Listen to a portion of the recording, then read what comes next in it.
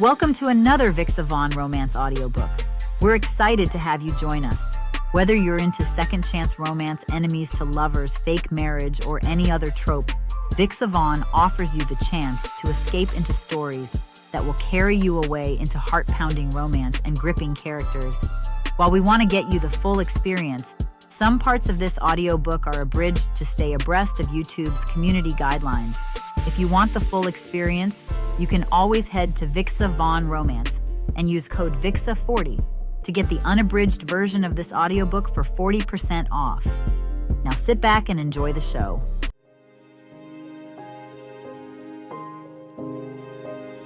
Chapter 1. John. Marcus! I call into the open air of the morning. It's pointless. The ocean breeze whisks away my voice, and I'm left looking out at the gray ocean mirroring the overcast sky. Marcus! My assistant Marcus is somewhere inside the glass and concrete mansion behind me. It's become my favorite residence and workspace. The vast, streamlined building is totally modern, yet somehow belongs in the beautiful wooded coastline. It's exactly what I'd expect from hiring an internationally known architect. Exquisite structural harmony, I believe the man said in his Danish accent. He was right. There's a state-of-the-art office downstairs, but this morning I've set my laptop up on the patio overlooking the ocean, because out here in the redwoods and the sea air, I feel the most relaxed, the most myself. Marcus! I call again, standing up to stretch. I'm yelling just for the hell of it at this point. I swear, it's therapeutic. Thank goodness I have enough fenced-in acreage to eliminate close neighbors and visitors dropping in to hear me shout.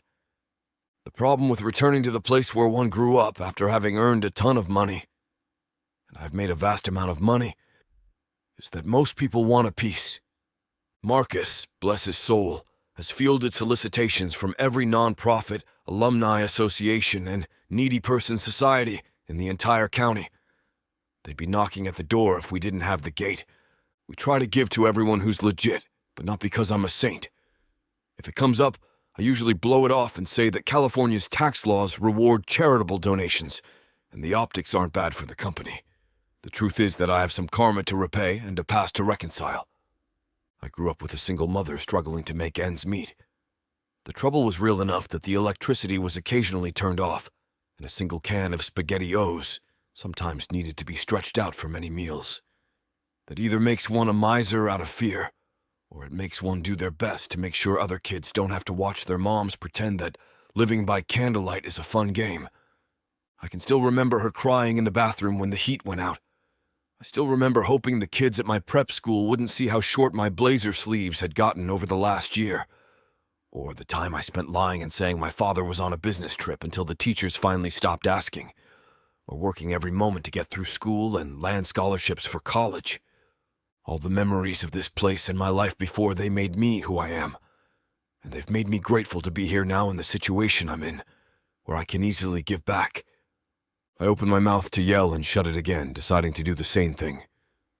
I pick up my phone. Where are you? I text Marcus. The dots come up for a moment and then a response. Making us cappuccinos. Perfect. I'm on the patio.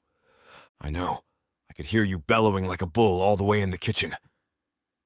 I frown at my phone, then smile. Very few people can get away with talking to me like this, and Marcus is one of them. You didn't come running? I could have been dangling off the patio about to fall into the ocean. You're fired. I assumed you were communing with the gulls. I smirk and put down the phone. Walking along the patio, I watch one of those gulls hover over the water. Despite the memories, I never get tired of Essex Bay. There's always something beautiful, and I'm glad my mother got to see all this, that I gotta take care of her. Now I need to take care of myself. Working hard has helped me get where I am, but it has come with penalties. My phone pings, and I read a text from Marcus. If I'm truly fired, I'm putting both these cappuccinos in a to-go cup, stealing the Porsche, and fleeing to San Francisco. If not, do you want biscotti? Biscotti, please, I text, defeated. Mostly because I know Marcus has made the Italian cookies himself, and he is an excellent amateur baker. Heading your way. I walk to the glass doors, wondering what Marcus will think about my plan. Marcus is already making a name for himself in the financial world, but there's a healthy, wise aspect of him that I appreciate, especially in someone so young. He believes in having a quality life and can be sweetly romantic. It's that which makes me think I can trust him, not to scoff at my idea. I can see through the windows into the house and watch him approach, tall, thin, with a mop of wild red hair and a deceptively youthful face. I think it's the freckles. His glasses and clothing, however, are intimidatingly chic. And despite looking like Ron Weasley's posh cousin, he can make the best coffees in the 707 area code. "Thank you, boss," he says as I hold open the door for him. He puts the tray down on a table a local artist has constructed out of driftwood and glass and hands me a linen napkin with a warm biscotti. "Thank you, personal baker," I say. "Barista, baker, Pennsylvania, sometimes security, fashion consultant, occasional therapist. I'm glad you gave me that raise." I look over the rim of my cappuccino and raise an eyebrow. I take a sip and think that I'm glad I did too, but my response is less sentimental. "You'd work for free if I threw in driving the Porsche up and down Highway 1. He pauses, then opens his laptop. "Yep, true. You got me. So, what have we got today?" He begins to answer his own question, filling me in on projects we have going. I open my laptop as well. Instead of pulling up a spreadsheet, however, I maximize a photo I've been looking at off and on all morning. I'm in college and my arms are around the most beautiful person, inside and out, that I've ever known. If you didn't know her, the first thing you'd notice is that she's a petite black woman with delicate, dainty features. In fact, she's so small that she's dwarfed in my embrace. We're both laughing as some of her dark, curly hair has managed to sneak into my mouth, and she's pulling away, her rich brown eyes glowing, her deep brown skin radiant. "Simone." "Hello?" Marcus's voice cut through my thoughts. "Are you with me, boss? What about the Anderson account?" "Oh, right." I wave my hand. "Offer them 10% under and we'll see how they respond. Word is their supposed ace is in trouble with the feds." Marcus nods and types. Then he looks at me expectantly. And I take a breath. "I have something different that I want to work on, maybe. I haven't decided yet." "Oh?" I nod, drumming my fingers on the table. I take a bite of the biscotti and speak through the cookie. "These are delicious, by the way." Marcus raises an eyebrow. "Almond, right?" I ask. The eyebrow goes higher. "Fine." I take a deep breath and turn the laptop around. Marcus looks, adjusts in his seat and looks closer. Then he smiles. Who is this lovely lady? It seems impossible that he doesn't know Simone. She's been so important to me. "Simone," I say. "She's the one that got away, because I was an idiot." "I won't comment on that, though it's begging for it," Marcus says, taking a sip of his drink. "And what is Simone up to nowadays?" "I don't know," I admit. "She may be married with kids. She may be living in Antarctica for all I know. Last we talked, she was going to med school. It doesn't really matter. What matters is I'm considering finding her to apologize." Marcus is quiet for a moment, gazing at the screen. "You did something that bad? To be thinking about it after all this time?" he asks. "I insisted she stay with me instead of following her dreams of med school. I left her alone a lot so I could work and she supported me, but instead of supporting her back, I got possessive and controlling." I shake my head. All she wanted to do was help people, and she did the smart thing. She left me to pursue her dream, but only after I forced her. What I don't say is that it's been over a decade, and I still regret almost daily the way I acted. I understand now that I was scared. I didn't have the life experience to see that a long-distance relationship wasn't abandonment, and I had lived without for so long that I had trouble understanding Simone's deeply good, altruistic desire to help people. From the way I'd seen the world up until then, Making money for ourselves alone was the ultimate goal. I'm better now. I'm not perfect, but I see where I got things badly wrong. Marcus nodded. That's too bad. You two look really happy here. We were. Marcus leans back in his chair and studies me. What if she really is married with kids? Would it matter? I shake my head. I just want closure. I've been regretting my behavior for years, and I think it's time I make amends. And yet something in my heart constricts. Of course she's been snapped up. Of course she has a family. But what if she hasn't? Marcus smiles and nods. I love it. I love all of this.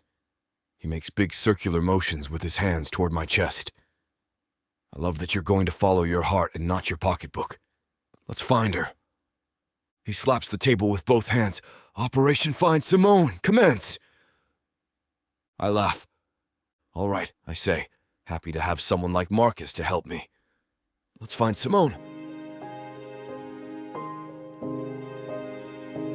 Chapter 2. Simone.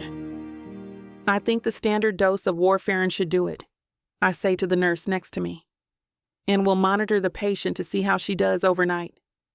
Sound good?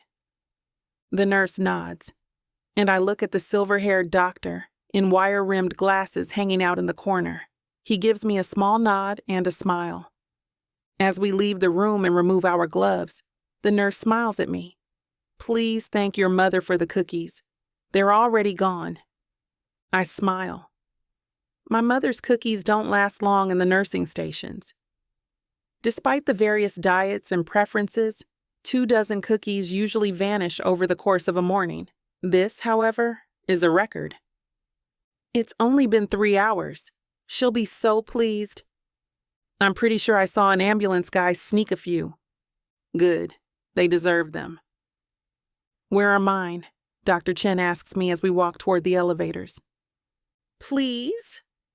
Mrs. Chen would have me banished from this hospital faster than you could gobble a chocolate fudge cookie. True, he sighs. It's tough being loved by a good woman. We're descending in the elevator now, and Dr. Chen looks uncharacteristically grave. I hesitate. Did I do the right thing for Mrs. Sanders? I ask. If warfarin isn't the best option. No, Simone. Dr. Chen smiles at me. In fact, I was going to say you don't really need to check with me anymore. You're getting close to the end, and you rarely need advice or assistance. Thanks to you and the nurses.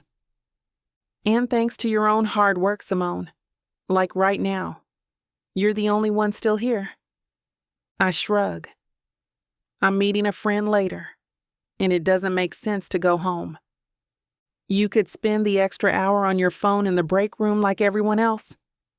He's right, and honestly, if I spent more time doing that, I might not be the only intern who isn't in a serious relationship or even dating someone. But Dr. Chen doesn't need to know about my sad love life. He's silent as we exit the elevator and walk toward his office. Is something else wrong? I ask, not wanting to press but concerned now at his unusually reticent behavior. He opens his office door and gestures for me to follow. My stomach drops. He takes off and hangs his doctor's coat and begins to load up his leather briefcase. It's nothing you haven't heard before. Our funding is, as you know, inconsistent. It's something we've dealt with every year, the possibility that we will lose funding, and we interns will have to apply to other programs. We haven't been refunded. Our current major donor has implied that they are directing funds elsewhere this year, and the state can only do so much. Should I start applying to other places? I ask. My throat constricts painfully as I try to keep back tears. He puts on his tweed jacket and sighs. I don't want to say yes and lose you, seeing as you're our best and most senior intern, but it would be unfair to keep you in a constant state of insecurity. I don't know how to respond, and he continues. Let's just say I won't be hurt if you find another program, and any program will be happy to have you. I think of all the time I've spent making sure I can be here in Essex Bay. It's close to my family, but I also wanted to come back after med school to prove to my ex that I could do what I said I would, come back. By the time I did, however, he was gone, and I haven't had a serious boyfriend in the 10 years since John got away. A memory comes unbidden to my mind, the time John filled my dorm room with sunflowers, only to realize too late that the little hairs on their stems were giving him a rash. The memory makes me want to both smile and cry. So, Dr. Chen begins, picking up his briefcase and moving toward the door. It's none of my business, but what kind of excitement are you getting up to tonight? Aisha and I are going to a spin class, I say, following him out the door. He looks at me in disbelief. Exercising? Is that weird? Not going out on the town? In Essex Bay? I start to laugh. All right, you got me there, Dr. Chen says. But seriously, Simone, I want my interns to have a healthy work-life balance. I haven't ever had a work-life balance. After John rejected me and everything I'd been working for, after years of what I thought was him supporting my dreams, the only thing that saved me was hard work, and now it's all I know. Don't worry, Dr. Chen, I say. Nothing blows off steam like the spin cycle. What a name for a business, he mutters. He looks at me, suddenly serious again. I'll have a reference letter ready for you, just in case. I swallow a lump and nod. Thank you. And have a beer or something, for goodness sake. He smiles and walks out of the sliding glass doors. A half hour later, Aisha is groaning in my right ear. Why did I let you talk me into this again? Oh, please. You're the one who insisted we get a membership, I say, my breath coming in gasps as I talk above the loud music. Aisha is the only person in the room not in head-to-toe spandex. Her thrift shop shirt is 2 sizes too big and reads, "No pain, no champagne." Her auburn hair has fallen out of her messy bun and sticks to her forehead and face. Her favorite spot is here in the back row, so we can sneak conversation, which is really why she comes. Up front, the instructor yells into her microphone, "Up that resistance, people! Up, up, up!" We reach down to the knob under our handlebars and turn, though I notice with a smile that Aisha mostly mimes the twist. We can no longer talk. We suffer and spin to the music for a minute, and then are allowed to relax, turn down the resistance, and sit up. 1 minute of recovery, the instructor yells. What's with you? Aisha yells over to me. What? You're not your normal way too intense self. I shake my head. Just funding issues. Aisha frowns. Again? I know. They'd be morons to let you go. Aisha is the best friend anyone could ever have. She held my hand when I sobbed over John and helped me pack when I moved away for med school. And now that I'm back, we've picked up like we never left, despite our mutually busy lives. John. My mind has been going to him more than I'd like lately. I wonder what he's up to. I know he's become a gazillionaire, which makes me happy for him, because it was the only thing he thought would help him live a secure, happy life. I wonder if the money has actually made him happy. The difference in our priorities was there from the beginning, a clear red flag that I missed. I grip the handles of my bike firmly as I pedal and reminisce, despite myself. The first Friday of college, all those years ago, those of us who lived on the same floor sat in the dorm hallway near the entrance to the bathroom. We laughed over nothing and got to know each other by convincing innocent bathroom goers to stay with us on their way out. An attractive white man came around the corner, and the first thing I noticed was his piercing blue eyes. He eyed the seated crowd, but his relaxed, confident stride didn't hesitate, making it seem like he'd spent his entire life having crowds naturally part for him. Hey bro, join us? John, hit the John, and come back.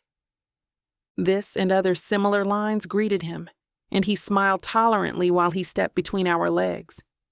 He disappeared through the door, and a minute or two later reappeared, then brushed us off as he left. "Gotta study," he said. 10 minutes, I said, holding out a hand to this man I now knew was John as he went by. I don't know why I did that. I assumed he was too arrogant to even notice me, but he paused and looked down. Our eyes met and he suddenly flopped down opposite me. "Okay." I was surprised by how quickly his eyes went from intimidating to warm. "As you heard, I'm John as in—" He waved at the bathroom. "You know. Who are you?" "Simone." "And your major?" he asked. "Pre-med. Yours?" "Business. I want to make money." "So, you want to help people or what?"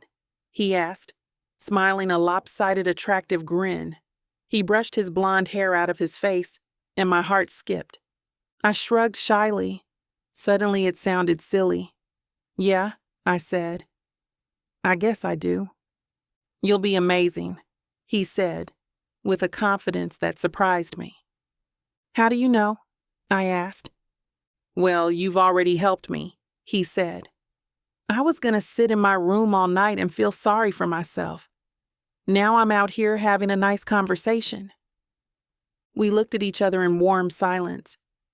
"Wait here," he said. He hopped up and disappeared into the bathroom. He came back trailing yards of toilet paper. He sat next to me, his warm, firm shoulder against mine making my stomach tense. "Watch." He wound the paper and bunched it over and over. In a minute, he had a bouquet of paper flowers. "For you." He handed it to me. "It's beautiful." "It's John paper," he had said, grinning. We looked at each other and burst out laughing. "Hey!" I shake my head at the familiar voice, then look around, remembering I'm in a spin studio with Aisha, who's currently staring at me with a curious expression. "Pack ride." "Sorry." I stand on the pedals, focusing on the rhythm the instructor is calling until I'm in sync with the rest of the class. It turns out the confidence he had in me was temporary. I made the right decision, I think sadly. And yet I have a nagging thought that I should have compromised a little, worked harder to make us okay. It doesn't matter. It's too late now. Chapter 3. John. "You haven't even done a basic Google search?" Marcus asks. He has a way of looking at people over his glasses that's both comical and snarky all at once. I hold up a finger. "That's what I have an assistant for," I tease. I'm not about to tell him that every time I open the search window, my stomach tightens and the back of my neck starts to sweat. That's a secret I'll take to my grave, to be frank. Marcus nods and slides me his notebook. I assume he reads between the lines because he doesn't question it. Write her full name here, and if you remember the name of the medical school, maybe the names of parents, awards, anything that can help my search. I scribble down as much as I can, smiling a little as I picture her parents and the various awards she accumulated. I hand it to Marcus, who looks, nods, and types furiously into his laptop. "I have a call with the bank in 5, I say, standing to go. "Can I join you after?" Marcus looks up at me, his eyes wide. "Do you want some major news right away?" Seriously, it only took that long? I sit down, both hopeful and terrified. What if she's dead and he found her obituary? Or maybe she won a Nobel Prize and... She lives here, in Essex Bay. What? She's doing her residency in the cardiac unit of the hospital. I stare at Marcus like he's a stranger speaking a foreign language. The idea that she is here, just down the coast in Essex Bay, seems impossible. Marcus takes pity on me and turns his computer screen around. There she is, standing with 5 other young doctors, and one older one in a group photo taken for the local paper just a month ago. She looks the same except with shorter hair. The smile, the warm eyes, it's the Simone from my past. I don't know whether to laugh or grit my teeth. I'd thrown a fit when Simone was accepted to a medical program out of state, thinking that would keep her away and us apart. What are the chances she would return to Essex Bay rather than stay gone? I look at Marcus, who is smiling at my reaction. If I went to town more, I could run into her. The idea of a chance meeting at the post office or the grocery store over a pile of onions in the produce section makes me go cold, and I'm suddenly glad it didn't happen. Even now, the thought of seeing her again makes me lightheaded. Do you want to know more? Marcus asks. Later. I stand up too quickly and knock over my chair. I don't want to know what else Marcus is going to tell me. I'm pretty sure she's not married, Marcus calls after me as I start to walk toward the door. I stop and turn. Really? I realize I haven't picked up my chair, so I try to do it in a casual way that belies my flustered mind. No ring in the photo, Marcus says. And her last name is the same as when she was in college. I'll check her social media next. I take a breath, trying to clear the fog of anxiety, and... Is it Hope? Wow, you're pretty pale, Marcus says, giving me a sideways look. What do you say we take you to the hospital? I try to laugh and shake my head. I have to call the bank, I say, going in through the glass doors.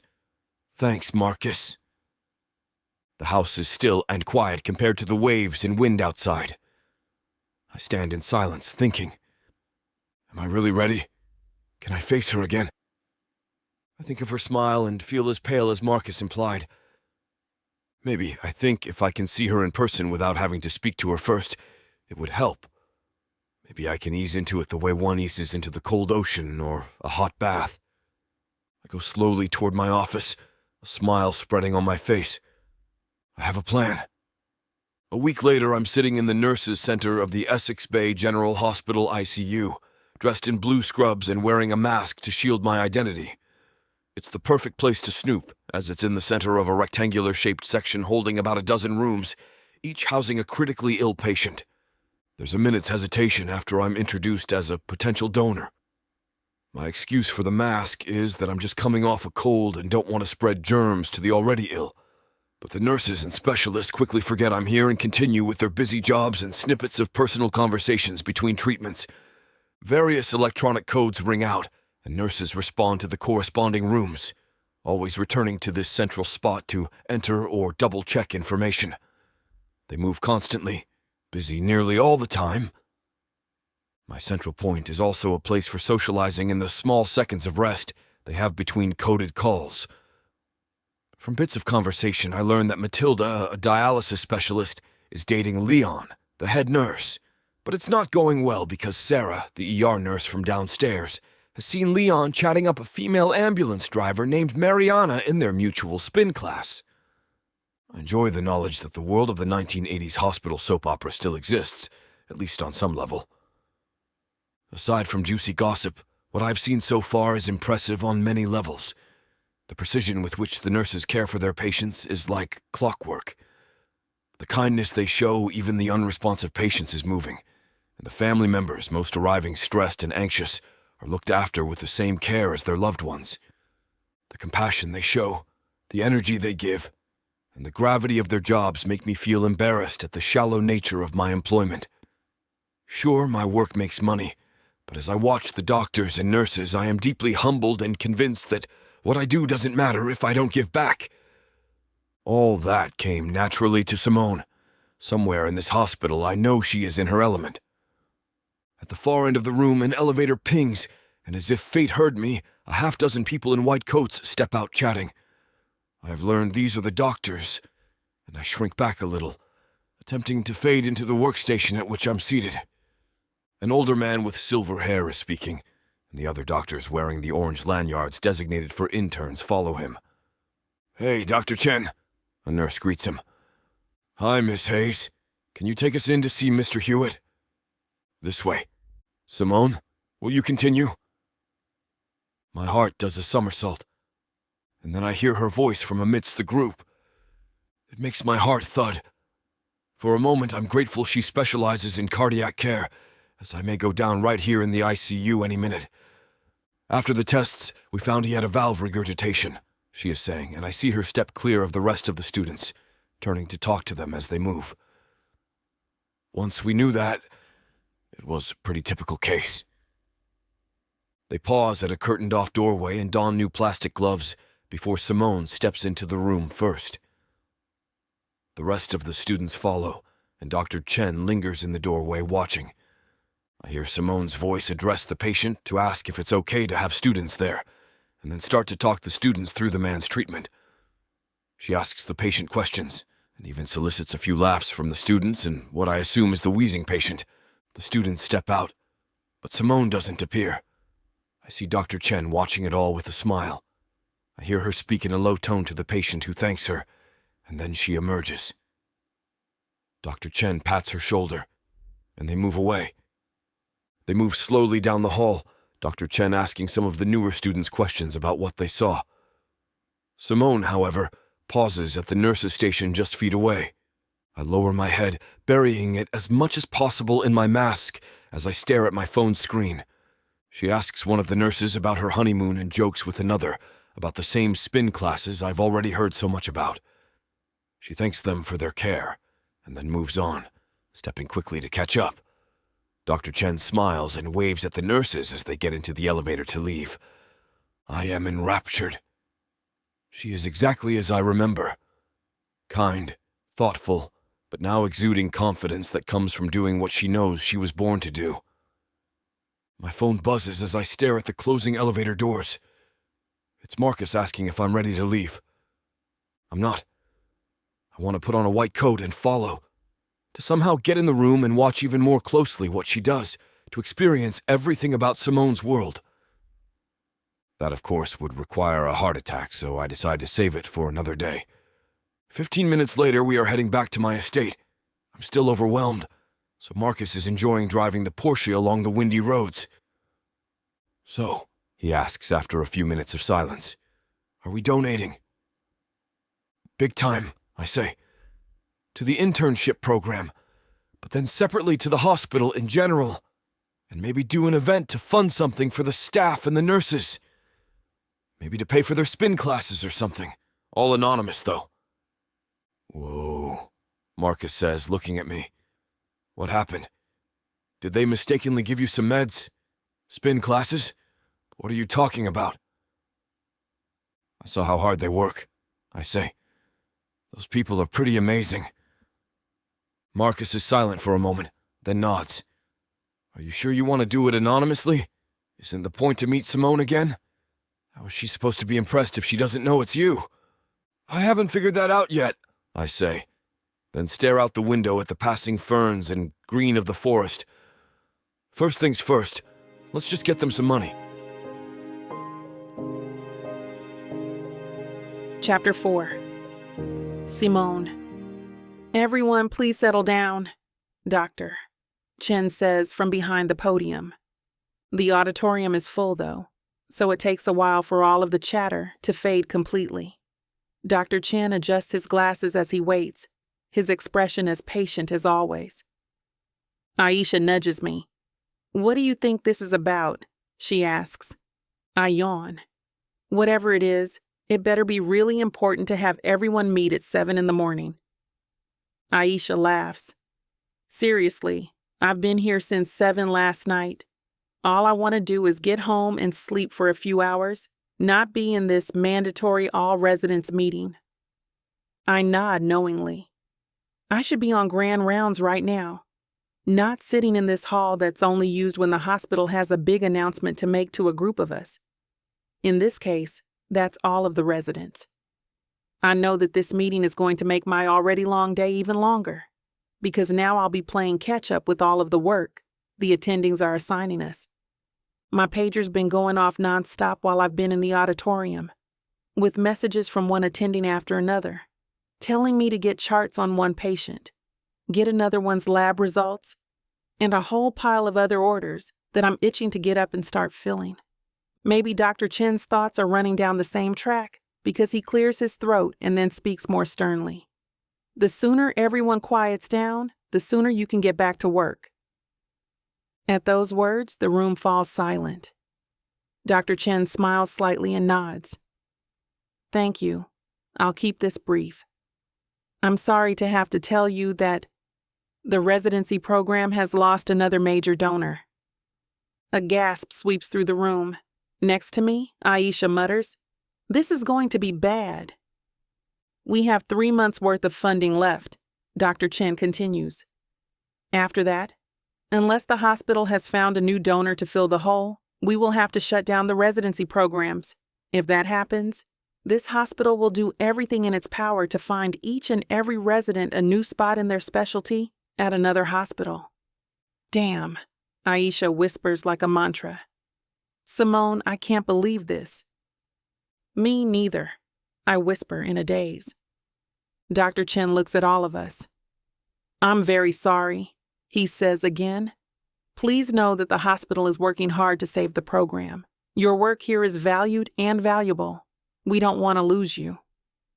A few hands have shot up, but he shakes his head. "I'm not at liberty to share anything more than what I've just disclosed. Now, for those of you that have just come off of work, please go home and get some rest. For those of you that are on, please report to your attending immediately." He strides off the stage as we all stand up. Aisha and I go into the hallway, both of us too shocked to say anything. But as we walk towards the residents' locker rooms, I suddenly stop and lean against the wall, the enormity of the situation washing over me. "Simone?" Aisha asks with concern. "It's going to be okay." "This is my worst nightmare," I tell her. "I can't lose all the work I've put in here, Aisha. I've sacrificed so much. My family has sacrificed so much too. What if it's all for nothing?" I ask, tears springing to my eyes. "Hey," Aisha says, laying a comforting hand on my shoulder. "Dr. Chen's a good guy, and you're an excellent doctor. If the worst happens, he'll make sure you go somewhere great." "I hope so," I say, wishing that her words were more of a comfort. But the fact is that I don't have anything to fall back on if I lose this residency. I'm drowning in med school debt, and my paltry paycheck barely covers rent and food right now. If I lose this job and can't find another, I shake my head, not wanting to go down that road. "Look, I really have to get some sleep," Aisha says. "But we'll talk later, okay? Don't lose hope, Simone," she adds. "You've come this far. You'll make it all the way." "Thanks," I say quietly. Aisha smiles and then goes into the locker room. I take a deep breath and tie my hair back into a bun. I'm going to go to work, and I'm going to do a nice job, I decide. That's the only thing that's in my control right now. By the end of the day, though, I discover something else that I can do. Take on extra shifts. I'm always so wiped by the end of a shift that the thought of voluntarily covering for someone else has never seemed appealing. But now, the idea of making extra money is too tantalizing to ignore. So is the fact that the more I work, the more attendings will know who I am. And ideally, the more they'll value what I can do for the hospital. With any luck, word of my skill won't just make it back to Dr. Chen. It will raise my overall reputation in the hospital. I know how much time I have left in my residency. If the program does shut down in 3 months, I still won't be anywhere close to being hired as an attending. But maybe, just maybe, there will be enough funding to cover the salary of one valuable, indispensable resident. Me. I don't tell anyone else about my plan. But Aisha quickly figures out that something is up. When I beg off drinks with her, for the 3rd time in 2 weeks with the explanation that I've picked up extra shifts, she narrows her eyes and looks at me. "You've been working a lot lately," she observes. "Yeah, I guess," I say as casually as I can manage. "Just don't burn out, okay?" Aisha says gently. I smile. "I won't, I promise." And I don't. But man, working so much is really difficult. There are some moments when I'm so tired I want to cry. Other times, I realize that I've fallen asleep with my eyes open, just leaning against a wall as I wait for test results to come back for a patient. But I don't make any mistakes. I've always been a very careful doctor, and now I'm even more cautious. I know that I need to be flawless, not just for my patients, but because my entire future is riding on this. I also know that I'm doing excellent work. Each attending I work with praises me at least once per shift, and the other residents begin telling me that if the program survives, I'm a shoo-in for chief resident. This is all nice to hear, and I'm relieved that I'm making a good impression, but it still doesn't feel like enough. We're all so busy, and the other residents in my class are pretty damn good at their jobs too. Whenever I hear about a great diagnosis that one of them made, or how someone else is working even more hours than I am, I get discouraged all over again. Is all of my hard work in vain? Does it even matter that I'm sacrificing sleep and downtime and a social life to save a job that might not exist in a matter of weeks? Are you on tonight? Aisha asks one late afternoon. I shake my head. No, this is my first night off in... I try to think but lose track of the days. Too long, I conclude with a tired grin. I'm not even on call tonight. Good, she says. I'm off too. And my on-call night was last night, so I know I'm free, which means we're going out. Are you sure? I ask, thinking of the piles of laundry I need to do and the bed I really want to sleep in. I'm so tired. I should just go home. One drink, she says firmly. We haven't hung out in too long, Simone. One drink, and then you can turn into a pumpkin. Fine, I agree. But you're buying. If that's what it takes, Aisha agrees happily. See you at 7:30. Our usual bar is across the street from the hospital. When I get there exactly on time, Aisha's already snagged our favorite table and has 2 whiskey sours waiting. My favorite, I say pleased. Thanks, Aisha. You're the best. I know, she says. How are you doing, Simone? Besides overworked and underslept. I take a long sip and shake my head. Honestly, I don't know. I confess. I'm freaked out about the residency program possibly going under. I can't believe that we've all worked so hard and it could just disappear. And I also feel I trail off and shake my head.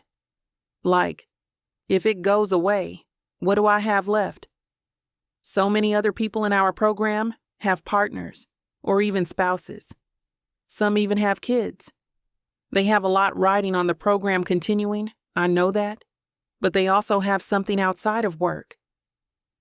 And you don't, Aisha says with the kind of bluntness that only a best friend can get away with. I don't. I nod. Much as I hate to say his name, you haven't had a real relationship since John, she says, wrinkling her nose as she mentions him. I know. And yeah, I know you hated him, I add. With reason, but what I hate the most is that I think he scared you off of relationships. It's not just him. I've been so busy that I haven't had time to date anyone. I know. But I think that you would be more likely to have made the time if you weren't still burned by how he acted. I think about Aisha's words as I take another sip. You might be right, I finally say. Of course I am, Aisha nods. Simone, you need to have some balance in your life, not just between work and love, but also trusting that the next serious relationship won't end the way things did with John. Which is easier said than done, I say wryly. Aisha picks up her glass. I'll toast to that, she says, and we clink our glasses together. Chapter 5. John. Thank you for coming in again, Dr. Chen says as he shakes my hand. Please, have a seat. I sit down in one of the leather armchairs in his office, and Dr. Chen sits in the other one. Would you like coffee or tea? He asks politely. I shake my head and lean forward, resting my elbows on my knees. Dr. Chen, I know you're a busy man, as am I, so I'll cut right to the chase if you don't mind. Certainly, he says, running a hand over his neatly trimmed beard. I'm interested in continuing to donate to the residency program, but before I make my final decision, I'd like to speak with one of your residents in private. Why? He asks in surprise. I hesitate. A part of me wants to blurt out the entire story to this kind man, but I know that doing so could put Simone in an awkward position. I don't want anyone to put undue pressure on her, even unknowingly. Instead, I answer as neutrally as possible. I often find it helpful to speak to an individual that will benefit most directly from a donation I'm considering making. It helps to provide a different and valuable perspective. Of course, Dr. Chen nods. Do you have anyone in mind? Yes, Simone, I say. Dr. Chen smiles. Good choice.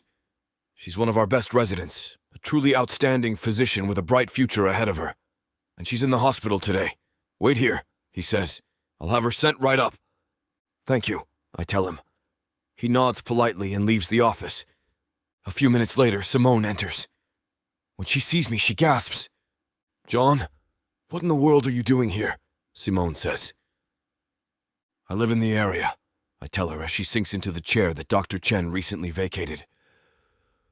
I had no idea, she says softly, her eyes never leaving my face.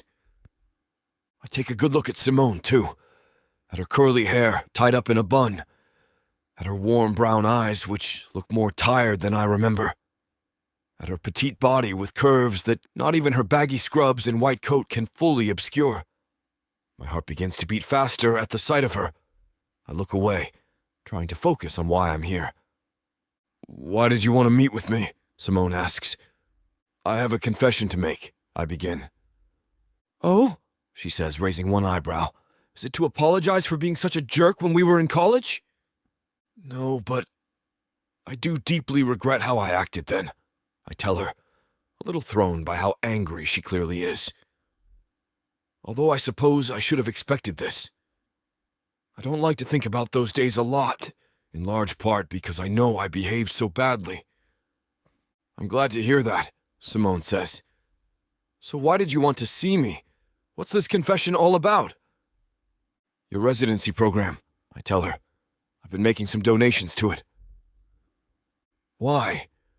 Because I believe in the work of Essex Bay General Hospital, I say. It helps a lot of people in the community, and I know it needs a strong residency program to do that. Well, you're right about that. But the program is likely to go under in less than 3 months, she says bitterly. We lost a major donor. I know, I nod. It's a terrible situation, and one that I'm in a position to rectify. Really? She asks. I've been successful but also fortunate, I say. And I want to use my success to help others. Specifically, I'd like to fully fund the residency program. Not just for this year, but in perpetuity. Wow, Simone says again. That's incredibly generous. I don't know what to say. Say you'll have dinner with me. What? One dinner, I say, leaning towards her. That's all I ask. Just that, so we can catch up and I can apologize properly. You already apologized, she says flatly. I know, but I want to make it up to you. I want to show you that I've changed. Why? I feel the heat come to my face as I struggle to explain myself. Simone, I've been thinking about you recently. I don't know why, honestly. But more and more I'm filled with regret over how our relationship ended. Over how I ended it, to be honest. Simone shakes her head. I don't know what to say, she exclaims. You have to see this from my perspective, John. All these years go by and suddenly you not only show up where I work, but you want to both save my program and apologize for breaking my heart. This is a lot, she says. I know. I nod. I'm sorry if it's overwhelming. That's putting it mildly. One dinner, I say. That's all I'm asking for. One dinner and then I fund your program and you never have to see me again if you don't want to. Wait a minute. Dinner and then you fund the program? So what happens if I say no? Do you pull funding? She asks, her eyes flashing from warm to cold in a heartbeat. I don't know how to answer her. The truth is, I didn't think that she would be this resistant to having dinner with me. Maybe I was being arrogant, but I thought that my apology coupled with my donation offer would be enough for her to agree without all of this back and forth. My silence appears to be enough of an answer for Simone, though. Her face falls and she shakes her head. Same old controlling, John, she says quietly. And I was just beginning to believe that maybe you had changed. I have, I protest. Not if you're only going to help the hospital if I go on a date with you. What do you think I am, some sort of bargaining chip? She jumps up and strides to the door. I'm a doctor, John. An intelligent, respected physician. And yeah, maybe I'll be out of a job in a few months, but I'd rather be unemployed with dignity than whatever it is that you're trying to set up here. I'm not trying to set up anything, I say, also standing up. Please, Simone, you have to believe me. I'm sorry that this is all coming out wrong. Really, I am. Her hand is still on the doorknob, but her eyes are fixed on me. I walk cautiously towards her. You're no one's pawn, I continue. You never were. You're all of the things that you just said. And I respect the hell out of you for what you've achieved and what you've become. I just want to have dinner with you. And if I say no, she asks. I don't know, I admit. I just assumed that you'd say yes. Simone stares at me and then, to my surprise and relief, begins to laugh. Oh Lord, are you arrogant? She says. I grin. How do you think I've gotten as far as I have? Simone shakes her head, a smile still on her lips. Okay, John, one dinner. Really? Yeah. I'm curious about this new John, she says, using air quotes for emphasis. I want to know if you really have changed. I have, I say earnestly. She shakes her head. I'll be the judge of that. Fair enough. And you'll keep making donations to the program, even if you decide not to fund us fully? Simone asks. Definitely. If the program goes under, although I don't think that will happen, I'll direct my donations to another program in the hospital that could use it. That would be all of them, she says wryly. You know you're paying for this dinner, right? I assume so. Good. Then I want to go somewhere decent. Not those hole-in-the-wall joints you'd take me to in college. Of course. Simone sighs and shakes her head. I can't believe I'm doing this. But my residency program means the world to me, John. And so does this hospital. It's the place in the world that feels most like home to me. I want to protect it any way I can. I admire that passion. And I can see why you love this hospital so much. So I hope that regardless of how dinner goes, you'll fully fund the residency program. Simone, I just want one meal with you. It could end in flames, for all I care, as long as I know that I've tried my best to prove to you that I'm a different man now. Simone looks at me carefully. I've walked towards her, as we've been talking, and now we're barely an arm's length apart. I could reach out and touch her. And I want to. I want to pull her to me and see if she still fits against my body as perfectly as she did all those years ago. I want to inhale her scent and press my lips against hers. The intensity of my desire surprises me. I thought that after the glimpses I caught of her the other week, I wouldn't have such a reaction to being this close to her again. Simone is staring up at me. I look into her eyes, wondering what she's thinking, if she wants to touch me as much as I want to touch her, if she misses anything about me, or if all of her memories of the good times we shared were obliterated by how I acted at the end. I need to get back to work, Simone says softly. We'll talk more at dinner. How soon can I take you out? I'm on call the next 2 nights, but then I have a night off. I nod. I'll pick you up. Where do you live? Simone shakes her head. Meet me at the hospital. Then I'll pick you up here at 8. Simone nods and opens the door. I'll see you then, John. Goodbye, Simone, I say as she walks away. I wait to see if she'll turn around and look at me before she rounds the corner, but she disappears without a backward glance. This is going to be harder than I expected, but that's fine with me. I like a challenge. Chapter 6. Simone. The best part of going on a date is getting ready for the date. There is so much hope and expectation as I put on my makeup. I know that I should feel a dread of some sort because I am meeting John for dinner. But I have changed, so maybe John has changed. John shattered my heart in the past, and it took me a long time to recover from that heartbreak. Yet I feel that maybe things are different. I know that I am a different person. I'm no longer the confused and insecure girl that I used to be. I'd like to think that I am now more mature and confident about who I am. I don't need to have a boyfriend or a partner to make me feel whole. I am enough. Still, I do get lonely from time to time, and I worry about my future. Will I be alone for the rest of my life? Or will I be able to fall in love, marry, and have children? My hands are unsteady as I apply my eye makeup. I select muted colors that will blend in with my dark skin tone. I don't want to make a statement tonight. I just want to observe. I want to see if John has changed as much as I have. I apply my eye makeup, but it is too heavy and bright. My hands shake to the point where I have to start all over again. I might have things straight in my mind, but I sure am nervous about this date. It takes me a full 20 minutes to put on my eye makeup correctly. My hands stop shaking, but my nerves have moved to my stomach like monarch butterflies flying south. I reach for my earrings, but I drop one on the floor. I get up from my dressing table and get on my knees to find my earring. The phone rings and it startles me to the point that I bump my head on my dressing table as I go to answer it. "Hello?" I say into the phone. "Simone, are you sure you want to go on this date?" It's Aisha on the phone.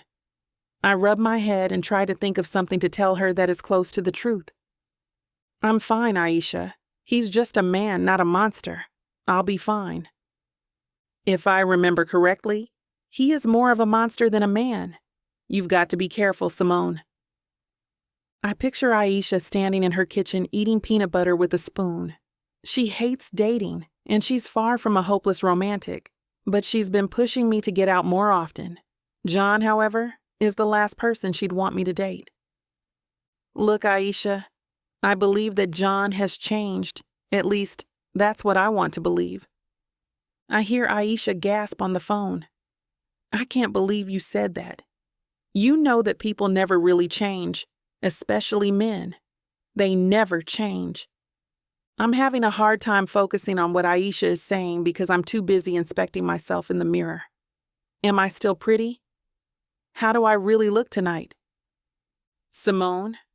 Simone? Are you listening to me? I look away in the mirror and try to focus on Aisha. "I hear what you're saying, Aisha. I'll be cautious tonight. It's just dinner, okay?" "Okay, as long as you keep that point of view. Promise you won't get involved." I talk a few minutes more with Aisha, and then I hang up. I'm pretty much finished with my makeup, and I am fully dressed. It's time to call an Uber and go meet up with John. The Uber drive is uneventful. The driver is on the phone the whole time and doesn't say a word to me except a thank you when he drops me off at the front entrance. As I stand outside the restaurant, I feel my legs get weak. I try to take a step, but my knees buckle. Knowing that behind the front door of the restaurant is the man who wrecked my younger self makes it hard to get my otherwise healthy body moving correctly.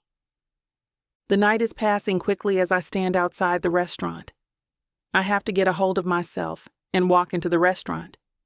I stand up straight, stick my chest out, and swing my arms back so that I can be in a superhero pose. I do this when I am scared at the hospital, but I find that it also works in tough situations like this, to get my blood flowing and my confidence up. I take a few deep breaths, and then I walk to the front door of the restaurant and open it.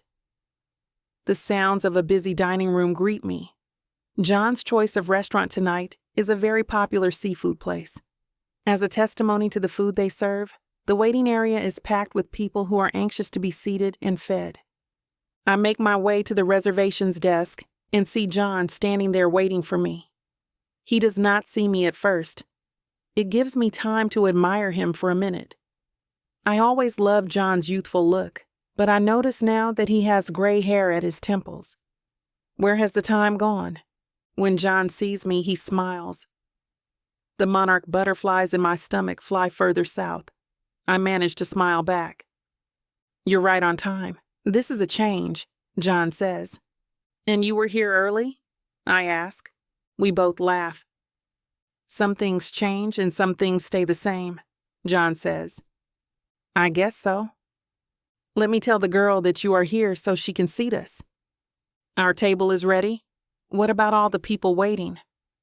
Don't concern yourself with all that, John says. What? John looks at me. I'm sorry. I've got this covered. My cousin owns this restaurant, and I sort of get special privileges since I come here a lot. I'm not sure how I feel about John being on his home turf and me being at odds, but I have no choice but to follow him to the table of our hostess's choice. We follow her to the back of the restaurant, where there are barely any people. John thanks the hostess, and then pulls out a chair for me. Thanks, I say. John just smiles and sits down across from me. He picks up the menus that the hostess left on the table for us and gives one to me. The oysters are really great. I smile at John and then pretend to study the menu. But what I am really doing is thinking about him, trying to decide if he seems any different than the John I remember. I think I'll have the seafood platter. What about you? John asks. I put the menu down. I am feeling adventurous. I'll have the shrimp étouffée. Shrimp? He echoes, sounding surprised. Then he simply shakes his head. That's great here. You'll enjoy it. I know what he is thinking.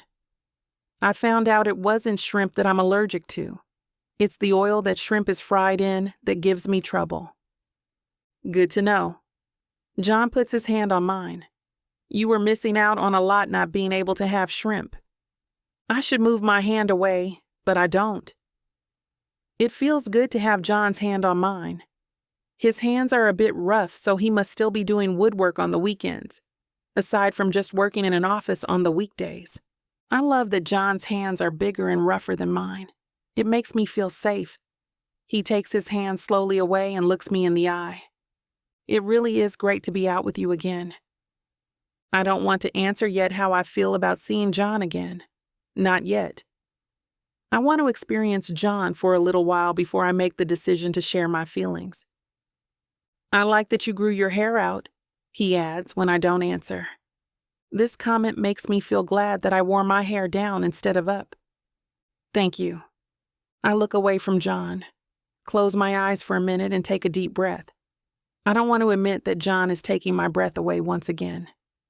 Despite all the years that have passed, it troubles me that I still find John attractive.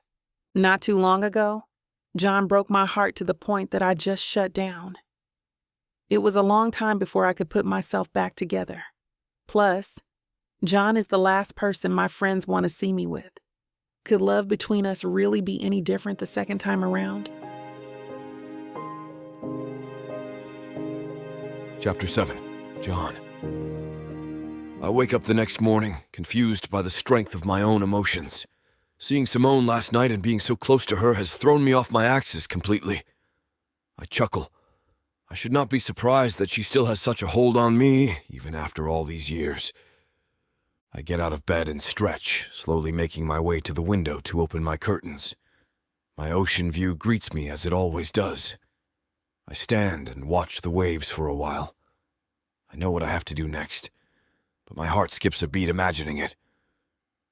Well, I say to myself, pulling out my phone, I better see what my advisor has to say about this. I dial and wait for Marcus to pick up. Hey, boss, where are you? Marcus says immediately, skipping the pleasantries. You were supposed to be at the office early today. We have some pretty big reports to comb through before 1 o'clock. I know, Marcus, I know, I say with a sigh. I had something that kept me out a little later than I intended last night.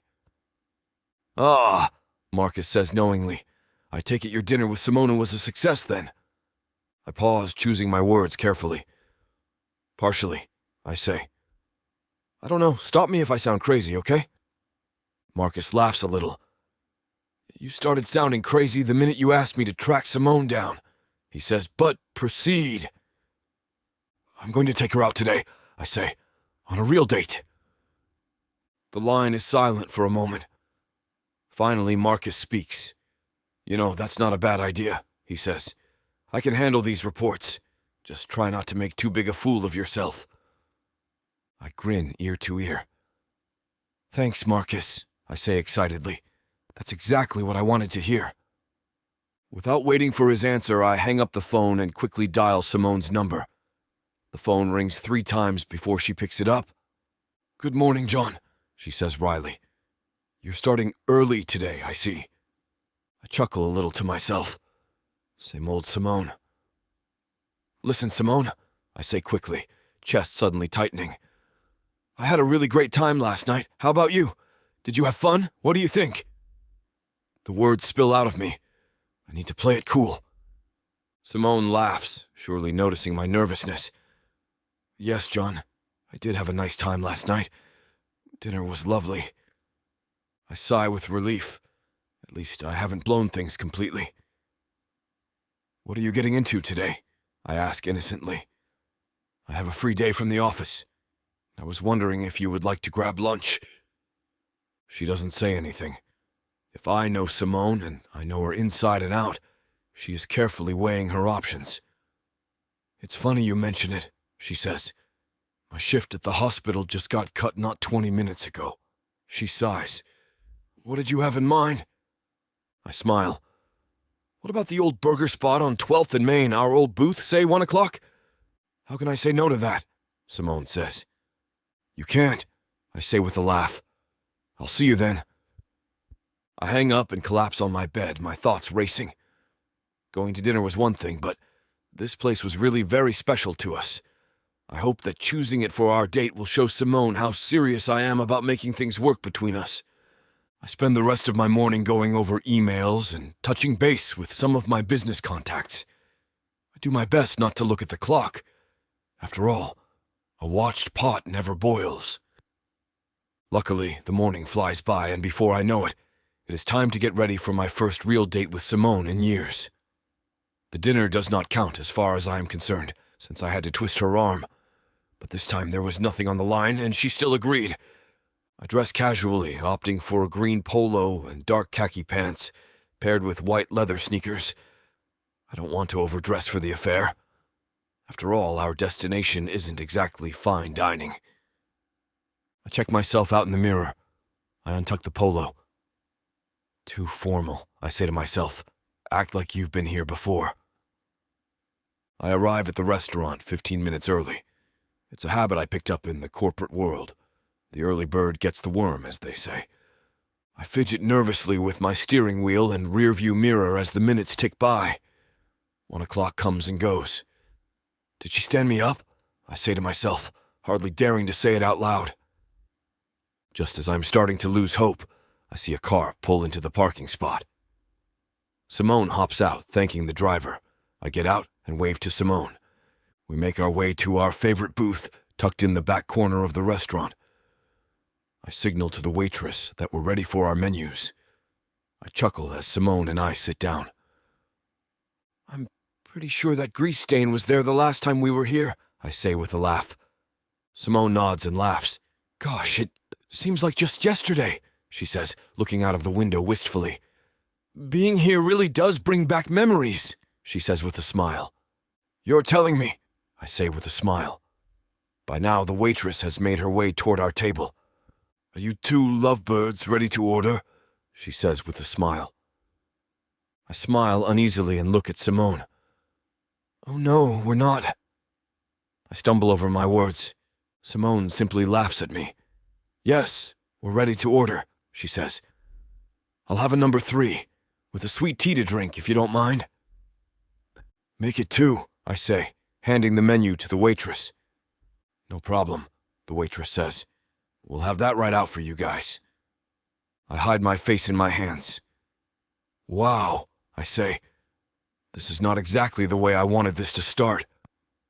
I hide my embarrassment with a laugh. Oh, lighten up, Simone says.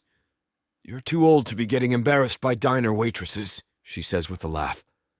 We used to be here in quite a few compromising situations, if you remember. I cough. I'm sure I don't know what you're talking about, I say with mock seriousness. After a moment, our waitress is back with our food and drinks. In all the excitement, I realize that I missed breakfast this morning. We tear into our food with gusto. This is just as good as I remember it, Simone says. It really takes you back, you know?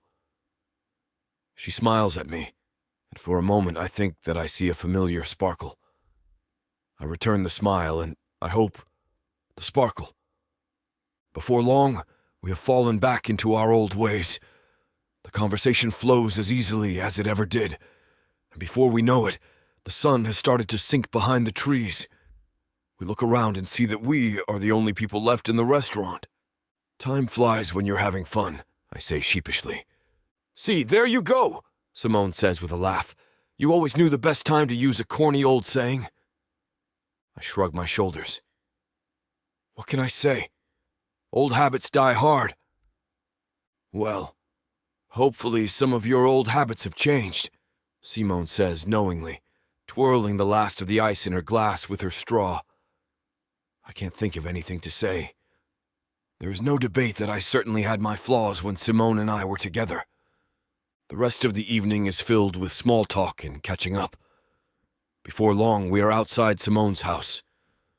I walk her to her front door and we stand awkwardly for a moment. Do you want a cup of coffee for the road? Simone says hesitantly.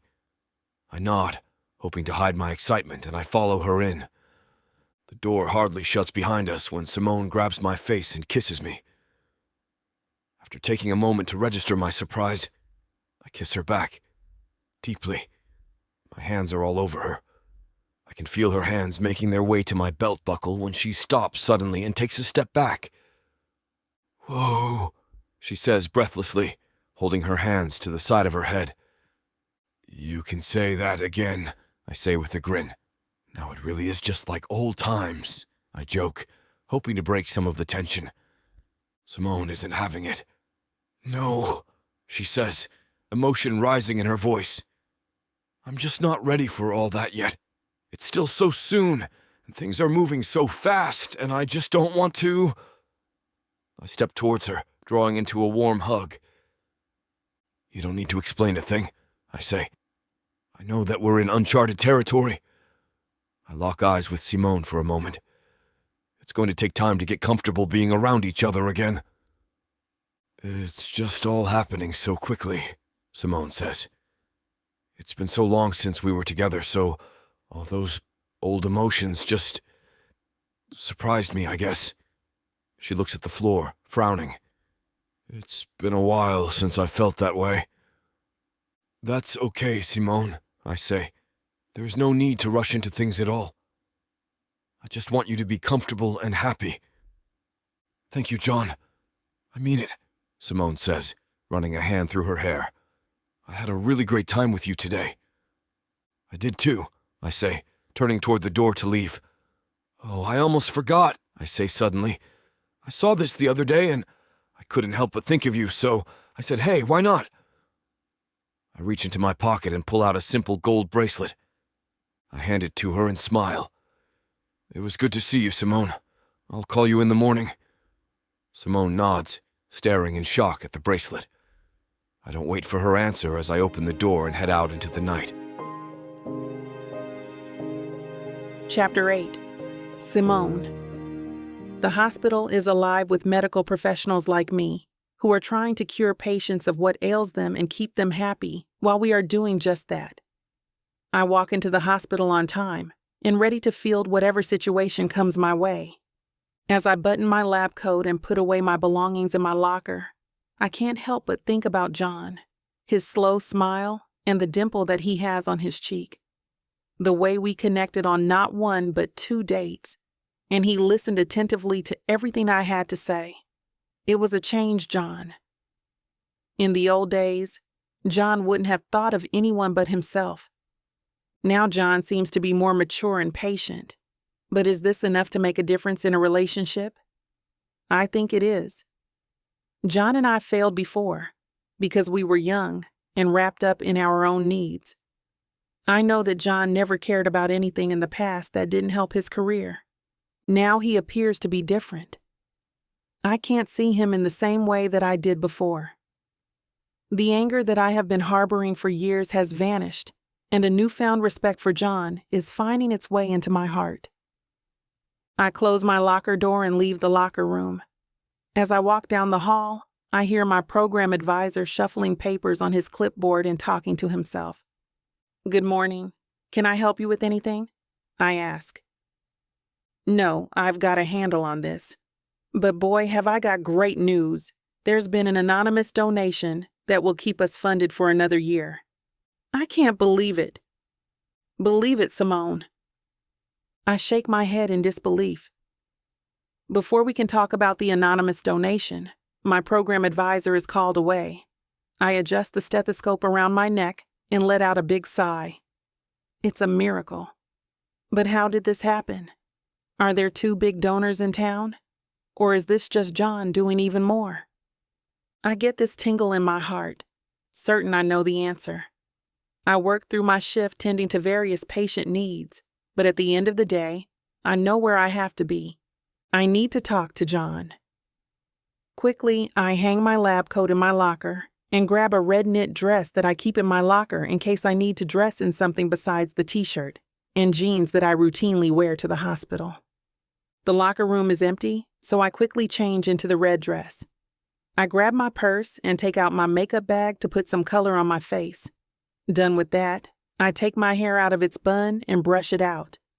I dig into my purse for some gold hoops and put them on. Looking into my locker mirror, I give myself a thumbs up. I look fine. I am ready to go talk to John. The walk to John's office is not too long. The day is beautiful around me. The sun is out, but it's not too hot. The birds are singing, and the butterflies are going from flower to flower. There isn't a better day to be out walking. When I arrive and John sees me, his eyes light up. This is exactly the reaction I want to see. He invites me into his private office, and I look around for a moment, realizing that I could have picked this room out of a lineup as being decorated by John. There's no one specific thing I can put my finger on that gives it away, and yet somehow I just know him that well. "John, I know you are the anonymous donor," I finally say when I realize he's looking at me expectantly. John shrugs. "It's anonymous for a reason, Simone." "I know. I won't tell anybody. But I think it's great what you did." I pause, clearing my throat. "It's been so wonderful to see you again. I didn't think so at first, but it's like we are light years away from where we left off." "I agree." John places a hand on mine, and I feel a tingle in my heart like I did this morning when I thought of him. Everything I am feeling is unexpected and overwhelming. I move closer to John. "It's all come back to me, John. The feelings that I felt before, and new feelings that are even more intense." "What types of feelings, Simone?" John is smiling at me. At that moment, I know I don't want to rush this. "I care about you, I admit. I always did, but it's undeniable now. Still, I need you to understand how much effort I have put into my residency. I can't just drop all of that. I have to focus on that, not a relationship. You know that, right?" He nods, but he still looks a little too confident. "No, John." I try again. "We are different people now, and I think that is a good thing. I really want us to get to know each other again. So far, I love who you have become, but becoming a doctor is my dream, and I am not going to let anything or anyone interfere with my dream." John stares at me for a moment and then answers. "Simone, I know I behaved badly in our past, but I promise I will support your dream like it is my dream. I won't have time to be totally devoted to you," I remind him. "I'm not going to hold you back, Simone. I promise. I've got to focus on my residency at all times, John. Can you handle this?" "I can more than handle it, Simon. I can make it happen." John reaches over to me and gives me a kiss. I kiss him back, giving him all the feelings that are overwhelming me. When we separate, I feel my knees getting weak, and my heart is beating out of my chest. John is looking at me with the warmth I've never seen come from him. I'm going to trust that you mean what you are saying. I believe that you will support me. John gives me a smile. I'm never going to let you down again. Thank you, John. I wish I could silence the little voice in my head that still worries he will. It sounds a lot like Aisha. He must see something in the look on my face. He studies me seriously, frowning a little. Simone, I really want this to work. So do I admit, almost hating how easily it comes out. Maybe too much. That's why I don't want to rush anything. I'm not in a place for anything serious right now with trying to focus on my professional life. I've missed you so much, he says. I'll take whatever time I can get with you. John reaches over to kiss me, and I close my eyes and hope that I don't live to regret this. Chapter 9. John. What are you doing here? Simone asks with a smile when she sees me in the hospital lobby. I knew today was your on-call shift, so I thought you could use this, I say, handing her a cup of coffee. Simone looks at me quizzically. Yeah, I have a reason to be awake and dressed at 6 a.m. What's your excuse? I wanted to see you, I tell her, and that coffee you're drinking is from my new coffee maker. I wanted a second opinion about if it's any good.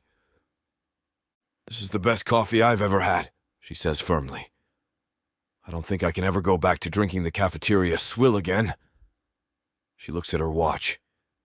But unfortunately, I have to get back to work. Are you off this weekend? I blurt out as she turns to go. Friday morning until Saturday evening, yeah, she says. Let's go away then. Simone laughs. What? Come on, I say, grinning as the plan takes shape in my mind. I have a cabin in Napa that we could use.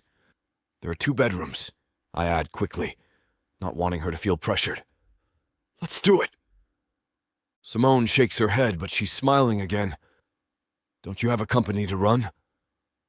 That's the benefit of running it, I tell her. No one is looking at my time card or checking to make sure I'm at my desk. I might just sleep the whole time, Simone warns. I can live with that. Come on, let's do it. I haven't felt this excited about anything in years, I realize, as I wait for her answer. Finally, Simone laughs. Okay, sure. Just bring plenty of this coffee, she adds. Will do, I say. I'll see you then. Pack comfy clothes and we'll just relax.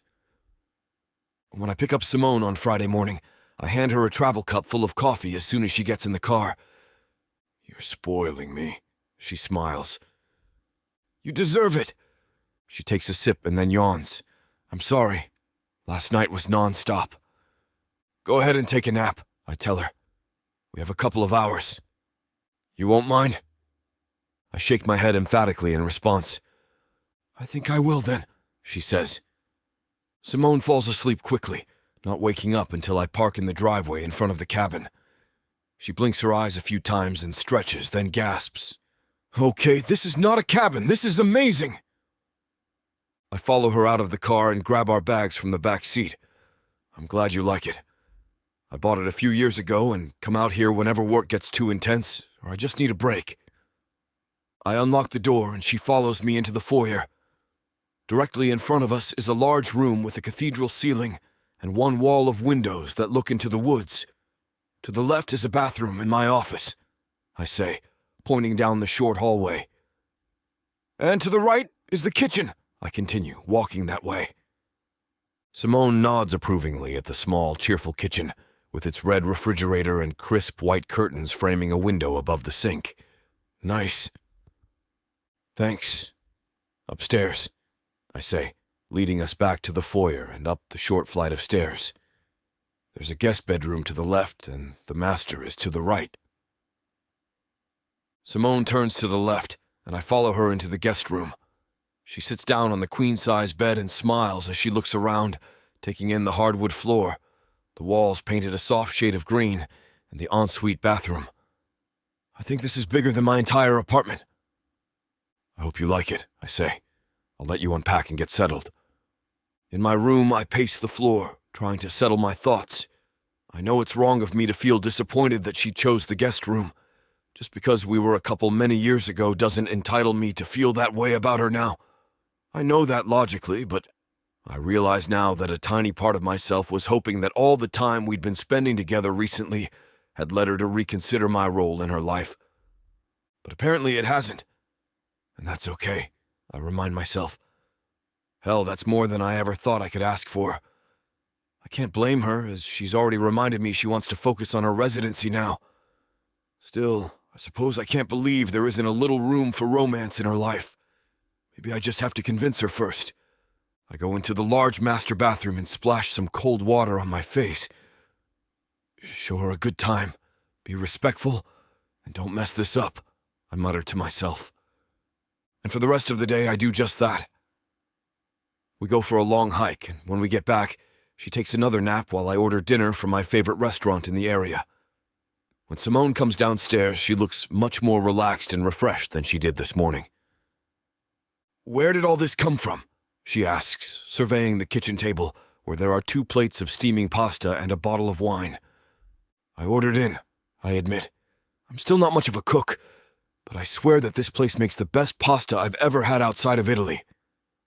Simone shakes her head with a grin. "This looks great, I'm starving." We don't talk much during dinner, but it's a comfortable silence. After I've cleaned up, we take our wine glasses into the den and I light a fire. "I think I'd live here all the time," Simone sighs, sitting down on the fluffy rug near the fireplace. "It's so peaceful. Kind of a long commute to the hospital, though." "Yeah, and I do love my job, as exhausting as it is, and as difficult as it can be sometimes. Losing patience." Her voice trails off. "Has that happened to you?" I ask quietly, sitting down next to her. "Not personally," she says, "although I've been on cases where the patient has died. That's the hardest thing in the world, watching someone leave it." "I think that what you do is incredibly brave," I say. "I know I couldn't do it." "Thank you for saying that," she says, her voice just as soft. Simone turns to look at me, and her lovely brown eyes look so sad. "I don't always feel brave. Really? Because I think you're the bravest person I've ever met. Even back in college, you had this strength inside of you," I try to explain. "You're a force, Simone." "Thank you," she says. "You are too, John."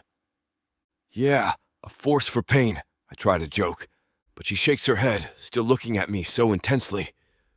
"I can see how much you've changed," Simone says. "I didn't believe it at first, but the more time I've spent with you, the more I see it."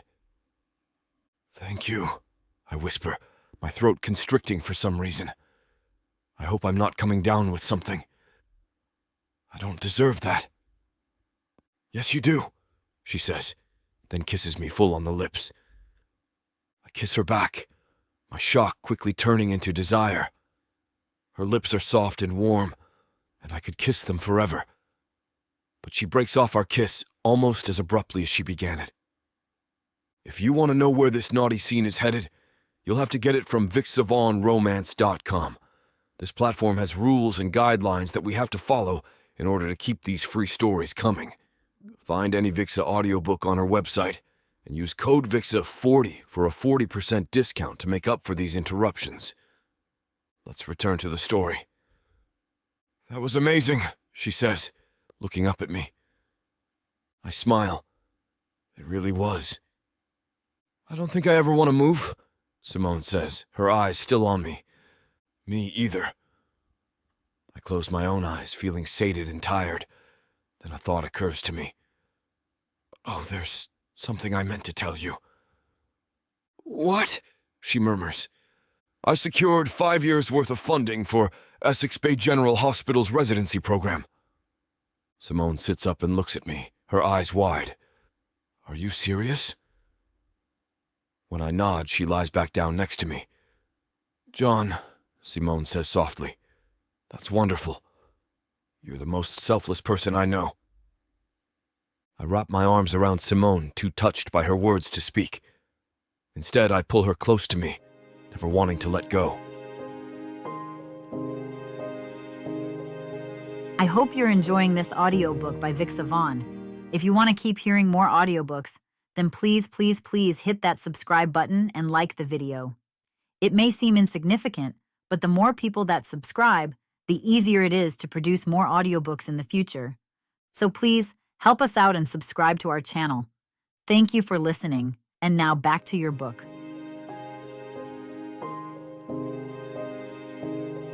Chapter 10. Simone.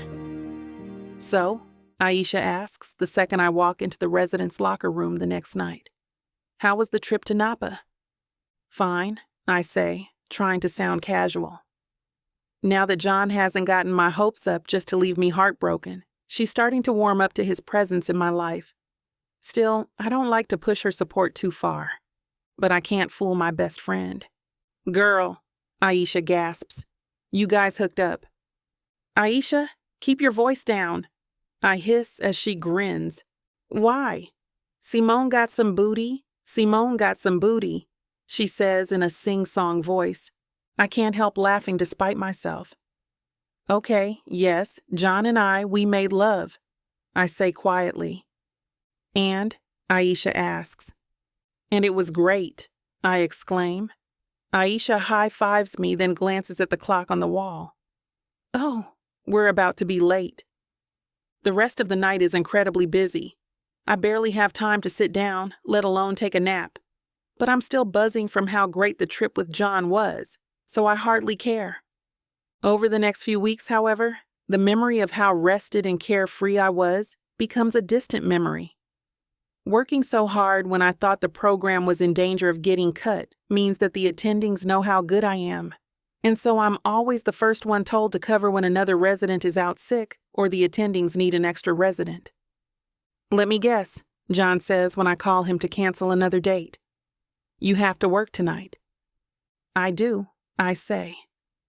It was a last-minute thing, but I should be done by 11 if you want to grab a really late dinner then. Or maybe a midnight snack? I ask, trying to inject some levity into the silence. Instead, John sighs. I feel like I've hardly seen you since Napa. I know. It's just been a run of bad luck.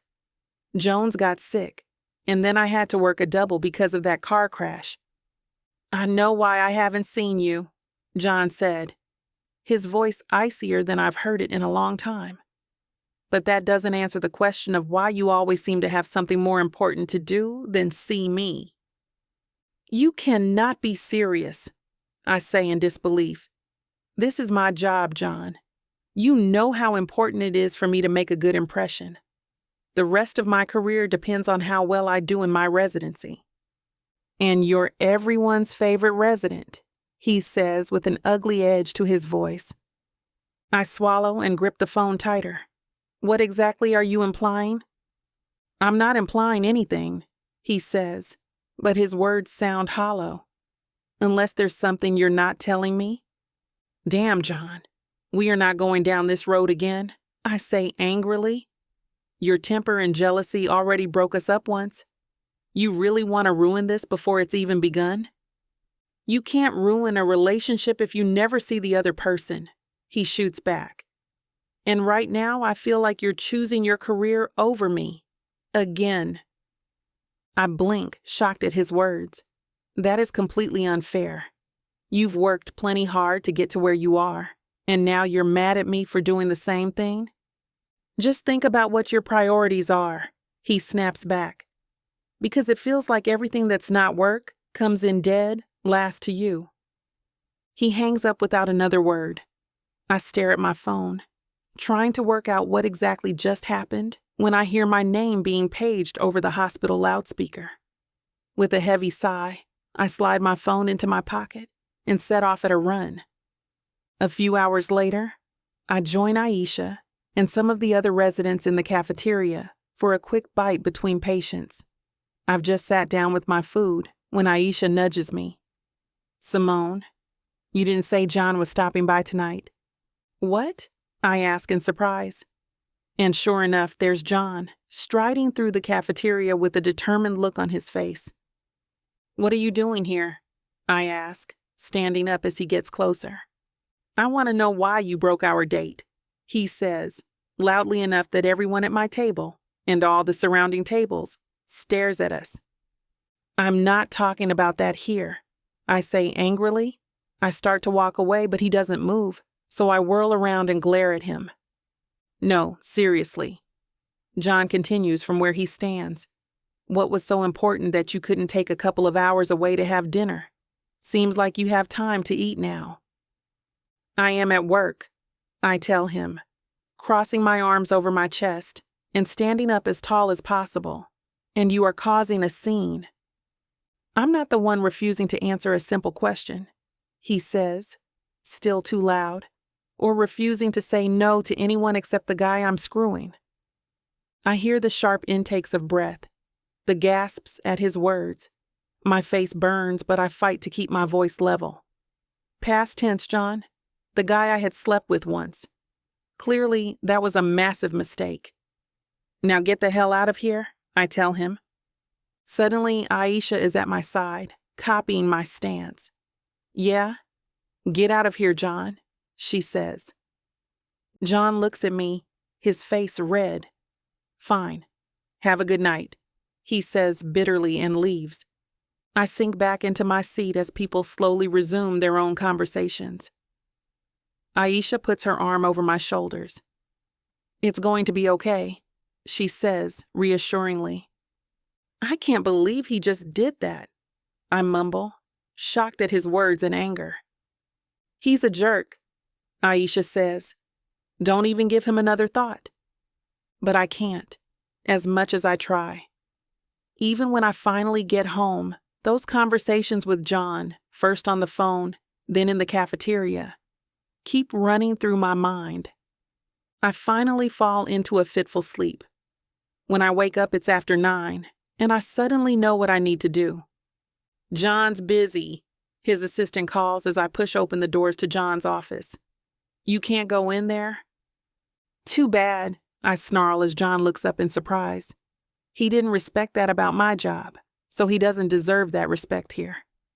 Simone, John says, standing up and coming around his desk.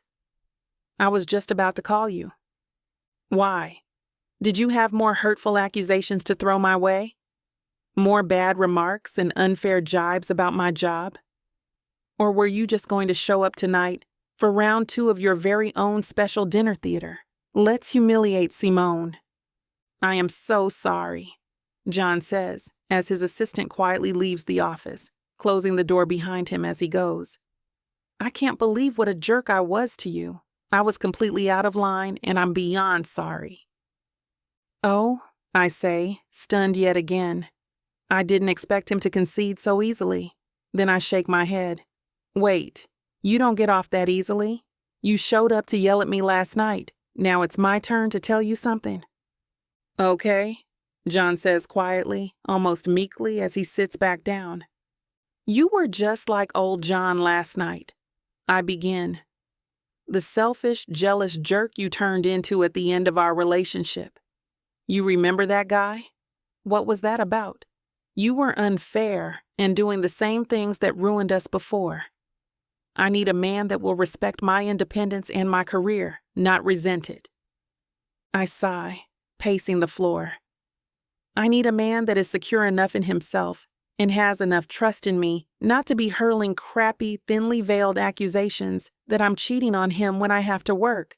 And I need a man that is actually a man, not some spoiled little brat that can't handle a successful, intelligent, driven woman. John looks completely stunned. Oh, wow. Simone, you're completely right, he says. I hurt you and I am so sorry. So sorry. That's not even an adequate word for what I feel right now. He continues. The instant I left the cafeteria, I realized just how badly I messed up. I let my insecurities get the best of me, and I wish to God that I hadn't.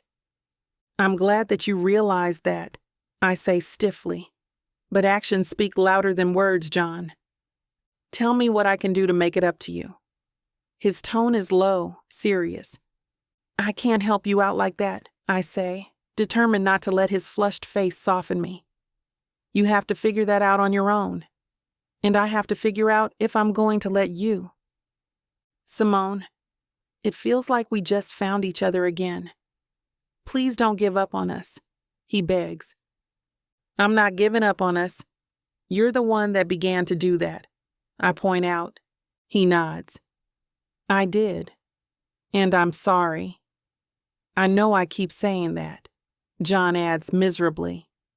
But I really am. I believe that you are. But I need to take some time and space to think about all of this, I tell him. I need to decide if I want to be in a relationship with you right now. Okay, he says softly. And you need to confront your old demons, I continue. I mean, really confront them. Not just think that you've changed since you donated money to the hospital and brought me coffee a few times. You need to actually change below the surface, John. What if I can't? He asks. Then I can't be in a relationship with you, I say just as quietly. I can't go through all of that again, John. I understand, he says. And there isn't anything left to say after that. So I turn and walk out of his office, leaving him sitting with his head in his hands, looking completely broken. Chapter 11. John. I'm sitting at my desk looking at a picture Simone and I had taken together during our getaway. The smile in her eyes pierces my heart, and I have to look away from the picture, throwing my phone back onto my desk. What the hell is wrong with me? She warned me. I told her I changed, and instead of showing her how right she was to give me a chance, I reverted back to my jealous ways almost immediately. The look in her eyes when I demanded answers took my breath away. And now, the idea that I really destroyed my last chance to be with her is sinking in. I'm such an idiot. I start screaming in aggravation and throw a book on my desk at the wall, watching it bounce off. Then it's the tape, the stapler, the pen cup, and nearly my entire computer. I think better of it, though, and just pound my fist against my desk. What am I supposed to do now? There's a hesitant knock on my office door before it opens. I don't even bother looking up, especially because I just don't care anymore. I pick up my head and see Marcus leaning against the doorframe with his arms crossed as he stares at the mess I've accumulated on the floor. I roll my eyes at him, not sure what he's looking for. It must be nice not to feel such anger and frustration over your love life. What is it, Marcus? I've got a lot going on right now, I breathe, pretending like I didn't just have a whole tantrum. He knows me better than that, though. He knows how I'm feeling. It's not like I've been able to hide it. Marcus shakes his head again. I came in here to ask you if you were interested in getting drinks. I know you're having a rough time, so I thought now would be good. I want to know if there's some sort of catch. But in truth, I can't imagine what he'd be doing in here if not to help me. I groan, my face returning to my hands with every emotion in my body running haywire. Come on, Marcus says, helping me stand from my desk. I didn't even hear him walk into the office. I have a bar that I think you'll really enjoy. I don't feel like going, Marcus. Just let me wallow in my grief and frustration. It sounds petty, and maybe it is, but I'm devastated right now. How does Marcus expect me to be acting with the love of my life dumping me again? No, I'm bringing you to the bar. Come on, grab your stuff. Let's go. Marcus doesn't let me grab anything I've thrown on the floor, instead whisking me out of the office. The streets and sidewalks are busy with people coming every which way, and I find myself lost in their worlds instead of my own. Every time I think back to that moment, yelling at Simone, seeing her face, I can't help but feel the aching in my heart over again. Who do I think I am? I mean, in all sincerity, how can I ever imagine winning her back? Marcus takes me to a bar I've never heard of and gets us to a table without saying anything to me. Okay, he says, clasping his hands down on the table in front of him. Talk to me. What happened? So I tell him. I don't have to launch into our past, but catch him up on the few recent developments, including how I, the jealous one that I am, lost Simone all over again. It's like I picked up the same book and expected a different ending. But now I don't believe I'll get any good endings. Sounds like you could use some advice, Marcus remarks. I get it that you want all this time with her, but Simone has made it abundantly clear to you, John. Her career is important to her, and maybe she thought you had changed, grown more, until this happened. I can't help but breathe out the laugh. I thought I had changed. I understood what she wanted from me. She warned me, and I just didn't listen. Marcus shakes his head. How about I give you some advice, okay? Only because it seems like your method of doing things hasn't worked out for you thus far. I lean back against the chair. I guess so. Marcus's advice to win Simone back includes a heartfelt apology, giving her the space she's asked for, sending some flowers, and working on why I feel so frustrated and angry when it comes to little things. She had to deal with an emergency at work, and I acted like she was cheating on me. I know her work keeps her busy, but I don't understand why it does take precedence. Doesn't she want more of what we have? Or am I missing something here, at least in terms of canceling our date to do work? My assistant's advice brings me several conclusions over the next few days. The first one is that I've messed up royally. He tells me to send her flowers, a bouquet with an I'm sorry card on it. I'm sincere, honest, and as heartfelt as ever, but even pledging to become the man that she deserves gets me nowhere. All she does is thank me politely, but I don't feel any life behind those words. I'm working at pushing myself to change these behaviors that I've had my entire life. I'm struggling with the notion that I have any chance left with Simone. Besides sending her those flowers, I've given her the space she requested. So, my second conclusion is that I might not actually be able to get Simone back.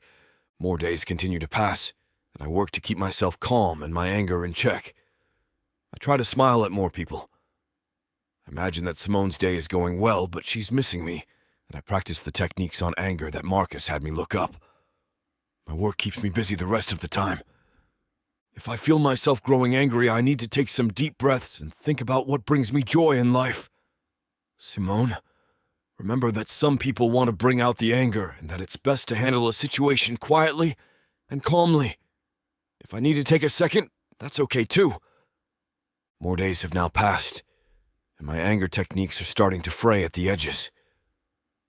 Marcus hasn't seen me today, and I'm glad because I'm not sure how much longer I'll be able to keep my cool. She's going to move on from me if I don't fight to get her back. Each minute that goes by feels like a prickle on my skin. How dare she do this? We were figuring life out again. Does she have any idea just how hard I've worked to get where I am? I could have anyone in the world, but I want Simone. And the fact that she could very well be moving on from me makes the anger swell inside of my chest. I've half a mind to call her right now and tell her that we're staying together, that there's no way in hell I'm going to continue sitting around waiting for her to give me her answers. But isn't that exactly what she'll expect from me? How am I supposed to get her to change her mind? My eyes and ears are so hot and red that I can barely see Marcus standing at my door. He told me to follow his advice. His techniques and tips have all been for nothing. This is never going to work, I say through gritted teeth. I'm tired of waiting for her to give me an answer. Marcus shakes his head and walks into my office, closing the door behind him. That's not true, and you know that. What's important is that you keep working on yourself and how you can be better for Simone. That's why I gave you that advice, man. I scoff. Yeah, the advice where I tell her I'm sorry, and all she sends back is some thanks? What did you think was going to happen, Marcus? I mean, she's out there right now, probably moving on from me already. And if I'd just been the man I said I've been, then maybe none of this would have happened.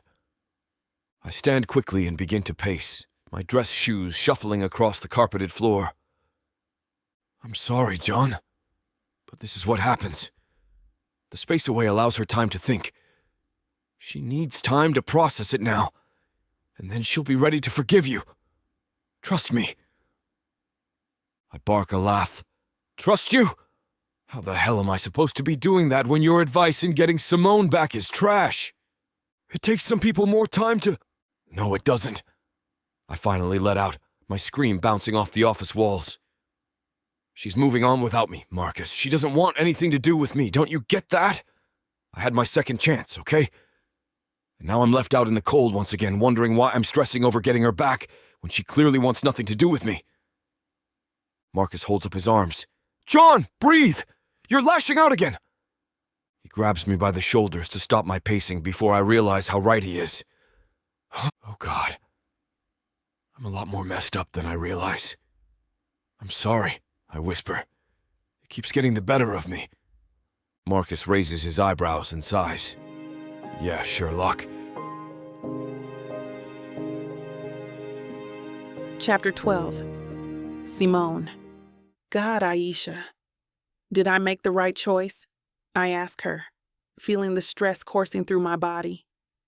I haven't been able to stop thinking about John since our fight. He sent me these beautiful flowers the other day. God, they were these beautiful roses of different colors. And he had this note about being sorry. Aisha shakes her head. We've been on FaceTime for nearly an hour, and I haven't stopped pacing in my living room. Girl, you do realize that you are so much better than he is, right? I know you think you care about John. Maybe you did back when you dated, but you very well could just be looking with rose-colored glasses. You thought a spark still existed, but he showed his true colors.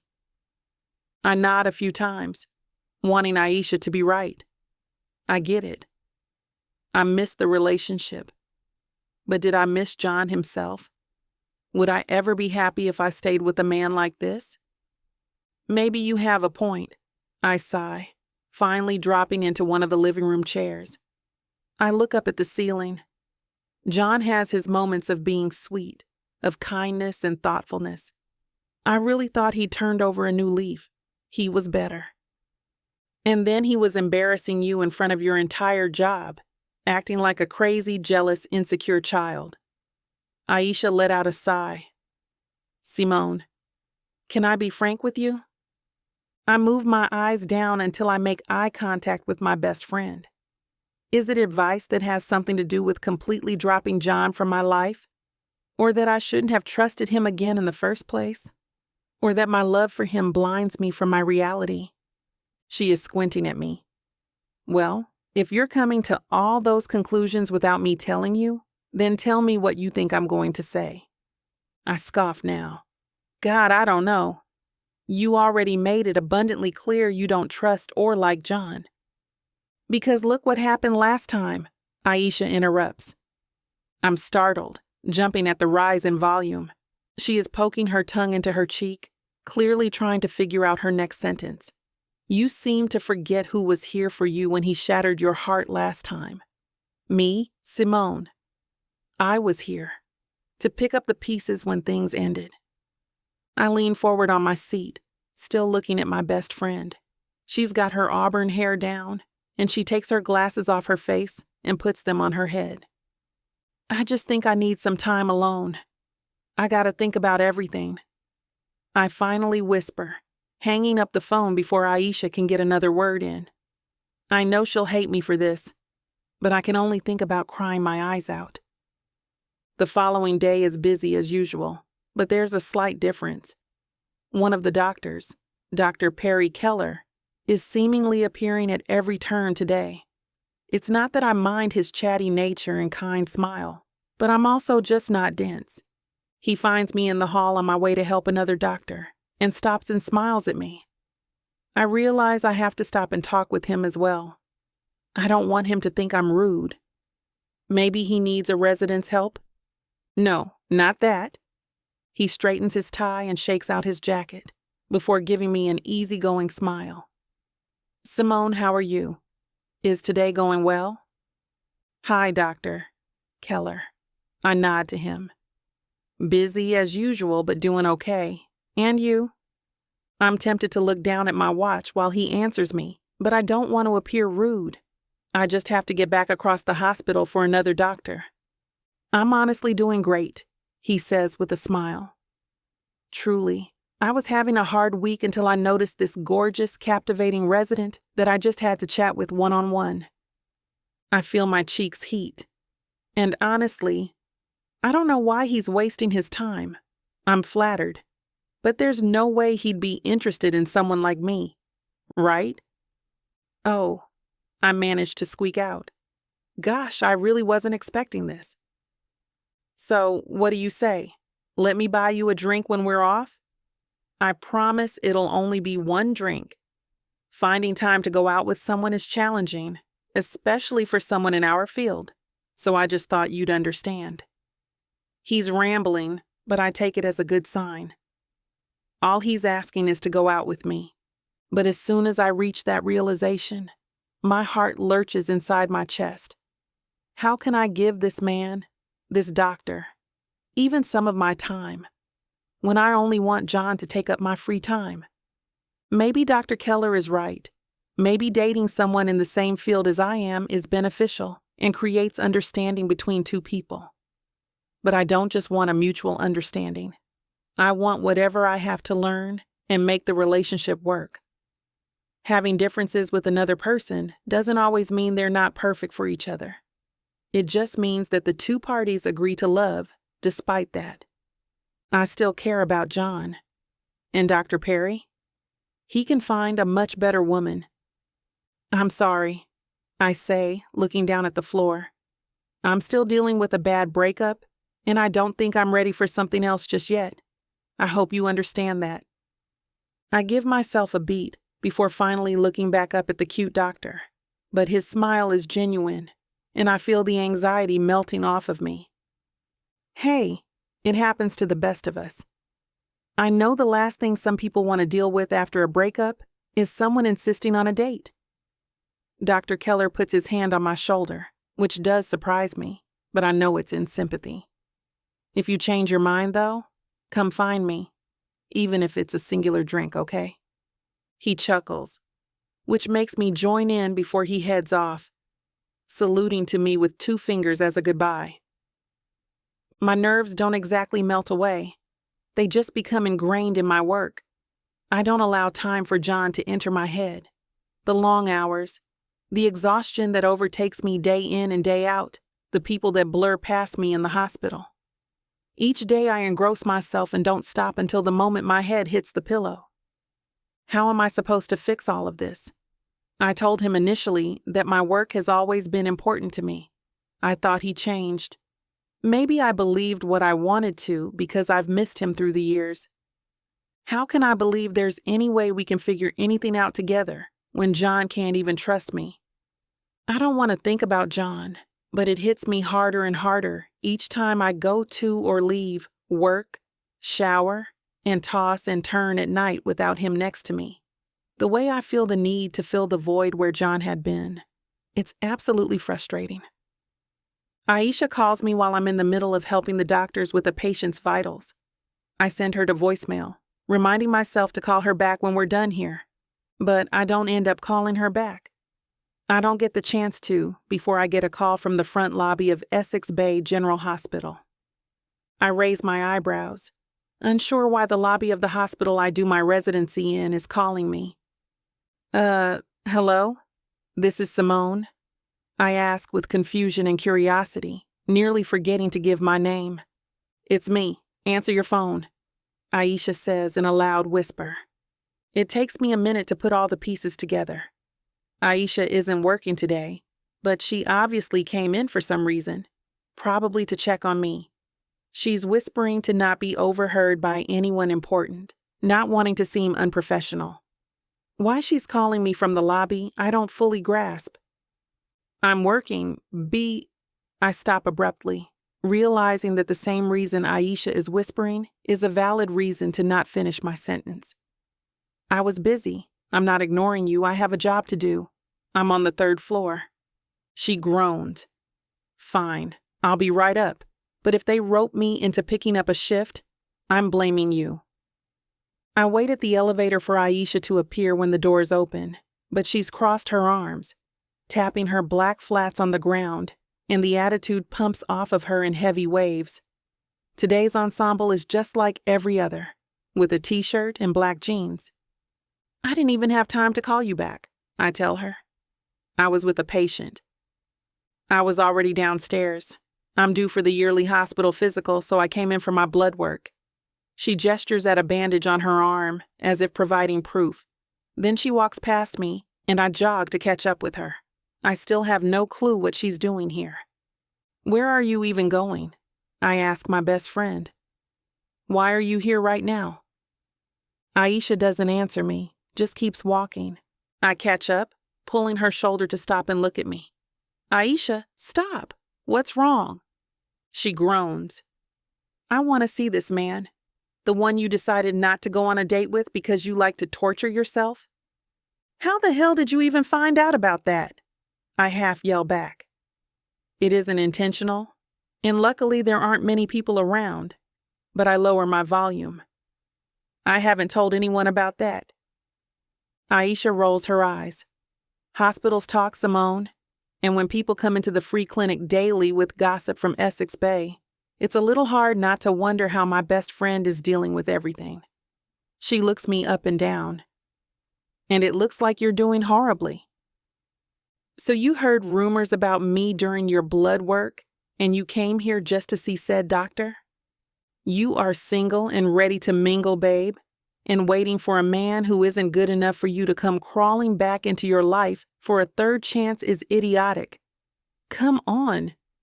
Why can't you just go out with this hot doctor? Is John really worth all of this nonsense? What am I waiting for? I don't want Dr. Keller. I don't know him.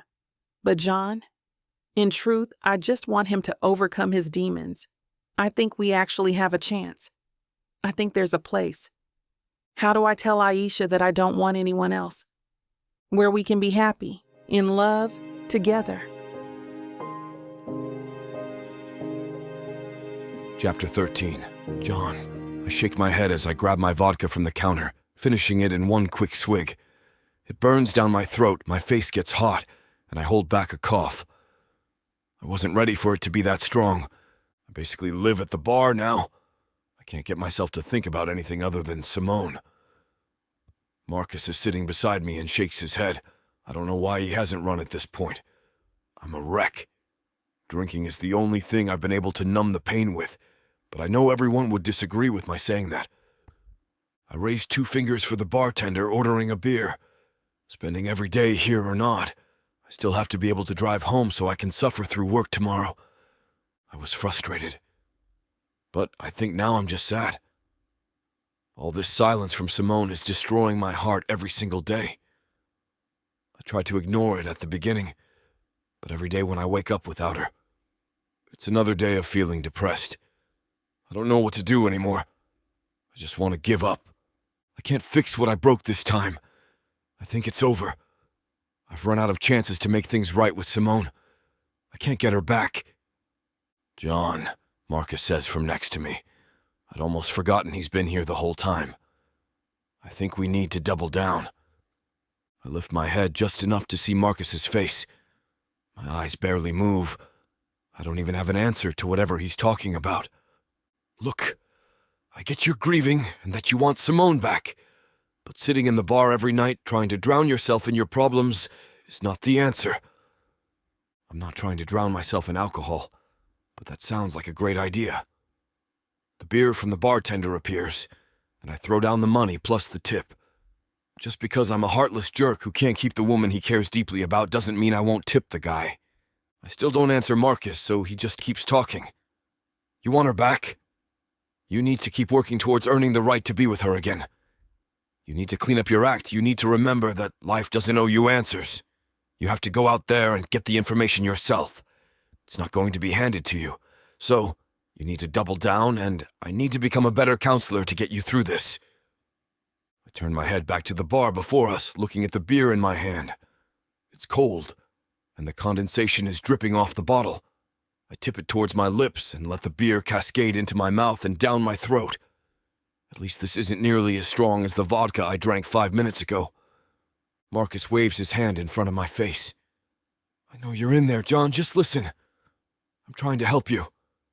I know how you feel about Simone. I can't help you if you don't work with me. I wish there was something to fix this. I don't know what else to do.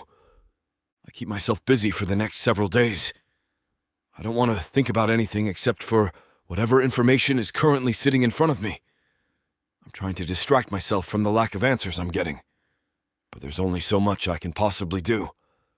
There's always the moment when it seems like things are going better until my memories start playing in my head. Night after night, Marcus comes to my office and tells me we're going to the bar. And each night, Marcus talks to me about how I can become better, for not just Simone, but for myself. I want you to have a chance with Simone that doesn't end in your jealousy or a huge fight. You care about her deeply, but it's also important that you each bring something different to the table. The idea is that you make one another better by being supportive, understanding, and always being there. Each night feels harder to get through, but with no word from Simone, I continue listening to what Marcus has to tell me. I don't go out and find Simone. I don't call her or get in touch in any way. She has asked for there to be some time apart. So far, this is the only thing I've been able to do without alcohol. It's another night at the bar, and Marcus is speaking about boundaries. Just because two people date doesn't mean that they're entitled to know every move the other makes. If both people in the relationship choose to keep close tabs on the other, that's different. With Simone, you must understand that her work has always been what she wants in life. I nod, still drinking my beer, but genuinely hearing him out. You are allowed to want to spend time with her, but residency is a grueling process, and if she can't make a date or answer your messages fast enough for you, then that's not fair to her. Or yourself, because you've given your anxiety something else to worry about. She wants you to trust her, John. After going to the bar every night this week, it hits me in the middle of work on Friday. I can't control Simone, no matter what I'm afraid of, no matter how insecure or angry I get with her schedule. Simone has always wanted this dream life, her dream job.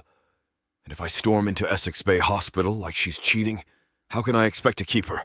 How can I keep anyone if I keep trying to dictate their lives? Simone makes her own choices. She has since the beginning, and she won't stop for me. I want her back, but I also know that I have to change whether or not she gives me another chance. She's a badass, smart as a whip, and can make choices. All I've done is continue to show her I refuse to change. But that's not true. I miss her when I wake up to a cold and empty spot on the bed. I miss her when I hear something funny at work and want to text her immediately. I miss her when I look at her contact. I never call or text, but it motivates me. I tell Marcus about my breakthrough that night at the bar. We haven't skipped a single night in nearly 2 weeks. The consistency of having this time to talk together has been exactly what I've needed to get through this hell. So besides the obvious in wanting a relationship with Simone, I clearly need to ask you this. Are you able to handle yourself? Do you trust yourself not to explode angrily at a moment's notice? Have you come to terms with the fact that she might be unable to do this again? You aren't just someone looking for love, John. You're also trying to become a better person. I sigh, but not because I don't know what to say anymore. I sigh because I'm frustrated that my jealousy has hurt people. I have been standoffish, and I've pushed Simone away twice already. How many more selfish decisions can I make before my whole world crumbles? I know. And I know I wouldn't be here without you. I keep thinking about Simone and how she's doing, how work is going, all of it. I understand what I've done at this point. Simone isn't here because of me. As much as I really want to talk to her again, I'm more afraid of what might happen if I don't give her space to figure things out. I genuinely respect that she needs time. Marcus nods his head along with me as I talk. I'm proud of you for getting yourself to this point. I smile and take a drink. But you do also realize that there's a chance Simone won't come back? I do know. I think about it more and more every day. I really have no clue what she's going to do. I feel the lump in my throat that always appears when I think about my future without Simone. It hurts to imagine. It breaks my heart. I put down my drink and sigh, knowing I can't get around this question any longer. I don't know, I say honestly. I know there's a chance it could happen. I've tried to understand that may be the outcome. Marcus takes a sip. And what would you do if that is what Simone wants? I sigh. I'm coming to terms with everything that's happened. But I trail off, feeling my heart slam my ribcage repeatedly. If she doesn't want me, then I'll have to figure it out. I'm still hoping she'll give me that last chance. Marcus nods again, and I pick up my beer, letting my mind wander back to Simone's face. I forced myself to remember her when I went to Essex Bay and yelled at her. I want to remember that look. I want to teach my brain to imagine how hurt and embarrassed she was that night, for when I find myself becoming angry. Simone is too good to lose again. I will do anything for her. Simone has to give me another chance. I've worked too hard and it's been too long away from her. It's impossible not to miss her. Those deep brown eyes capture my heart every time. She's this bright light that I can't afford to lose forever. I've known how I feel since the moment she returned to my life. She's the best thing to ever happen to me, but I won't push her to forgive me. But I hope she does. Chapter 14. Simone. Simone, what are you doing here? Your shift was over an hour ago, Aisha says as she comes into the residence locker room and sees me sitting on one of the benches. I know. I came in here to change and I meant to go home. But then I made the mistake of sitting down, I say with a small smile. I didn't realize how tired I was until then. I'm about to make the same mistake, Aisha says cheerfully, sitting down next to me and sighing. Oh yeah? I'm never getting up again. I live here now. Then you'll never be late for work again, I tell her, and she laughs. Seriously though, how are you? She asks, and I know she's talking about John. Honestly? Of course. I miss him, I confess quietly. Oh, Simone, Aisha says kindly. I'm sorry. I feel like such an idiot, I say, wiping away the tears that have already begun rolling down my cheeks. I know that what he did was wrong. That scene in the cafeteria was unbelievably stupid. And disrespectful and insulting, Aisha adds. Right. I'm not excusing any of what John did, but I keep thinking about what happened and how I ended things so quickly. And I can't help wondering if I was too hasty, if I should have given John a chance. To what? Hurt you again? To hear me. To have a conversation about how much he hurt me and why he showed up here in the first place. To try and understand how he could make so many good and important changes in the years since college, but not be able to change all the way. Aisha sighs. You really think he's changed? I know he has. Come on, Aisha, give me some credit. Do you think I'd be spending time with John if he was the same jerk that dumped me back then? No, she admits. And you seemed happier with him this time than you had in a long time, even in college. Talking with John now? That doesn't mean we'd get back together again, I say. Because if he doesn't get why what he did was so bad, then you're right. I'm not giving him another chance to hurt me again. But you need to find out if he gets it, Aisha says, and I nod. That's risky, Simone. I know I'm risking my heart. But if I don't find out what was behind that cafeteria blow-up, plus whether he can comprehend how I'm feeling about it, then I'll regret it for the rest of my life. You've really fallen for him. I wipe my face with my sleeve. I don't think I ever truly got over him, Aisha. When he showed up in my life again and seemed like a new man, I fell for him even harder. I get that, she says, and I understand not wanting to have any regrets. So if I just never speak to him again, I'll never know if I blew a chance at really reconciling, I explain. And I can't live with that question hanging over me. You're going to talk to him then. I'm going to reach out and see if he's serious about changing that part of him that overreacted so badly.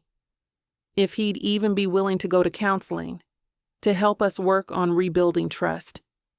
Be careful, Simone, Aisha warns. I get that you need to follow your heart, and I want you to be happy. If there's a chance you can find that with John, You need to make sure that he's committed to overcoming those issues so that you can have a healthy relationship. I know. I nod. Thanks for helping me talk all of this through, Aisha. Hey, I just want what's best for you, my friend says. And I trust you. If you think that John's really changed and that he's committed to making a real go of this with you, then you have my total support. I throw my arms around her and give her a quick, hard squeeze. You're the best, I say, then stand up. Let me guess, Aisha says. You're going to go talk to John now. Yeah, I nod. I don't want to wait any longer to find out what's going to happen. John's office is a short walk from the hospital, and in what feels like no time at all, I'm standing outside of his closed door. I knock, softly at first and then more loudly. Yes, comes the curt reply. I open the door. Hi, John. John springs up from behind his desk and rushes over to me. Simone, this is a surprise. A really good one, he adds hastily. Please, come in, have a seat, he says, indicating the chair in front of his desk. I shake my head. I'd rather stand, but thank you. John, we need to talk. I know, and I am so glad that you're here. I wanted to reach out to you, but I didn't know. I cut him off with a shake of my head. No, actually, I need to talk, and you need to listen. He nods even as his face falls. Okay, John says quietly, his voice barely above a whisper. I can do that. I love you, I say, and almost laugh at the shock on his face. Seeing you again after all this time made me realize that, in fact, I never stopped loving you.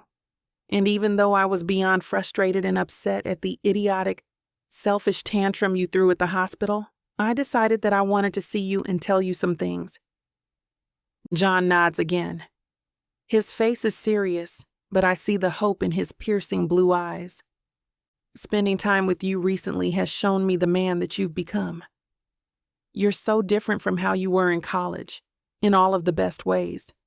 I was so impressed at the work you've done for yourself, and that made me feel like we could finally have a real relationship. But then your jealousy, or whatever was driving that outburst, got the better of you, again. And John, I'm not interested in having this be a repeat of college. I deserve better than that, and honestly, so do you. You definitely do, he murmurs. Then John blushes. Sorry, I didn't mean to talk. I can't help but smile at that. If you're willing to keep on doing the work on yourself, maybe alone, or maybe with a counselor, then I want to give us another try. But you have to be serious about this, John. Even love has its limits. If you can't figure out that part of yourself and put in the work to change, then we don't stand a chance. John nods. Is it okay if I say something? Now it is, I tell him. Simone, I was overjoyed when you showed up at my door.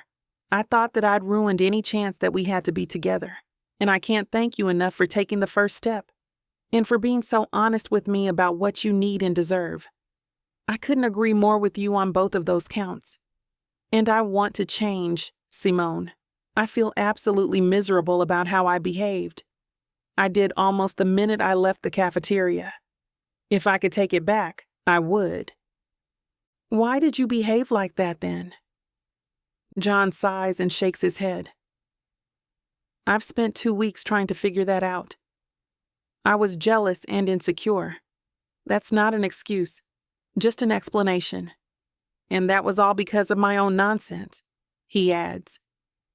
You've never given me a reason to doubt you, and I don't think that you ever will. But I couldn't get my head out long enough to believe that. I nod, and John takes a step toward me. I want to do the work, Simone.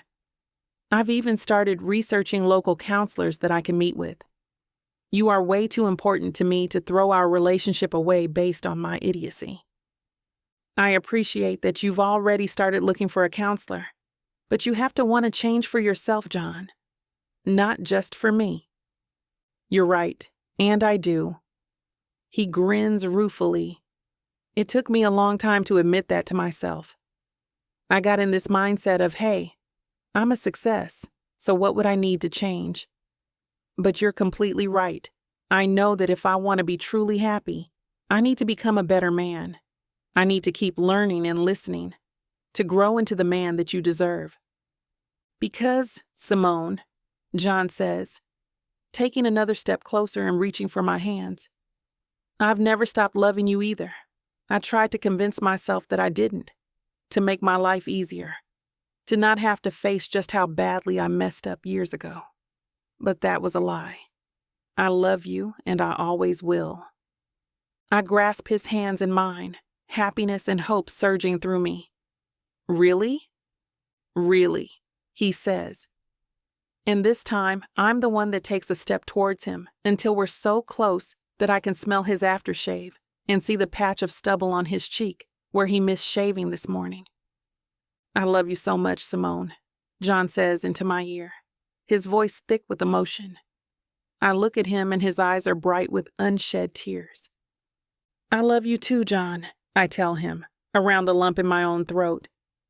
So you'll give me another chance? He asks hopefully. I will. Thank you, John whispers as a tear slides down his cheek. I respond by kissing him, and he eagerly kisses me back. Our kiss is tender and sweet, full of the promise to mend fractured bonds, and heavy with hope for the future. Chapter 15. John, I can't believe this, I murmur as we break apart. I brush a strand of hair over Simone's shoulder. Thank you for giving me another chance. Just don't ruin it, she says, giving me a small smile. I won't, Simone. I promise. I will spend the rest of my life proving that you made the right choice in giving us another chance. That sounds pretty intense, Simone says, walking over to the small couch in the corner of my office. She sits down and I sit near her.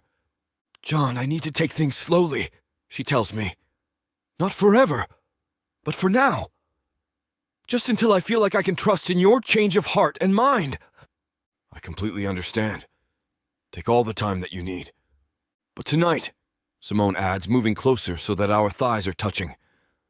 I want to feel close to you again after being apart for so long.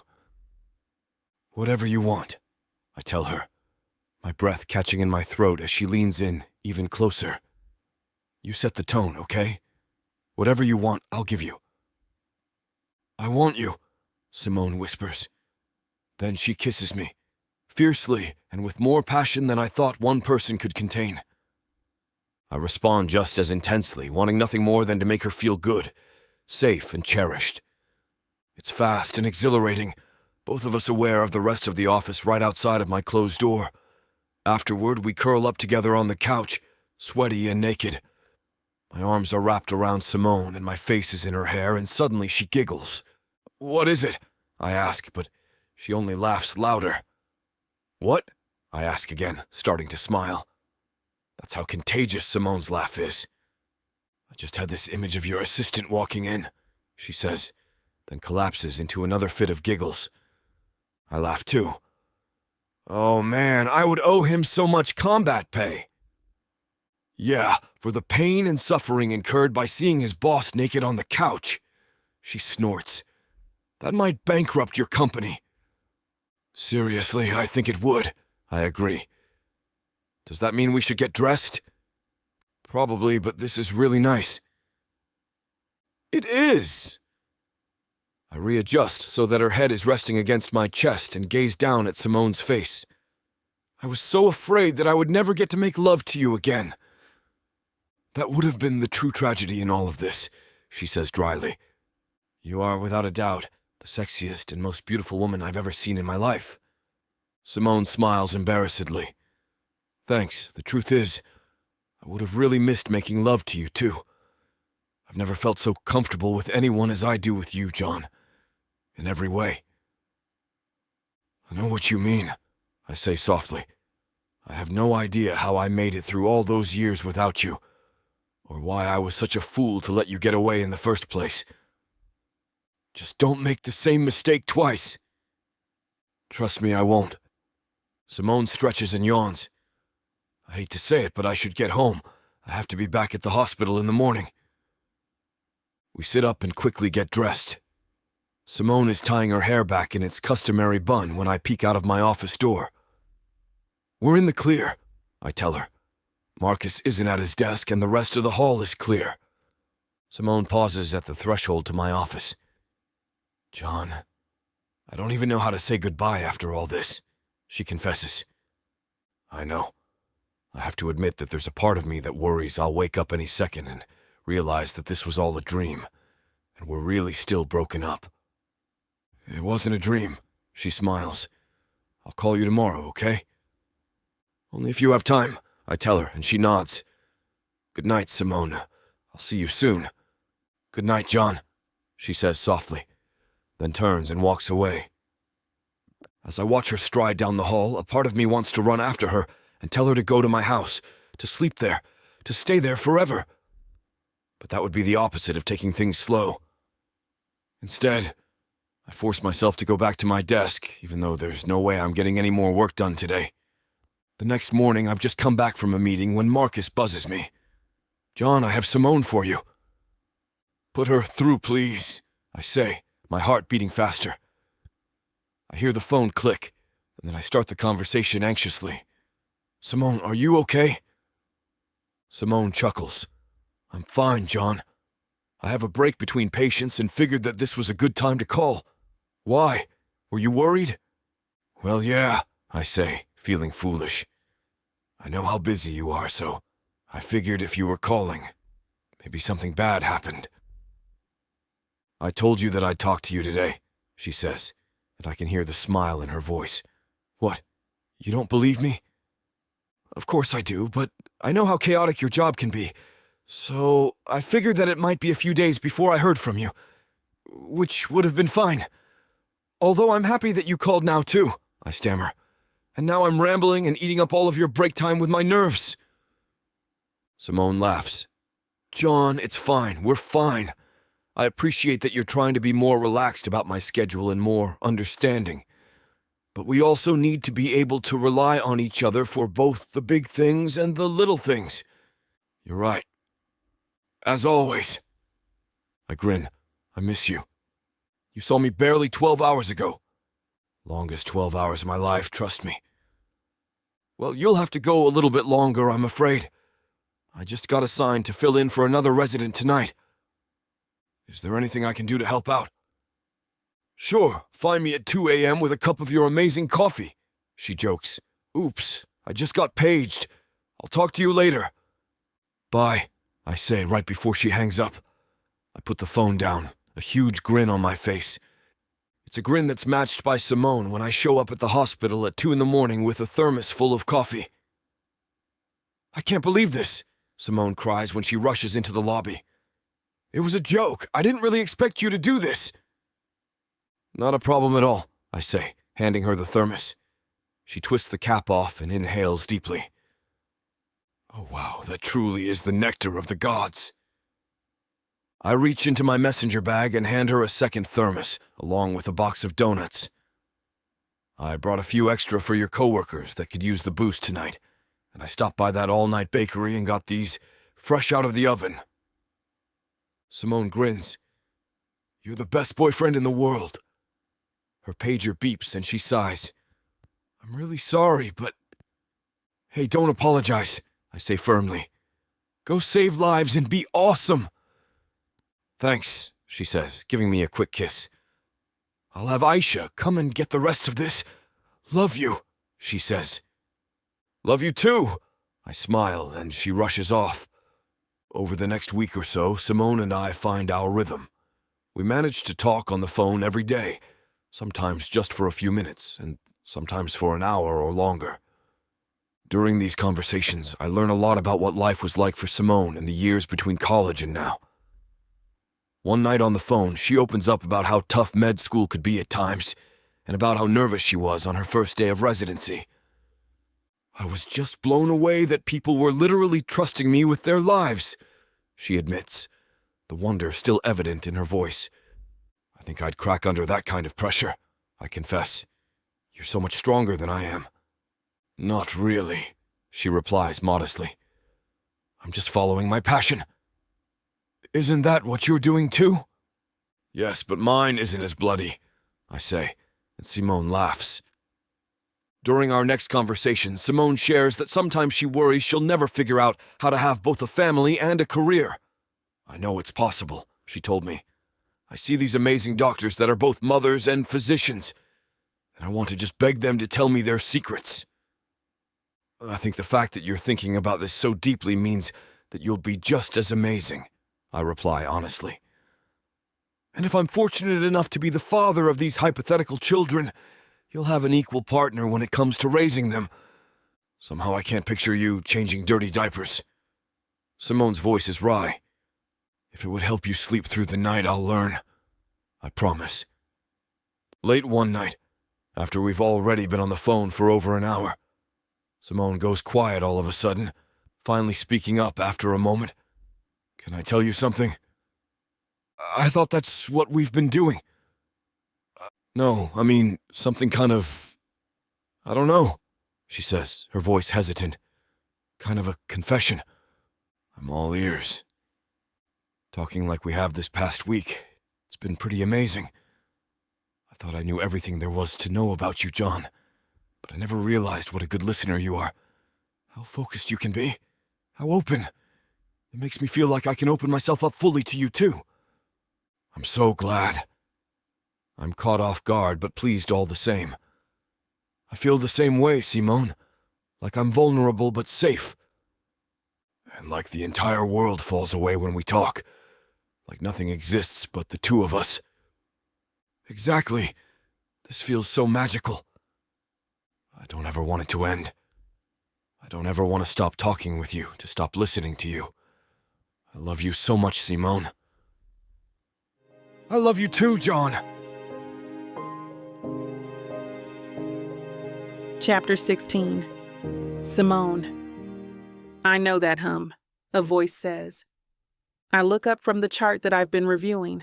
Marianne, one of the nurses, is smiling at me. I was humming. Were you humming? Girl, you're vibrating with happiness. I feel the heat rise up my neck. Is it that obvious? I ask.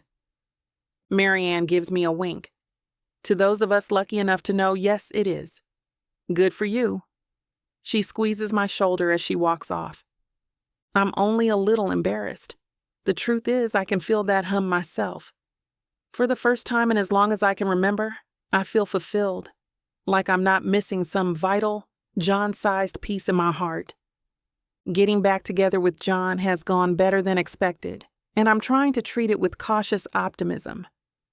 I can see he is trying to change. A few weeks ago, when we took a long weekend in wine country, we both came to a point in the day where he wanted to have another glass of wine, and I wanted to shop. Old relationship John would have forced us to stay together, and one of us, then both of us, would have been unhappy. Instead, he took a long breath and squeezed my hand. Go. Enjoy. I'll be here. I could tell it killed him to watch me walk down the street, but it turned out great. I came back aglow with my purchases, and he had a nice time chatting with the host about different vintages. I could tell he was proud of his behavior, and the fact that I'd bought some of his favorite chocolates hadn't hurt. Times like that convince me that we're making progress together, and it feels good. I replace the patient's chart and head into the morning briefing for the interns, still humming. I've only had time to check one patient. I usually get in earlier, but I've dedicated 3 mornings a week to John, something I can tell is important to him. We linger in his living room, overlooking the gray sea and sip coffee. It starts the day off right, together. The rest of the interns file into the room. We take our usual seats, Dr. Chen already sitting at the head of the large table. Good morning, he says. I want to start with some good news. The Harvard Cardiac Intensive has offered a fellowship to our very own Simone. All eyes grow wide and turn toward me. Then applause and congratulations come from around the table. I'm stunned. The fellowship program only invites 30 students per year for their month-long intensive, and having it on your resume is like having a golden ticket. Everyone is looking at me, smiling, expecting me to say something. I try and all I get out is, "Wow."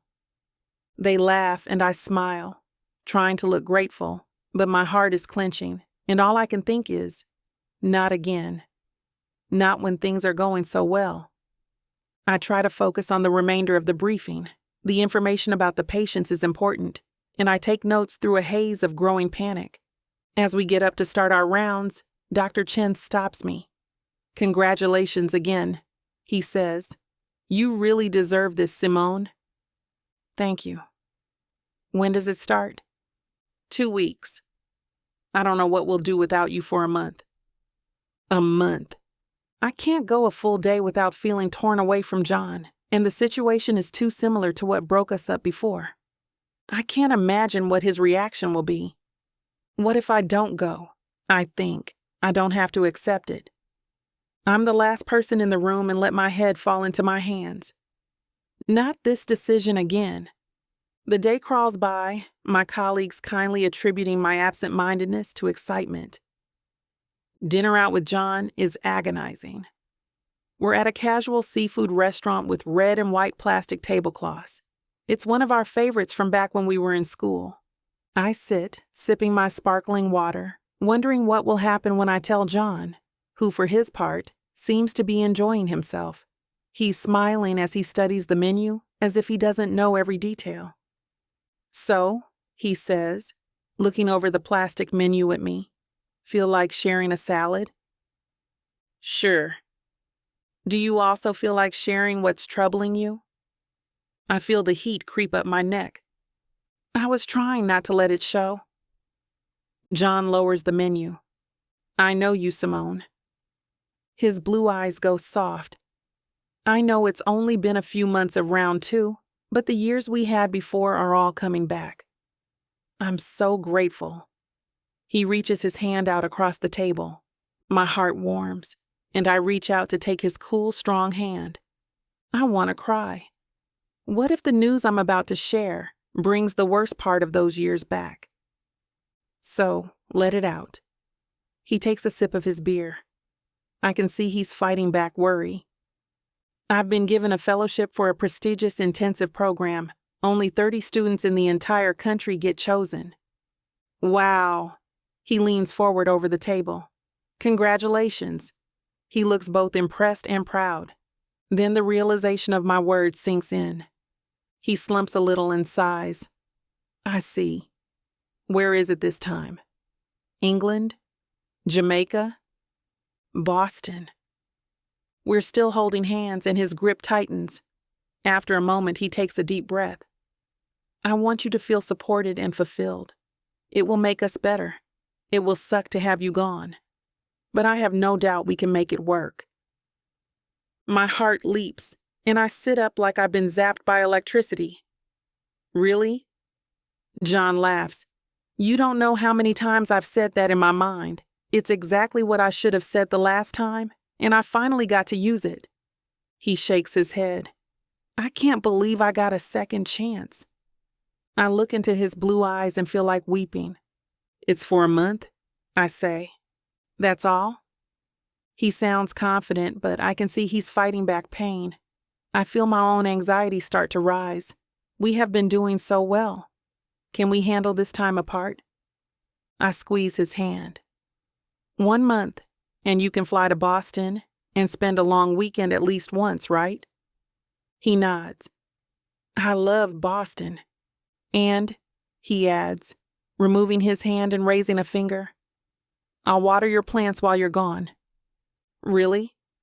Okay, no, but I'll ask Marcus to do it. I laugh. He glances toward the waiter. I think he's headed our way. What do you want? I look back at my menu, thankful I know what's on it as I can't seem to focus. I'm honestly shocked. He's behaved so differently than I expected. What the heck? Fish and chips. I went to 3 spin classes this week.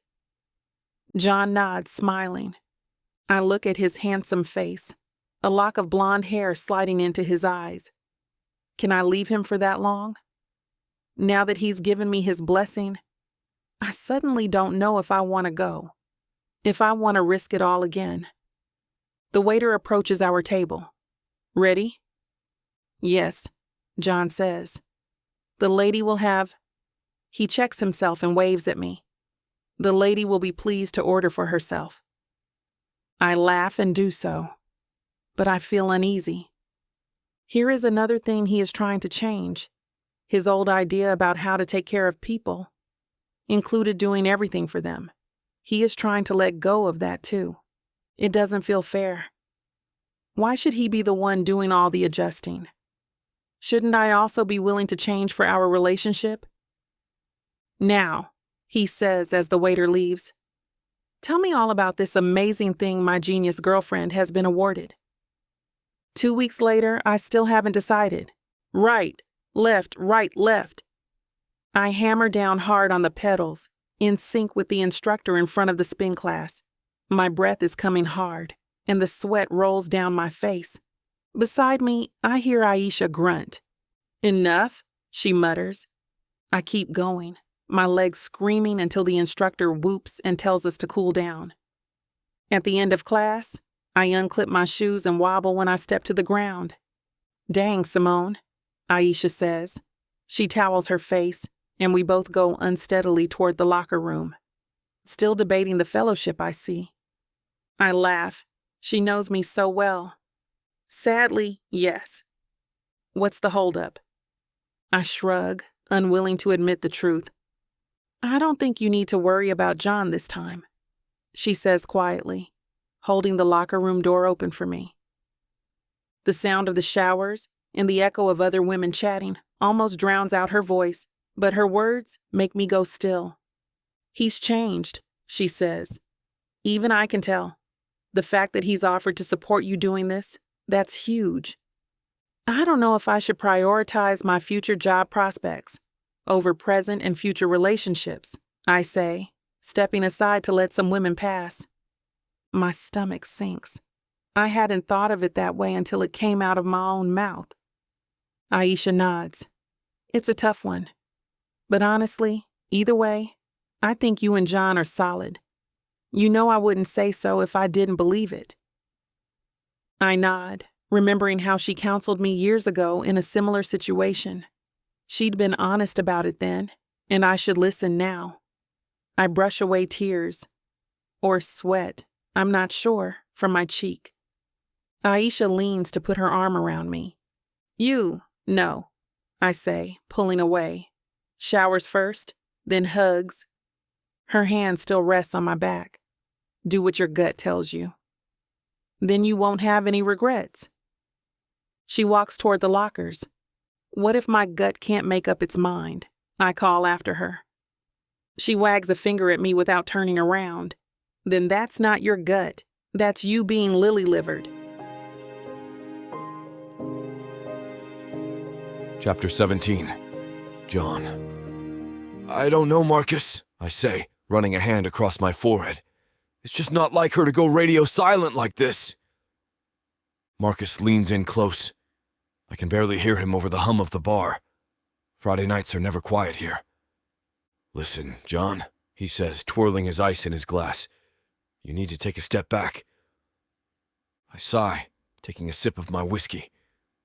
That's not really what I want to hear right now, Marcus, I say. You're supposed to tell me to follow my heart and stop her at the airport and have my rom-com moment. Marcus laughs. Well, if it will ensure my continued employment, I can tell you that till the cows come home, he says sarcastically. I laugh ruefully. Marcus can always diffuse a situation with ease. Ha ha, very funny, I say, shaking my head. No, seriously, what do you think? I haven't heard from her in days. I eye him anxiously. You need to give her space, John, Marcus says seriously. It's not going to do any good pressuring her. That will just push her away again, and that's the last thing you want right now. I nod in agreement. You can say that again, I say, taking another sip of my drink. You guys really have something special, Marcus says. Don't mess it up again. Marcus's advice sticks in my mind the entire cab ride home. I can't make the same mistakes I did last time, and being controlling and possessive is at the top of that list. But the idea of her being across the country is too much for me to imagine. Either way, I risk losing her, I murmur to myself. The cab driver raises his eyebrows and catches my eye in the rear view but says nothing. I look out the window, watching the town pass by in silence. I wake up the next morning with a splitting headache. My bar days might be behind me, I grumble to myself. I might be better off as a family man after all. I drag myself out of bed, sleepily putting on my slippers and making my way downstairs to the kitchen. Food is the only thing on my mind. I try to shake off my grogginess as I put on a pot of coffee and start frying some eggs and bacon. Grease, I say to myself. Grease is good. I root around in the pantry for bagels, bread, or anything else with carbohydrates to construct my hangover cure. I'm putting the finishing touches on my sandwich when I hear my phone ring. I groan when I look at the caller ID. Of course, it's Marcus, I say. Who else could it be? I roll my eyes as I answer the phone. Marcus, do you have any idea what time it is? I say with a groan. Haven't you heard of a hangover? No, I can't say that I have, Marcus says cheerfully. I've never had one. It's genetic, I think. Listen, where are you? You were supposed to be at the office an hour ago. I frown. What are you talking about? My morning was supposed to be clear today. Marcus sucks his teeth, and I can almost see him shaking his head on the other end of the line. No, that's tomorrow. Today you really need to be here, he says disapprovingly. I rub my hand over my forehead. Damn, I'm on my way, I say, wincing. My calendar has just been so out of sorts lately. I don't know what's going on. I can tell you exactly what's going on, Marcus says in a lecturing, fatherly tone. You can't stop thinking about Simone and what she's going to do. I sigh. That's all I think about, Marcus. I just keep on going back and forth, considering all the possibilities, I say, eyes nearly bulging out of my sockets. I feel like I'm going crazy over here. I just don't know what to do. Marcus lets out an aggravated sigh. You don't need to do anything, he exclaims. Just let Simone decide, and get down to the office. I can't handle this mess by myself. He hangs up, and I stand over my kitchen counter for a moment, contemplating his advice. I know he is right, of course. I've never known Marcus to be wrong about much of anything, and I've never known him to be gentle either. I sigh as I bite into my breakfast sandwich. I blandly scroll through my news feed for a few minutes, still consumed with thoughts of Simone and our future together. This is bad, I say to nobody in particular. Maybe a hectic day at the office will do me some good. It doesn't take me long to get ready and make my way over to the office. I'm just about to turn off my car and head into work when I hear my phone vibrate. My heart nearly leaps out of my chest when I see who it is. Simone. Simone! How are you? I ask nervously. Is everything okay? I haven't heard from you in a few days. I can hear the noise of the hospital in the background as she answers. Hey, John, she says, stress clear in her voice. Can you swing by the hospital in 20 minutes or so? I'm taking my lunch soon, and I really need to talk to you. Without hesitating, I buckle my seatbelt again and start my car. Of course. I'll be there as soon as possible. See you soon, Simone says quietly and hangs up. I pull out of the parking lot, looking ruefully at the office as it fades in the distance. Sorry, Marcus, I say to myself. The office will just have to wait today. I only break a couple of speed laws on my way to the hospital.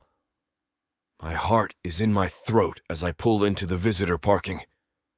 I shoot Simone a quick text to let her know where I am. I pass a few anxious minutes waiting for her. Right when I'm about to give in to my compulsions and call her, I see her walk out of the hospital.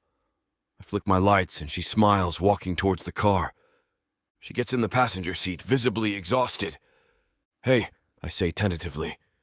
Rough day already? Simone sighs. You have no idea, she says, running a hand across her forehead. We sit in silence for a moment, neither one of us wanting to be the first to address the elephant in the room. We both open our mouths to speak at the same time. We look at each other and laugh. You first, I say. You have the floor. I just want to tell you how much I appreciate you giving me a little space these past few days, Simone says, looking into my eyes. This is a really big decision, and I finally feel like I've made the right choice. I wait with bated breath. It seems the moment of truth is finally upon me. I've decided not to take the fellowship, Simone says, smiling. I want to stay here. I can't hide the shock on my face. Simone, are you sure? This is an incredible opportunity, I say, looking at my hands in my lap. You shouldn't limit yourself because of me. Simone shakes her head and takes my hand. No, John, you don't understand, she says, voice cracking with emotion. I feel like I've missed out on enough time with you as it is. My place is with you wherever you are. But what about your career? I ask. You have to think about your future, Simone. She shakes her head again, locking eyes with me once again. I have to put my heart first. I chose my career over love before, and I won't do it again. My heart skips a beat at the word, love. I take a moment to let her decision fully sink in. I've not felt joy like this in years. Okay, I say after a minute. I'm grinning ear to ear. So you really want to do this? I ask. Simone smiles. Yes, she says, tears forming in her eyes. You're all I want, John, now and forever. We kiss deeply and passionately. I sit back and take in her beauty for a moment. There's something I need to tell her first. I want you to know that we really are a team, Simone, I say, wiping the tears forming at the corner of my eye. In everything. I don't think either of us should hold back our careers. I don't think we have to. What do you mean? Simone asks, tilting her head to the side. Well, why don't you and I try looking into fellowships together, I suggest. I'm not exactly tied here by work. I can run my business from anywhere I want. Simone smiles and nods wordlessly as I continue. With your qualifications, I'm sure you could get a fellowship almost anywhere, I say. Any of them would be lucky to have you, I add with a laugh. Oh, please, Simone says with a grin. Flattery will get you everywhere. We both laugh. I really mean it, Simone, I say after a moment. The way I see it, your goals are my goals. Your dreams are my dreams. I never want to hold you back again. And I know that together you and I can accomplish way more than either of us could alone. Simone smiles widely. Thank you, John, she says tearfully. I can't tell you how much that means to me. We kiss again, this time longer and harder. Well, now that that's out of the way, I say with a laugh. Burgers for lunch? Simone nods, grabbing my hand as we drive away. Chapter 18. Simone. I'm busy working on charts when John calls my smartphone. Simone, you'll never guess what tickets I have in my hand. Tickets to Aerosmith's farewell tour? Gosh, that would be cool, but no. Guess again. If I had to guess, I would say that we are going to the charity gala that we used to go to every year. You guessed it. I knew you could. Seriously, John, we went every year in April. Of course, I remember. I even saw that tickets were up for sale a few days ago. I'm thrilled, I say instead. I love going to that gala with you. I'm always so proud to have you by my side. I feel my face heat at the compliment. John, I have to go. I've got a pile of charts that I need to do before I go home, and it is already midnight. John chuckles. Go do your charts, doctor, and I'll see you in the morning. I hang up the phone and take a minute to daydream about what John is going to look like in his tuxedo. I get a small thrill and then gather my thoughts so that I can finish the charts. An hour and a half later, After I finish the charts, I am on my way home. As I tiredly walk through my apartment door, I get this little thought in my head that begins to nag at me. What if John and I aren't ready for a public event? I try to put this thought out of my mind as I start getting ready for bed, but it persists.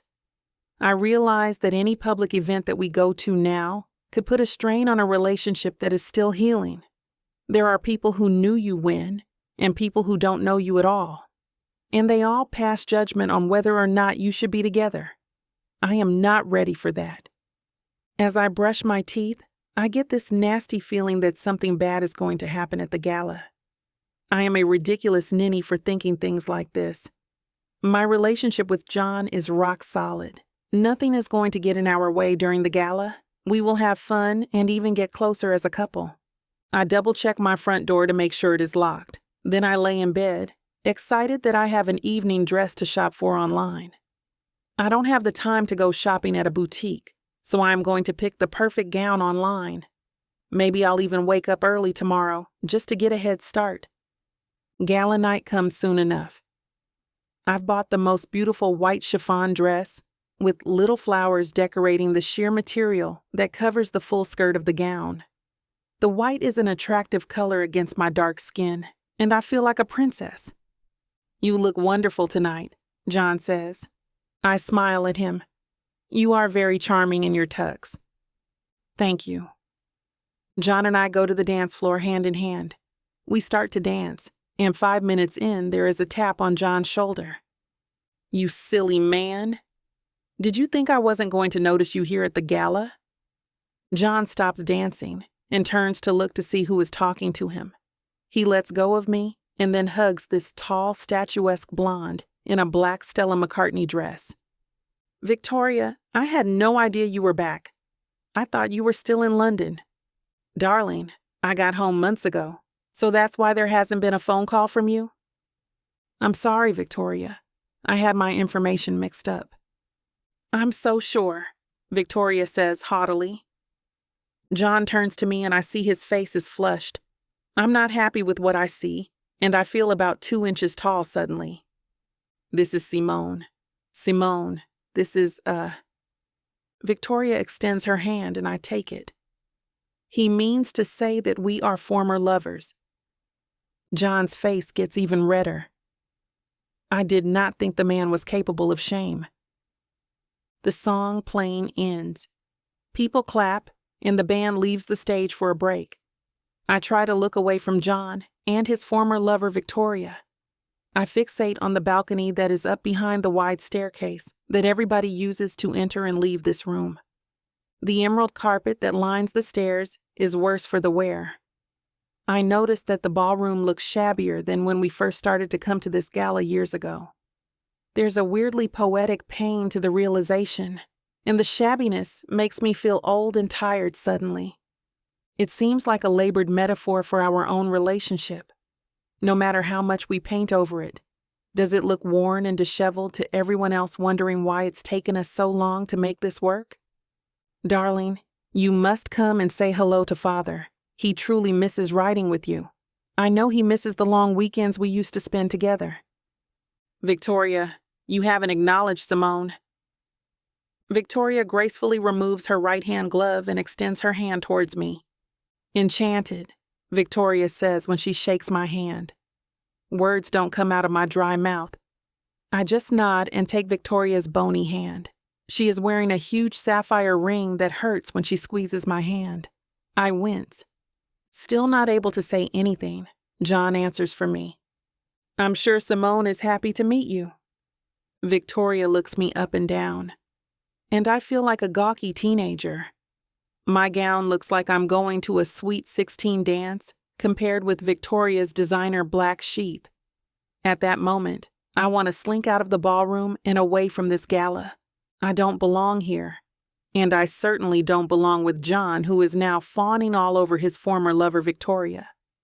John notices that I am glaring at him, so he pulls away from Victoria. Shall we get off the dance floor and go sit down? What a good idea.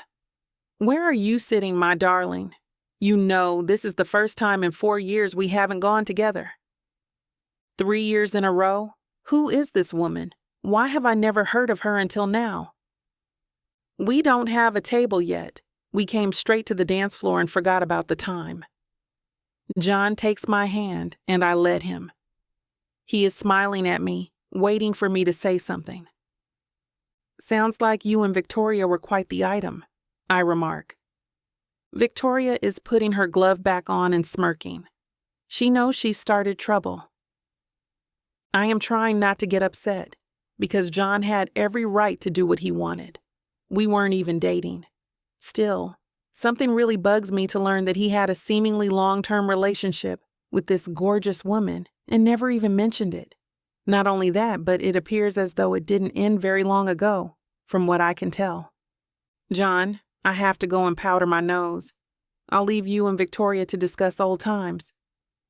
Old times? I'm here to discuss the present. Victoria eyes John, but John is looking at me. Don't be gone long, Simone. I'm not done showing you off yet. I'll be back soon, I say. I know that I shouldn't leave John alone with the sexy and poised Victoria, but I feel sick to my stomach. I want a moment to calm down. 3 years with Victoria? Really? God, that's long enough they could practically be engaged. And if it's over between them, Victoria doesn't seem to know it. Chapter 19. Simone. The day after the gala, I walk to work and force myself to think only of work-related things. It is much easier to worry about the life and death of a patient than the relationship between John and Victoria. Unfortunately, there is a limit to how many hours I can work, and I'm soon home, living with the thoughts that I have been troubled by since the gala. At first, there is a bottle of wine to help drown out my thoughts, but the wine does not help much. I'm afraid I won't be able to sleep, and I have an early morning tomorrow. Still, I lay in bed, tossing and turning. Thoughts of John and Victoria are pulsing in my head. I can't get the vision of Victoria out of my mind either. She is a beautiful, classy white woman. Normally, that wouldn't bother me much. I am very confident in who I am, but for some reason now, I can't help thinking that she looks like she belongs beside John in a way I never did. What kind of relationship did she have with John? Were they serious? Did their relationship get to the stage where he gave her a key to his house? My apartment is cold and still. I get out of bed and walk to my living room, feeling stifled in my bedroom. The corduroy sofa looks inviting with its green overstuffed pillows. I lay down on it and try to stop my heart from racing. 10 minutes into meditating, I hear a knock on the door. Looking out the peephole, I see that it is John. My heart skips a beat. I open the door. I've been trying to call you for the past hour. What's going on? I'm unwinding after a long shift. Do you want to come in? Yes, I would like to very much. John looks relieved for some reason. He steps into the apartment as I hold the door to the side. I follow him in and close the door behind me with my foot. Would you like a glass of wine? I ask. John follows me into the kitchen and sits down at the marble bar that outlines my kitchen. He sits down. I go to the refrigerator to take out the wine. I grab it and some cheese and deli meat. I start making an impromptu charcuterie board, trying to keep my thoughts busy. Talk to me.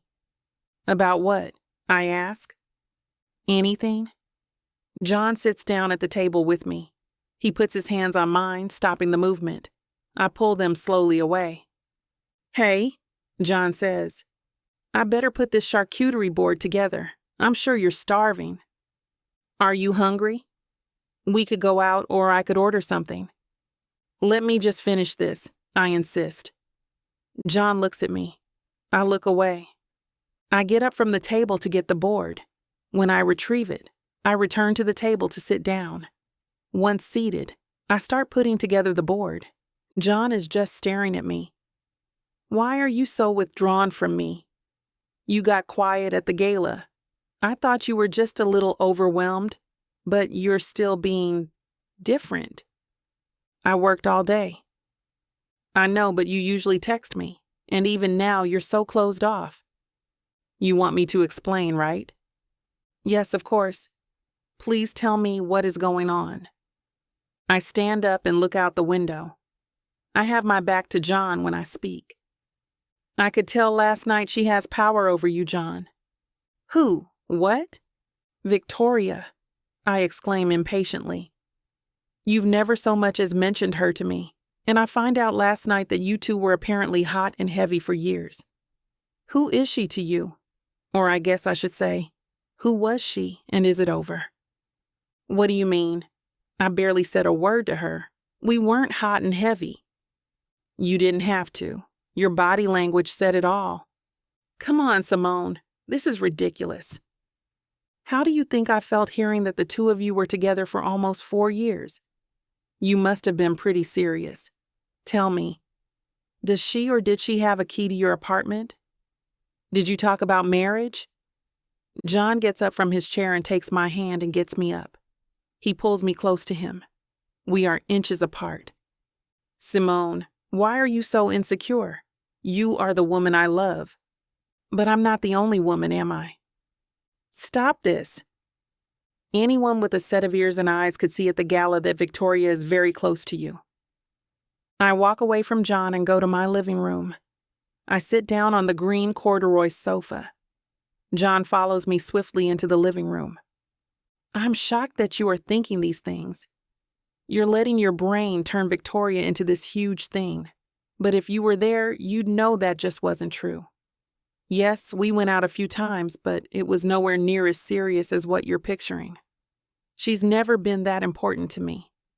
Yes, we dated, but not exclusively. Lately, it's been virtually non-existent. The sort of relationship where you need a date to a gala and call them up. Not the sort of relationship where you meet up at 2 a.m. for coffee or exchange apartment keys. I've never seen you so insecure. I am not so insecure. I'm just realistic. John sits beside me on the couch and taps his finger on the coffee table. I can see the wheels of his brain turning, trying to think of the right thing to say. I have been and am now very much in love with you. I could care less about Victoria. She means nothing to me. I look down at my bare feet. Are you sure? Come here, Simone. John looks at me with the softest eyes. I can see that he truly cares. I want so much to throw my insecurities in the trash. Being insecure feels awful. To that end, I lean toward John. John hugs me and presses me against him. He holds me tight and whispers in my ear, "You are everything to me." "Thank you so much," I whisper back. I put my head on John's shoulder and we stand there pressed together. I want to believe John, but what if there is some kind of lingering intimacy with Victoria? Will he go to her when we argue or feel growing pains in our relationship? True, there are special bonds between us that are beginning to form, but why do I worry that Victoria has the power to cut away those bonds and steal John's heart away from me? Let's keep communicating, Simone. If we do that, nothing can ever break us up. I agree and wish with all my heart that's really all it will take to keep us invincible against the Victorias of the world. Chapter 20. John, it's happening again. I thought I was doing everything right this time, but every time I try to get Simone to talk, she withdraws. She's hiding, and it's my fault. How do I resolve all of my Victoria drama when she seems to be pulling all the stops? Karma is ruthless, bringing Victoria and her dramatics back into my life when I finally got Simone back. This is what I get.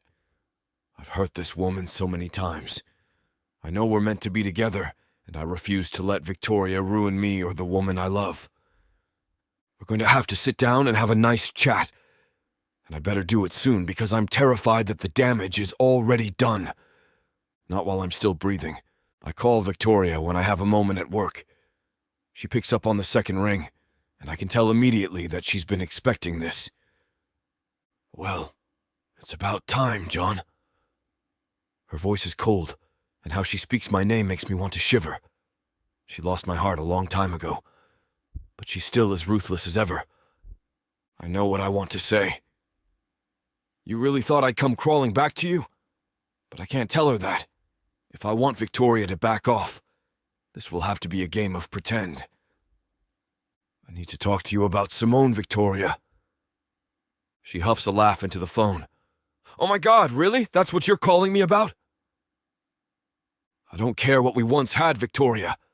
Your behavior towards not just me, but Simone is completely unacceptable. Her tone changes. Unacceptable. Just like when you ghosted me. Like when you couldn't bother to talk to me. How are these two things different, John? She's frigid, but her tone and words aren't lies. There was never a proper ending with her. I just left.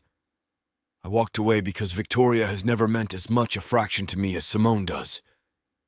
Simone is my future. There are boundaries you're not respecting, Victoria. Did I make mistakes? Yes, of course I did. But do I toy with your life? Do I make your life a living hell? Do I ruin your relationship before you've had a moment to pick up the pieces? No. Victoria is quiet for once. Something I've never thought was possible. I don't make a sound, just waiting for her snarky remark or her anger to rise up and explode. Victoria has always managed to one-up me in any situation. I don't have the patience for her. You know what, John? I'll listen. I pulled the phone away to confirm I'm still talking to my ex. Did Victoria just say she'll listen to what I have to say? Are you serious? I ask, dumbfounded. You're going to stop? Yes, is that so hard to believe? I still don't believe she's telling me the truth, so I test the water. So you will leave Simone alone? You'll respect that she and I have boundaries you should follow? Do you understand that I'm committed to her, and that there's nothing left between us? Yes. I'm surprised to get even that out of her. The past is in the past. Nothing else is going to happen between us. You're going to keep your distance. Once and for all. Yes, Dad. I'm listening. Her snark is palpable, but I must believe she understands her actions' ramifications. I don't want to see you again. Please respect my boundaries and Simone's as well. Victoria huffs into the phone but agrees before she tells me she's hanging up. I look back at the phone as Victoria's contact info disappears. Did that really just happen? Is she really going to listen to what I've said?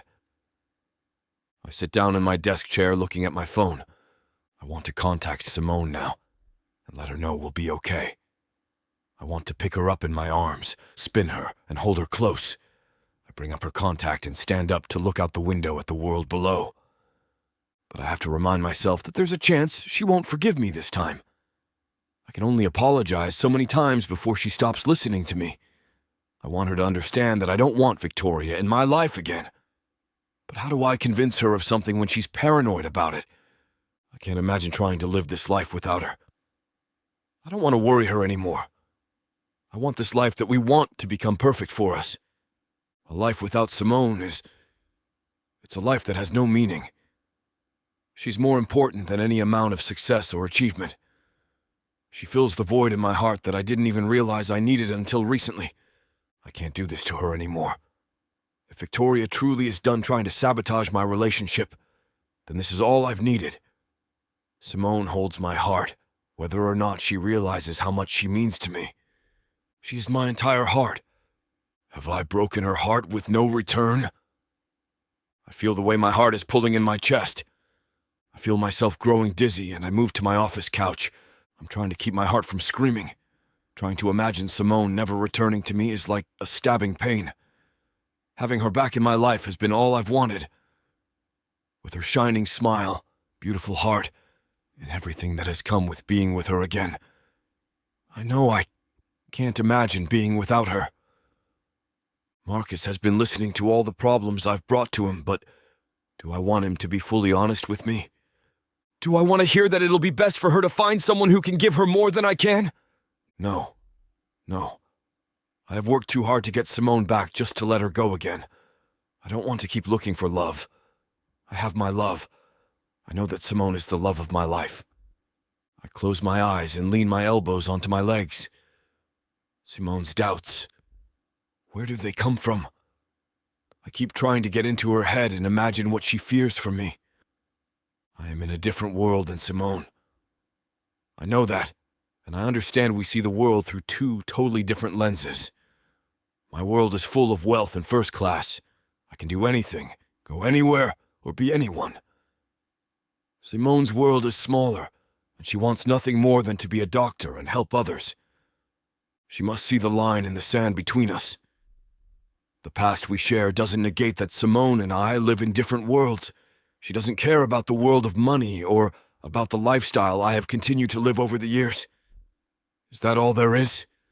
The past will continue to poison our present and will continue to collide but always fall away from one another. Our different lives are foreign to one another. I don't want to lose Simone again.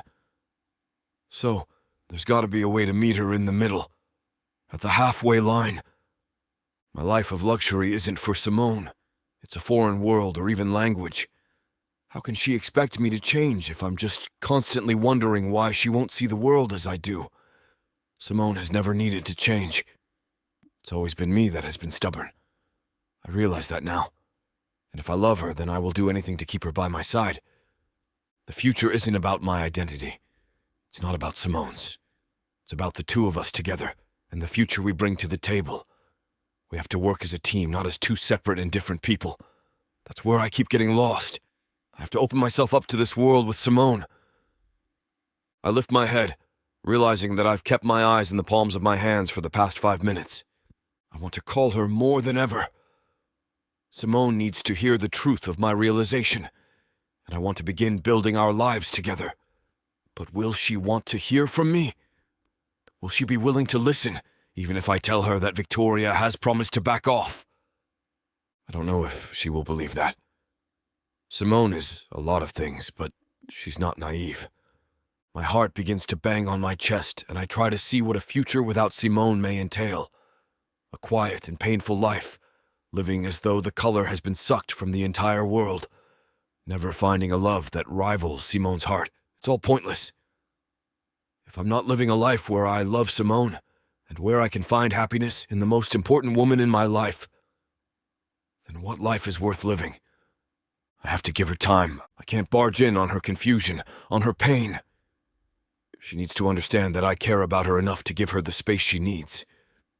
Even with my body teeming to call her, I know it's not the right time.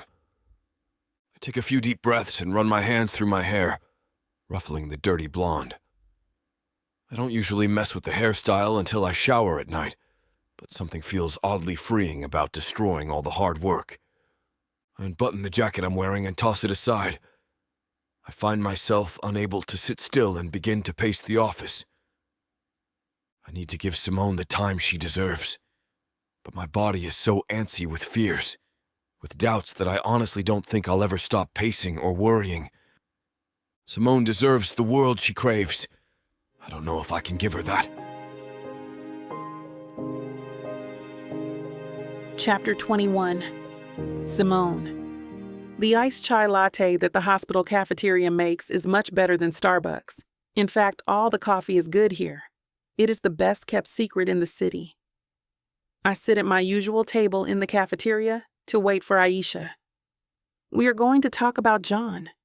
I wish that I had better things to say about my relationship with John than what is going on in my mind.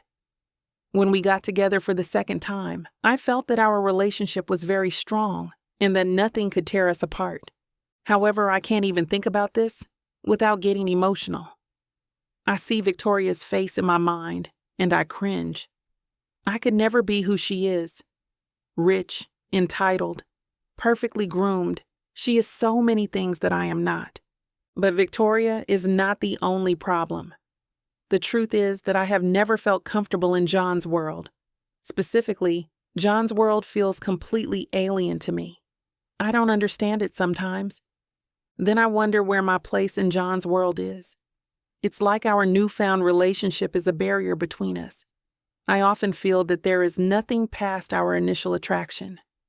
I finish my latte and think of getting another one. I want to get up from my hard plastic cafeteria chair to go get in line, but I see Aisha come through the doors of the cafeteria. I wave to her as I am standing, and she smiles at me and waves back. I sit back down at the table, and Aisha takes the chair opposite me. "What are you looking all gloomy for?" Aisha asks. I don't want to answer her.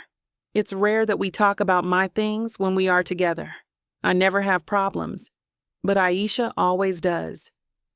Now the tables are turned. I need Aisha's feedback. I guess, if you can't talk to your best friend, who can you talk to? The table is clean now except for some packets of sugar. I take one and start fidgeting with it. I'm thinking about my relationship with John. I just can't figure it out.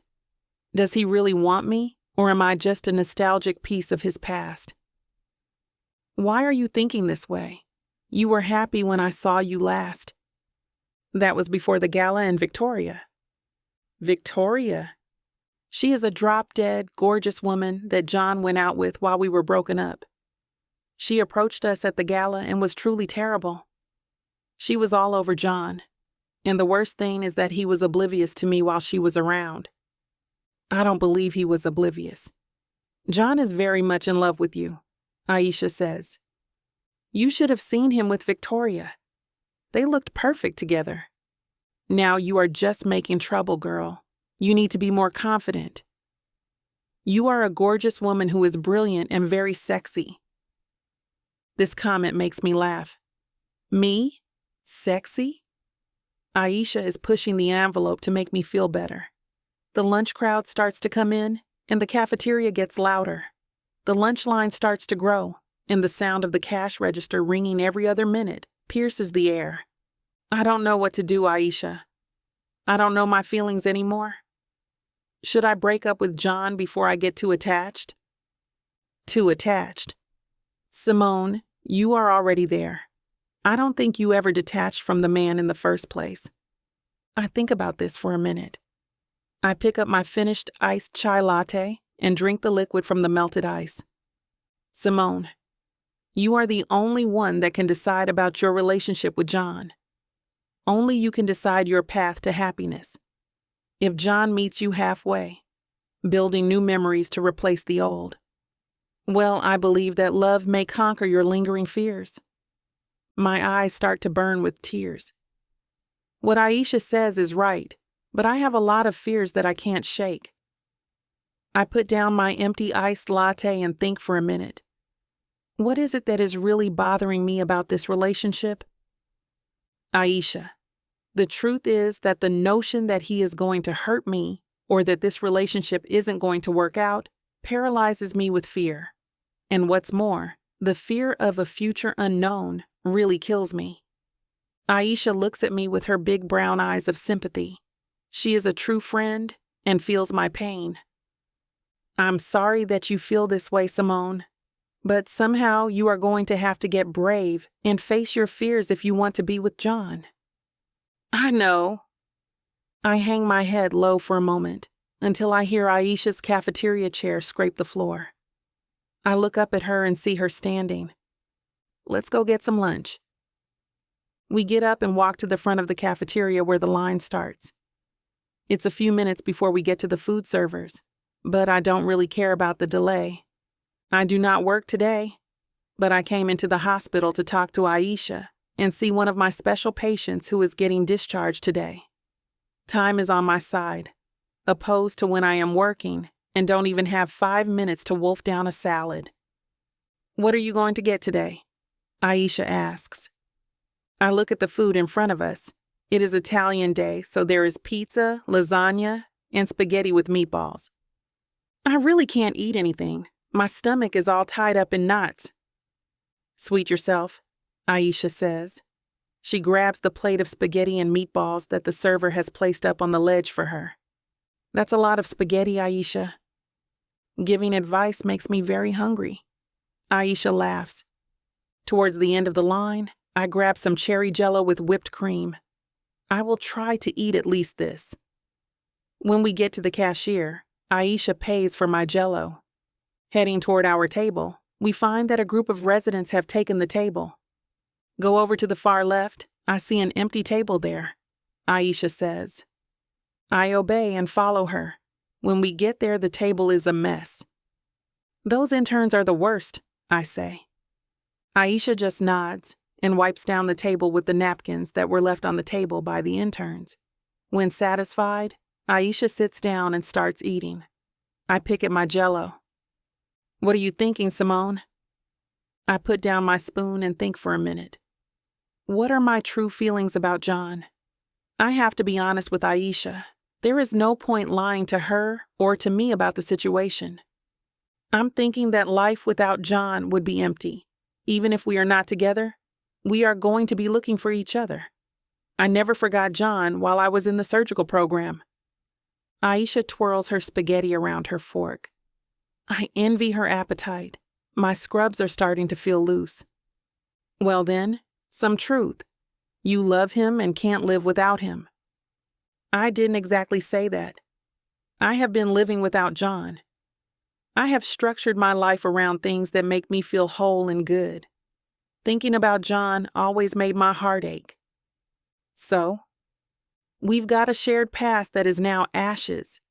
Consequently, I wonder if we have any foundation on which to build our relationship over.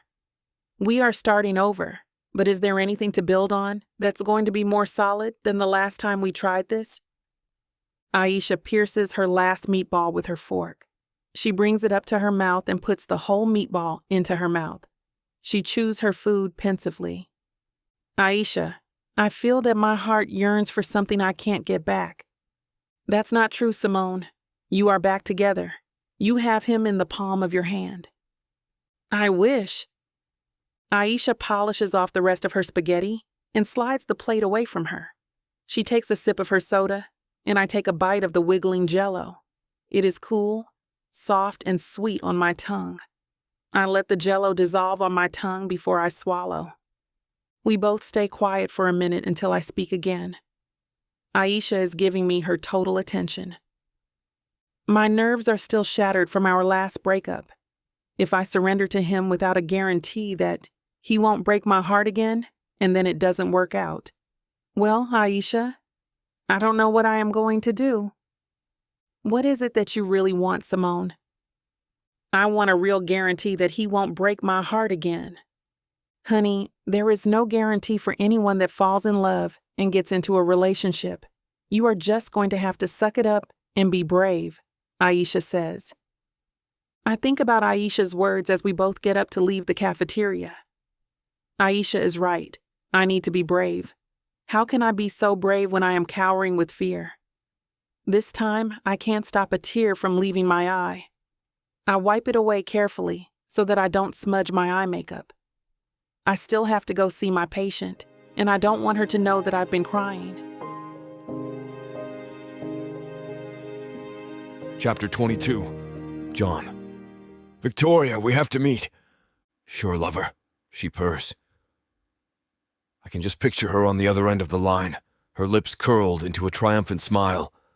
Despite her promising to back off, she's continued to be a thorn in my side, leaving flirty text messages on my personal phone and voicemails on my office line. I can only imagine how devastated Simone would be if she saw or heard them. Don't call me that, I say, struggling to keep my voice flat. I don't want her to know how much she's gotten to me. We need to settle things for once and for all. Ooh, sounds serious, she says, her tone mocking. I'll see you at 8 tonight at Murphy's. Slumming it at the local dive bar? Victoria asks. I'll see you there, I repeat between gritted teeth and resist the urge to slam down the phone. Instead, I put it back in the cradle with deliberate steadiness, then turn my chair around so it's not facing my office door anymore. I drop my head into my hands and close my eyes. I'm tired. All the sleepless nights since the gala catching up with me. But more than that, I feel emotionally exhausted. I can't lose Simone again. My only hope is that talking to Victoria will work, that I can somehow convince her to leave me and Simone alone. I don't dare hope for anything more. Well, you look like trash, Victoria greets me when she saunters into Murphy's. Please tell me how you really feel, I say dryly, as she sits at the bar stool next to mine. Victoria's eyes appraise me, from the top of my head all the way down to my shoes. And then she shakes her own head. Seriously, John, I've never seen you look this bad. Well, I've had a lot on my mind since the gala. All right, she smiles. It was fun meeting Simone. She seems sweet. Is that why you decided to do a number on her? Why ever would you say that? Because she's hardly talked to me since that night, except to say that she feels insecure now after spending time with you at the gala. Oddly enough, all of your talk about our past didn't exactly set her mind at ease, and you keep messaging me like we have some sort of business together, which isn't going to help matters. Please, I was just having some fun. Gin and tonic, please, Victoria tells the bartender, tossing her hair over her shoulder. If Simone's so insecure that I am able to rattle her, maybe the two of you shouldn't be together. I love her, I say firmly. Yes, and I loved you, Victoria shoots back. What's your point? I take a long sip of my beer. My point is, don't play any more mind games with Simone, understand? My, Victoria says, taking a sip of her drink. Looks like I really got to both of you. Look, Simone and I just got back together after being apart for a long time. Having my ex get in her face and talk in length about our history wasn't exactly what she was prepared for. Like I said, if she was that easy to rattle, maybe your relationship isn't built to last. Maybe you need to be with someone more secure, Victoria adds. Someone like me. What? I ask, shocked. Come on, she smiles, leaning in closer to me. You know that we were great together. Don't you ever miss what we had? No. Really? Victoria asks, raising her eyebrows. Not even that weekend we spent in the Bahamas? Where we didn't leave our hotel room for 48 hours? That was in the past. But it could also be our present. No, I say louder than I want to. I take a breath and remind myself to stay calm and in control. My heart belongs to Simone and Simone alone. We are over, Victoria. You need to let me go. Victoria's lips curl up in a sneer. You're just as cold and distant as ever, John. Then it should be easy for you to leave me and Simone alone. I wanted your love, she says hotly. That's all I wanted from you when we were together. I stayed while you chased fleeting affections. I told myself that one day you'd wake up and see what was right in front of you. Victoria, I say softly, surprised by the depth of her emotion, and by the pain that I caused her without realizing it. No, you listened to me. I wanted your love. I waited for it. And now you have the gall to just toss me aside without one thought for the years between us? Without a single care? I'm sorry, I say, hearing the truth in her words. I didn't realize how much I meant to you. You thought I was just playing games, she says bitterly. No, John, that was all you. And here you are, hurting me and thinking so little about the time we shared. What is wrong with you that you can do that? Victoria asks, real hurt in her eyes. I'm sorry, I say again. I truly am, Victoria. I thought that we had the same understanding about how things were between us, but I see now how wrong I was. That was an assumption you made, because thinking like that makes your life easier. But I was in this for real, John. I don't know what to say. Your apology is a bit of a start, she says grudgingly, as if seeing you look so awful. That helps some. I'm truly sorry for any pain that I caused you, Victoria, but not enough to try with me for real. I shake my head. No, my love for Simone spans lifetimes. I can't imagine not being with her. That hurts, she says quietly. I'm not saying this to hurt you. I'm really not. But now that I'm back with her, I can see how what I felt for you was just a shadow of the real thing. You deserve that kind of love too, Victoria. Just not with you. You're so callous and smug, John. I'm not trying to be either. I see now how much I hurt you. I never meant to do that. I thought that it was fine to stay with you, even though I knew I didn't love you the way you loved me. I was thoughtless and callous then, Victoria.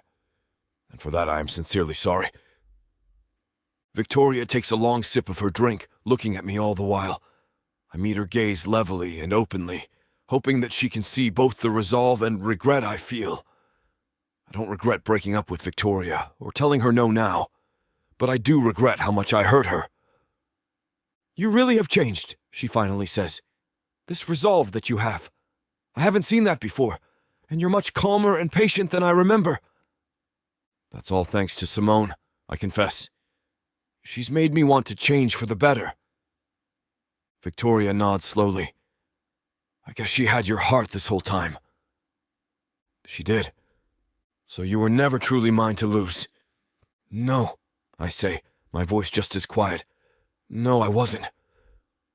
Victoria sighs and finishes her drink. She looks thoughtful and more serious than I think I've ever seen her. When she puts her glass down and turns to me, I can't help bracing myself for whatever she's about to say. So I almost fall off of my stool in shock when she smiles weakly. Okay. Okay, what? I ask.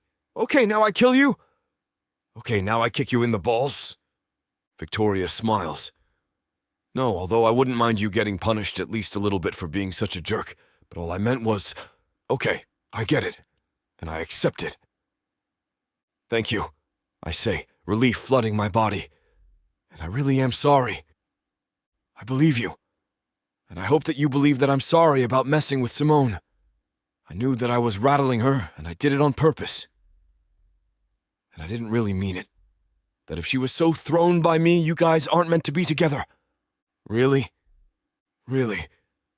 I know how the appearance of an ex can make even the most secure woman have a second thought about her relationship. It's human nature.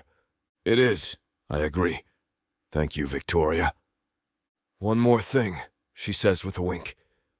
And this'll really shock you. What? I ask warily. I'm actually a little bit happy to see how devoted you are to Simone. You are, I ask, truly surprised, just as Victoria predicted. John, I'm a romantic, Victoria reminds me. That's why I pined for you for so long, after all. So even though you don't want me, I can't help but be happy to see a new romance blossoming. You're being much nicer than I deserve, I point out. I know, she shrugs, but I also believe in karma, and that holding grudges is just bad energy. Maybe by letting you go and not involving myself with you and Simone, that will help me find my own new romance. I think that it will, I say. I hope so, Victoria says. But either way, I hope that you and Simone can make this work. Love like you found in her only comes around once in a lifetime. I know, but I'm worried that I've ruined things with her. Again, I say gloomily. I keep trying to become that better man that I want to be, and that Simone needs me to be. But I keep messing up. Well, I advise that you figure it out, Victoria says, pulling out her wallet. I shake my head. Your drink's on me, it's the least I can do. Damn, I should have ordered top-shelf gin then. She grins. John, Victoria adds, her expression turning serious. You need to make this up to Simone somehow. It's what she deserves. I know, you're right. But I'm afraid it's too late. Victoria shakes her head. It's never too late for true love. Chapter 23. Simone. So where's John taking you? Aisha asks as we walk back to the locker room at the end of our shifts. Chez Henri, I tell her, and she whistles. Fancy. I know, I say, twisting the dial until my locker opens. I pull out the emerald green dress that I hung up this morning. I hope this is nice enough. Aisha eyes the dress and grins. You're going to look amazing. Thanks. I'm way too nervous about this dinner, I admit as she opens her locker. Why? Oh my God, is John going to propose? What? No. I laugh. It's just that things have been so awkward between us since the gala. What if he's decided that he wants to go back to his ex? If he has, then he's an idiot, Aisha says.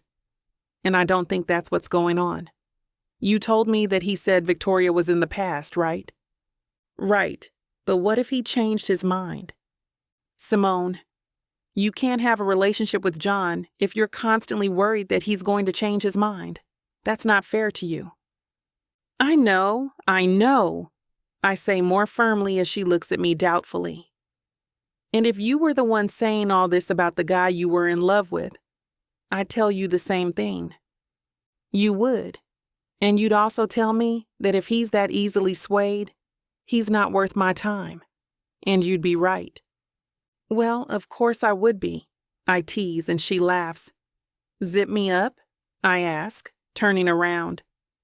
Look, Aisha says, zipping up my dress. I really don't think John would go to all the trouble to plan a dinner at the nicest restaurant in town, only to dump you.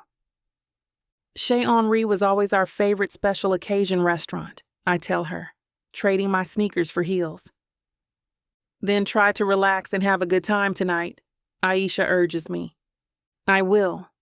I promise her. I unpin my hair and run my hands through it, telling myself to stay calm and stop worrying.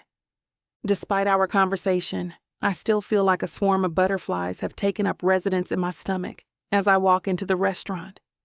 The maitre leads me to where John is waiting at the table I still think of as ours, even after all these years. Simone, you look gorgeous, John says, standing up as I approach. You look pretty good yourself, I tell him, taking in his dark gray suit, crisp white shirt, and navy blue tie. Thank you, he says as I sit down. John sits too. I hope you don't mind, but I took the liberty of ordering the scallops for you. My favorite dish, I say, impressed that he remembers. That's perfect. Good.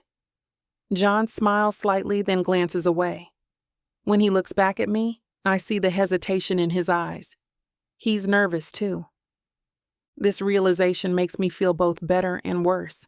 Glad that I'm not the only one unsure about myself, but worried all over again that this dinner will end badly.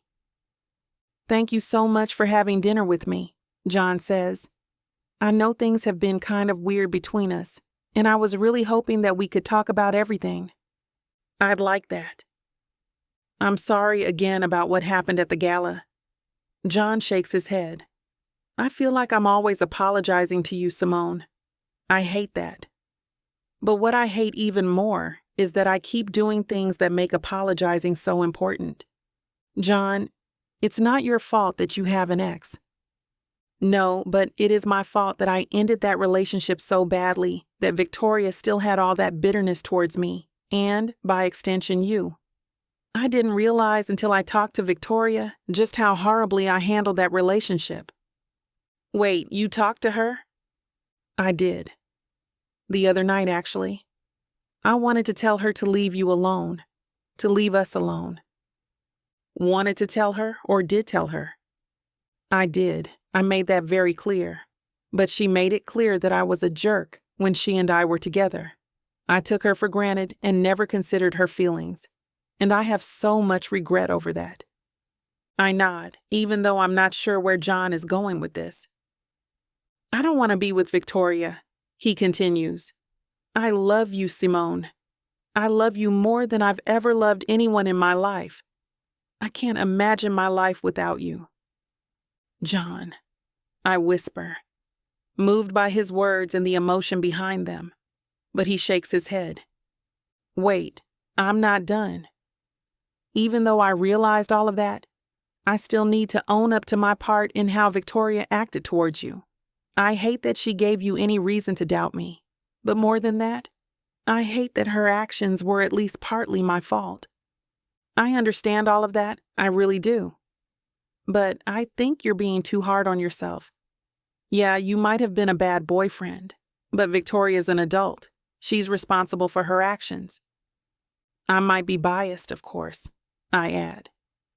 Because after you dumped me, I didn't turn into a raging, vengeful brat. He winces. God, I really have a bad track record. You did? I agree.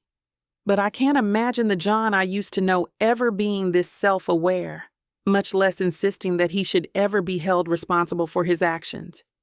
You really have changed. Thank you for saying that. He reaches for my hands. I needed to hear those words. I meant every one of them. You know, Victoria actually gave us her blessing. What?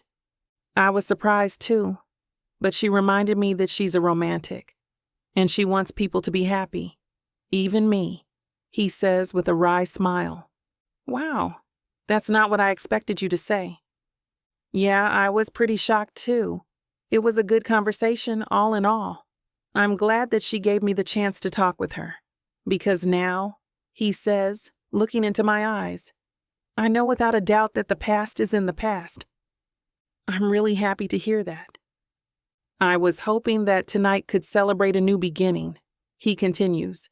The start of our new and improved relationship. One where the past will trouble us no more, and the future is whatever we want to make of it together. John's face is full of hope as he talks. I want to feel just that hopeful too, especially since his heartfelt words are the ones I've been longing to hear for so long. But I can't stop thinking about how recently my own heart was hurt. The silence stretches between us as I struggle with what to say. As much as I want to tell him that I'm ready to make tonight a new beginning, I can't. But I don't want to walk away either. Simone, John says gently, please say something, even if it's to curse me out. I'm not going to do that, I tell him. Everything you just said I want to agree with, about the past being in the past, about tonight being a celebration. I want to say yes so badly, John. But you can't, he says quietly. No, not yet. I'm afraid of having my heart broken. I don't want to hurt you. I'm in this for real, Simone, if you'll have me. I believe you. But I'm still hurt about what happened. I'm glad you talked to Victoria, and I trust that she meant what she said. It just feels like our pattern is that things are going well, then something from your past, your behavior, and ex, for example, throws a wrench into our relationship and makes me doubt that what we have can last. How can I convince you that it really will? That I've cast off everything hurtful and bad, and that our future together could be so beautiful? The only way you can convince me is to show me. John nods, his expression still serious. I understand. But will you give me a chance to show you? I hesitate, not sure if even that is too risky, but then I think about how special John makes me feel, how being with him is like coming home. And I don't want to give that up, not without knowing I tried as hard as I could to make this work. I will, I say. John grins in relief. Thank you so much. I promise you won't regret this. I'll meet you halfway, I tell him. I want to build new memories with you to see what this could turn into. But this is going to take time. I completely agree. I'm just so happy that you're giving me a chance. I'm giving us a chance, I say firmly. I deserve to be happy too. And I think that I could be with you. Simone, I will make sure that you are the happiest woman in the world. You won't want for anything, I swear. Let's not go over the top, okay? Keep it simple. Simple pleasures only, I say. That's all I want with you, John. A normal life, not something that's one big surprise or gesture after another. But can we still have dinner here tonight? He asks with a smile. I'd really like that. Oh yeah, I grin. I'm not walking out on those scallops. Just then, the waiter approaches with our food. Perfect timing, John tells him. Thank you. Once the waiter has left, John raises his glass. A toast, he says, to new beginnings and a normal life. I smile and clink my glass against his. Chapter 24.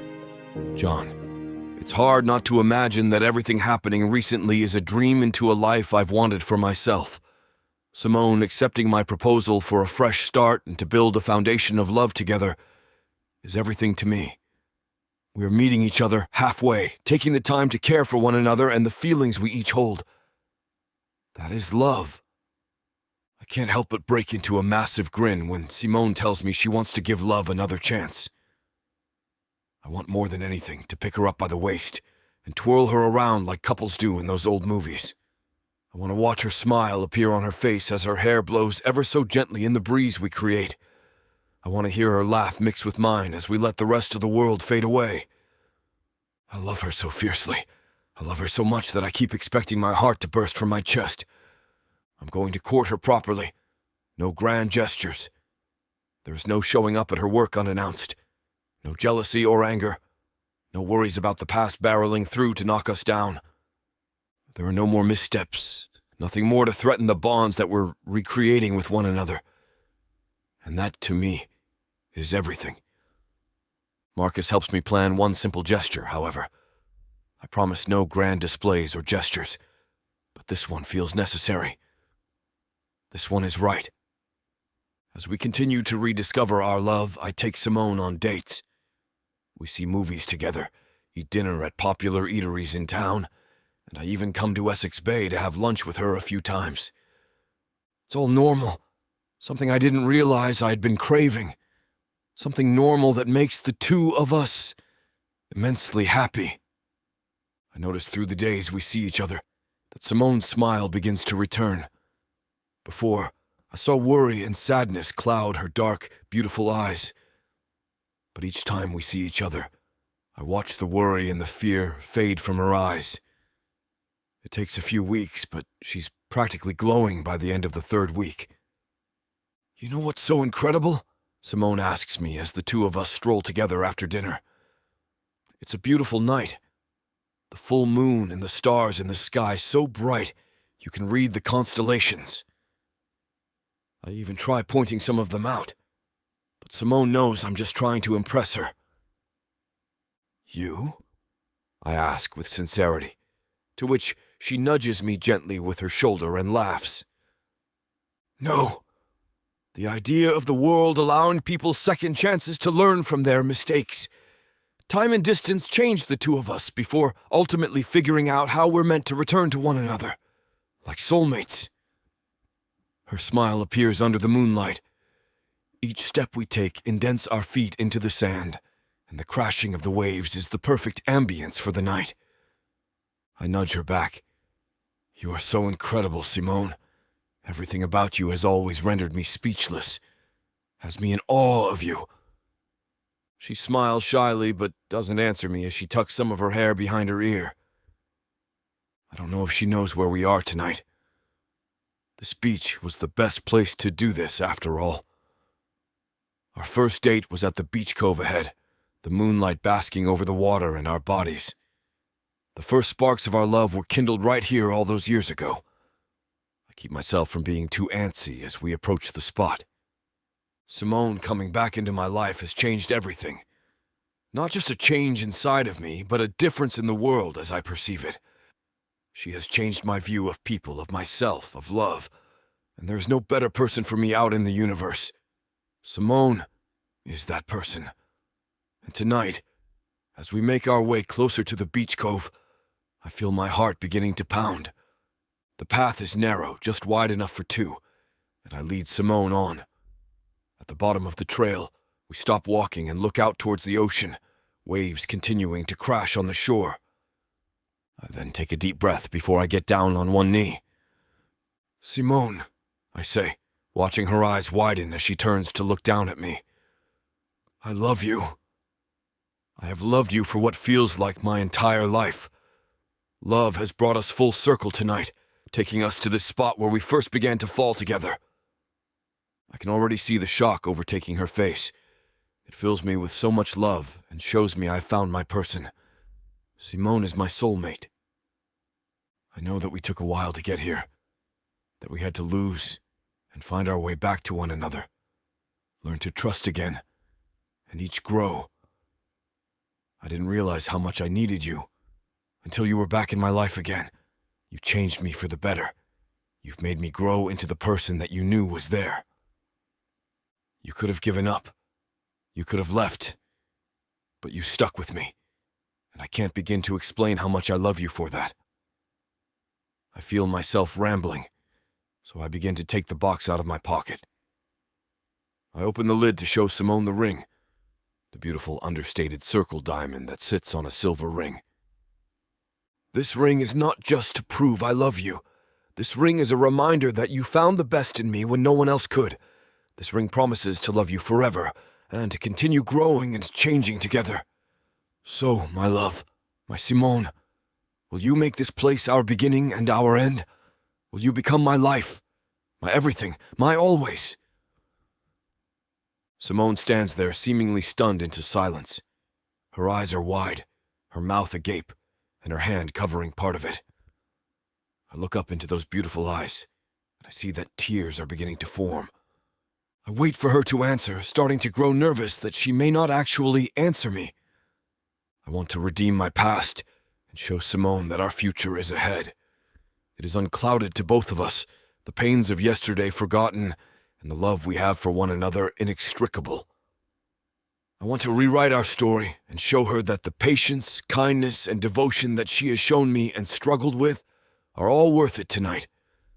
I want to make every single day together an everlasting memory. She shakes her head with a smile on her face. I love you so much, John. You are my absolute everything. Always and forever. Yes, of course, I'll marry you. I can't help but shoot to my feet to kiss her, her laughter trying to hide the tears that fall down her face. I kiss her over repeatedly before pulling away, wiping one of the tears from her face. Then I remember there's a ring I'm supposed to put on her finger and take it from the box. She gives me her hand, and I can see her shaking. I know she's happy, so I wonder if the shaking is purely from adrenaline. I slip the small diamond onto her finger, and she looks down at it, laughing out more tears. I take her into my arms and embrace her, kissing the top of her head. I repeatedly whisper my love to her, rocking back and forth on the sand. This night is where we will start anew. We will build the life we have both dreamed of. We will grow and learn together as we navigate the world. But most importantly, we will always have one another's backs. I love you, Simone says, muffled by my shirt. I watch her pull away from me, looking up into my eyes, which also begin to sting with tears. I never thought I was the type of man to cry with happiness, but I guess it's not so wild when it comes to the woman I love more than the moon and the stars. I love you, Simone. I love you today, and I'll love you tomorrow, and I'll love you forever and always. I will love you with every single part of me. She has mended me into the man I've always aspired to be. Simone has shown me that I am worthy of not just happiness, but love. A love that tugs in my chest and pulls from the air I breathe. How have I become so lucky as to find my person within Simone?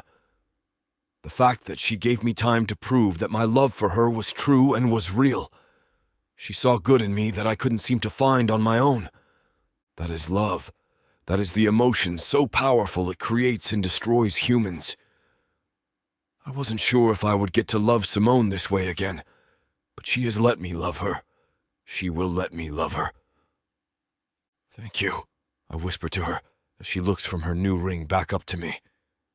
Why are you thanking me?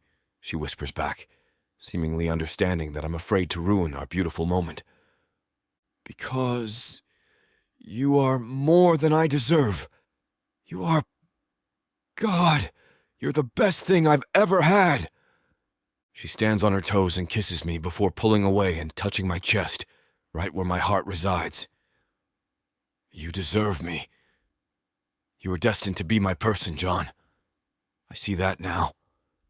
And there's no way in hell I'm ever letting you go again. I can't help but chuckle as I hold Simone close, watching the moonlight reflect off the ocean waves together in comfortable silence. Chapter 25. Simone. Can you believe it? John asks, breaking the peaceful quiet between us. I can't. You're going to be my wife. Of course. I love you. I love you too, he says, throwing his arms around me and lifting me up. She said yes? He screams as I laugh, and he twirls me around. She said yes. Let go of me, you crazy man, I say through my laughter. He puts me down and grins. I'm your crazy man now. You bet you are, I say. And you're going to be my wife, he says again, still sounding stunned. Simone, you have made me so unbelievably happy. I giggle, our bodies still pressed tightly together. I can believe it, I say, sliding my hand down until my fingers are resting on the hard bulge in his pants. I hate to burst your bubble when things are just getting started, but this platform won't allow us to air the steamy content coming up in this chapter. If you want us to keep bringing you free audiobooks, we have to abide by their rules. Luckily for you, the unabridged version of every Vic Savon audiobook is available at vicsavonromance.com, and with promo code VIXA40, you can get 40% off any digital product. He shifts so that he's lying on his back, and I do the same. The night sky spreads out above us, a dark blanket sparkling with stars. Do you want to know something crazy? John asks after a few minutes. Always. For some reason, being with you right now, like this, I feel like we're already married, like the biggest commitment was saying yes, and the wedding is just extra. I know what you mean, I say. Don't get me wrong, I'm looking forward to that extra, but I don't need a ceremony or a piece of paper to know that you're the man for me, the only man for me. And you're the only woman I want. You always have been, and you always will be. I roll over and kiss him, then settle myself so that I'm lying against his chest. I raise my left hand up, and we both look at my ring. You chose really well, I tell John.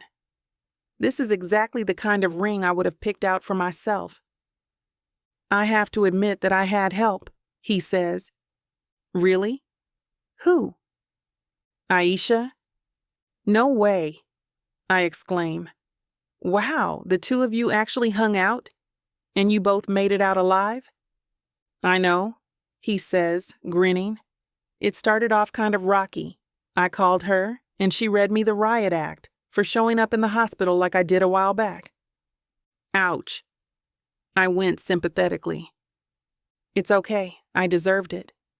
Once I told her that, though, she began to warm up to me. Even when I said I wanted to marry you, she still grilled me before agreeing to help me choose a ring. Grilled you on what? I ask curiously. Also, I have to say, I'm impressed with how well she kept all this a secret. I'm just relieved, John says. As for the grilling, it was mainly her making sure that I knew what an awesome doctor you are, and that your career had to come first, all of which I happily agreed with, because you are and it does. You mean that? I ask in surprise. Because while I'd love to stay in Essex Bay, there's no guarantee that I'll get an offer at the hospital after I'm done with my residency. You'd really be willing to move from here if we had to? Of course, John says seriously. Although Essex Bay General would be lucky to have you. But anywhere you get a job, that's where we'll go. What about your work? And Essex Bay is your home, John. I can work from anywhere, and my home, Simone, is wherever you are. I kiss him, my eyes brimming with tears. That might be the most beautiful thing anyone has ever said to me. Then I'll have to work it into my vows, John says, running a hand through my hair. No, please don't, I say, wiping my eyes. Then I'll be a sobbing mess at the altar, and that is not a good look in pictures. Let's just use the traditional vows. Okay, John says, tenderly running his thumb across my cheek. But I mean it, Simone. I know you do. And my home is you, John. As long as we're together, nothing else matters. I love you so much. I love you too. The wind picks up suddenly and I can't help shivering. John hugs me. Are you cold? He asks. Kind of, but I don't want to leave yet. I don't want this night to be over. Hold on. John sits up and grabs something that I can't see, Then he pulls it over me, and I realize that it's his suit jacket. It's not a blanket, but it's the best we have, he says apologetically. It's perfect, I say, curling up against him again, now with the jacket over me. You're perfect. So are you, John says, wrapping his arms around me. I tilt my face towards him, and we kiss again as the waves lap against the shore, and the stars sparkle over us. I hope you're enjoying this audiobook by Vic Savon. If you want to keep hearing more audiobooks, then please hit that subscribe button and like the video. It may seem insignificant, but the more people that subscribe, the easier it is to produce more audiobooks in the future. So please, help us out and subscribe to our channel. Thank you for listening, and now back to your book. Chapter 26. Simone. Hey, John says. I bolt up in bed. Easy, he says. I'm late, I say frantically. What time is it? You're not late, John says calmly. I am. I was in the hospital, and we had to meet up for morning rounds, and I couldn't find everyone. Dr. Chin is going to kill me. Simone, John says, gently grabbing my shoulders. I think you were dreaming. I wasn't. I'm late, Dr. Chin. Wouldn't hurt a fly on his worst day, okay? Breathe. Look around. Here. He takes my hand and puts it on his chest. Oh, I say. I start to slide my hand down his body, but he grabs my wrist firmly. The very scary Dr. Chin gave you today off so we could get some wedding planning done. Right, I say, flopping back down on the pillow. Nope, he says. You still have to get up. We have a lot to do. Now? I whine, but I'm faking. The truth is, I've been looking forward to this day. We talked about it. A lot. John wanted to spoil me and create a wedding fit for a princess. That was more than I wanted. Plus, it seemed like a total waste of money. We were at a stalemate over it. Finally, John suggested that we create a scholarship program for my medical program. He promised to fund it. 2 full scholarships for every year we were married. If I would allow him to spoil me, even just a little bit, for the wedding. I decided to take the win. We agreed on a simple beach wedding with some elegant touches. And I have to admit, I've become a bit addicted to looking at all the endless possibilities for elegant touches online, in whatever little free time I can find. Over coffee and a light breakfast, we go over our agenda. First up is the florist.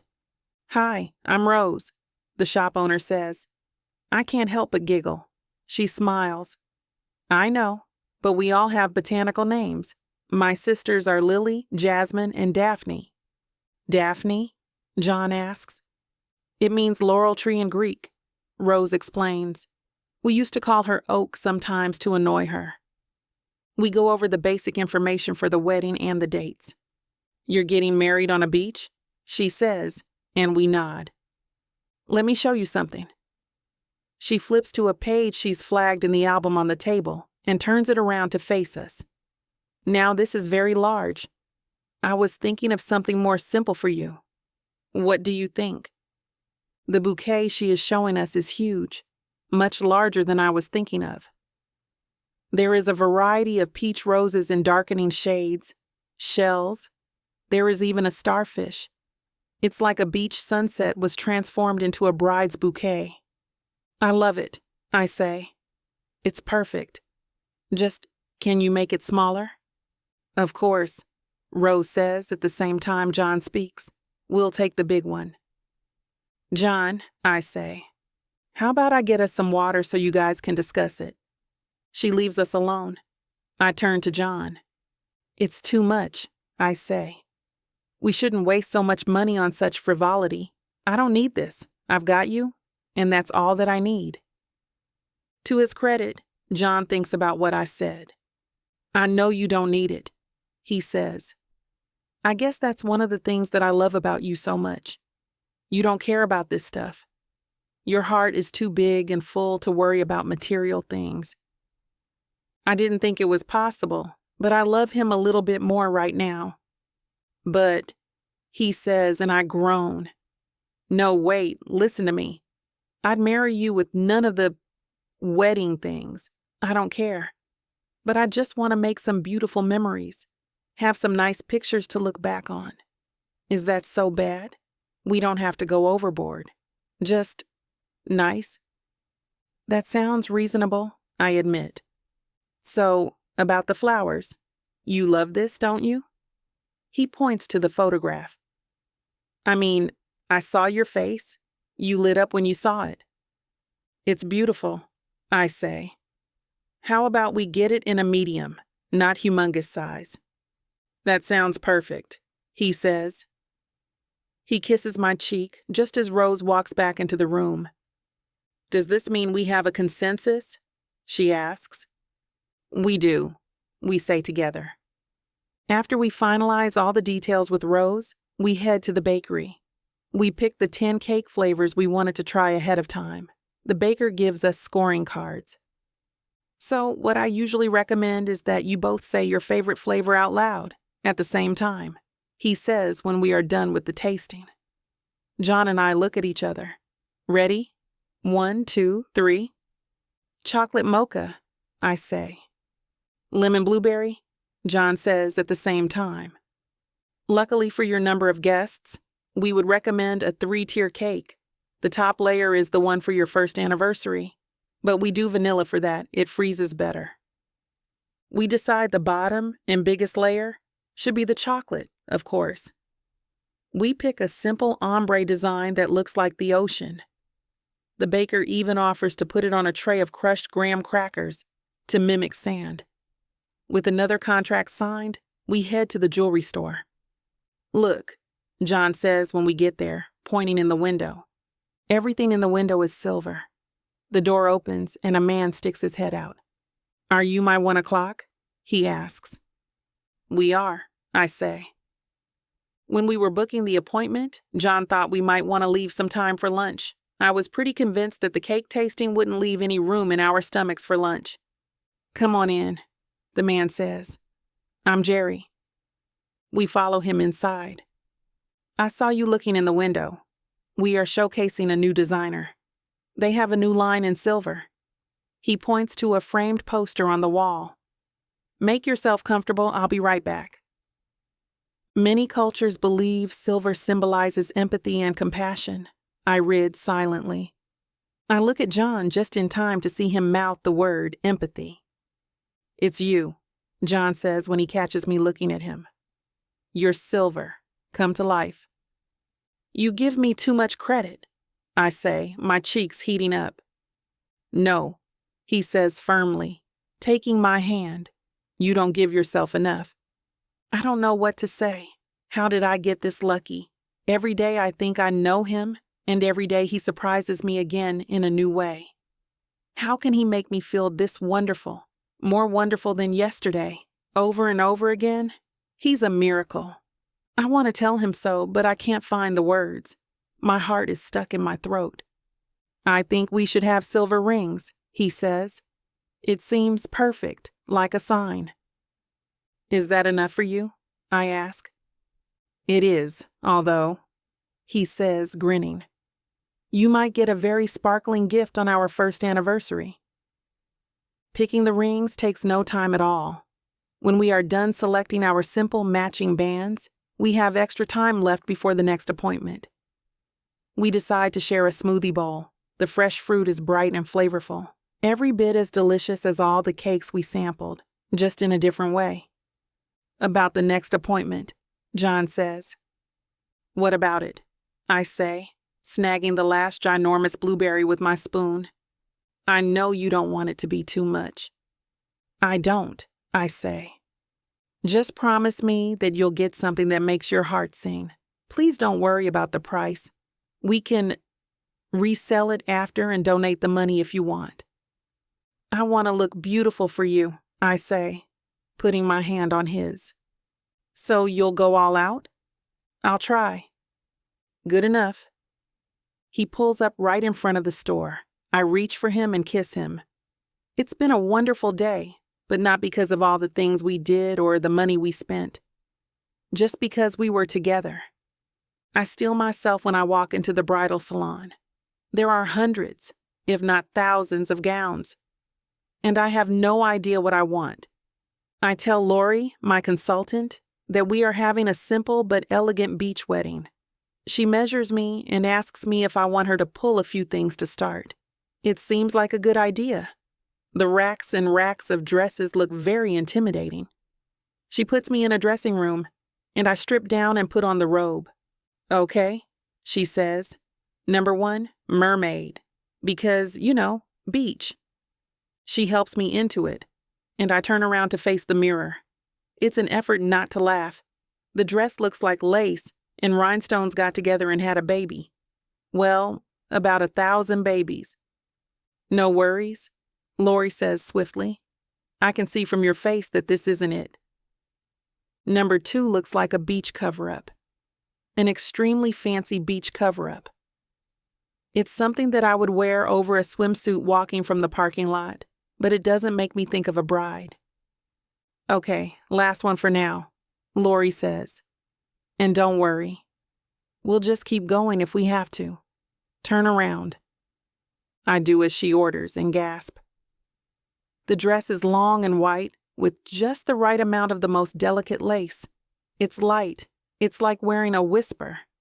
I'll feel the ocean breeze through it. I love it, I cry out. So we have a winner? She asks, and I nod. She hustles out of the room mumbling about veils and hair pieces. I don't look at the price tag. This is the dress I want to marry John in. And I can't wait. Chapter 27. John. Are you nervous? Marcus asks as we get out of the car. I smooth down my tuxedo jacket. Not at all, I tell him. I've been waiting for this day for a very long time. Simone and I decided to get married at the beach cove. We couldn't think of another place that held such special memories and powerful meaning for us. But every day this week, Simone's been checking the forecast, worrying that our wedding day will be too rainy or cold for an outdoor ceremony. Today, however, is perfect. There's a light breeze off the water and a few clouds high in the sunny sky. The rows of chairs are filled with our guests, and at the end of the long white runner that's serving as an aisle, the officiant stands under a simple wood structure woven through with flowers. I glance around as Marcus takes his seat and realize that everyone is here. I nod to the leader of the string quartet that's providing the music for the ceremony, and music fills the air as I stride down the aisle. The song fades out, and for a moment, everything is silent. Then the quartet begins to play again, as Simone appears at the end of the aisle, flanked by her parents. She looks so gorgeous in her long white dress, her dark hair falling loose around her bare shoulders. Simone looks straight at me and I smile, stifling the urge to run back down the aisle and kiss her. Instead, I watch her walk towards me, unable and unwilling to look away for even a second. Finally, she's standing next to me. I take her hand in mine and lean down. You look amazing, I murmur, inhaling her light, sweet-smelling perfume. So do you, Simone whispers, love and joy shining from her eyes. A few days ago, I told Simone that I wanted to write my own vows. I hadn't planned on doing that. I didn't think that I'd ever want to share my deepest emotions and hopes with a crowd of people, even at my wedding. But the more I thought about reciting the usual vows, the more I realized that I wanted to do something different. I wanted to make it clear to everyone, to all of our family and friends, how much Simone's love and forgiveness meant to me, how much it changed me. Now, though I'm hit by a flurry of nerves, the officiant turns to me, waiting for me to speak. I glance at the crowd and see every eye on me. I swallow, my throat suddenly dry. My mind is blank. The speech that I memorized vanished. Why did I ever think this was a good idea? But then I look at Simone. She smiles at me, silently supporting me and believing in me. And I immediately feel steadier.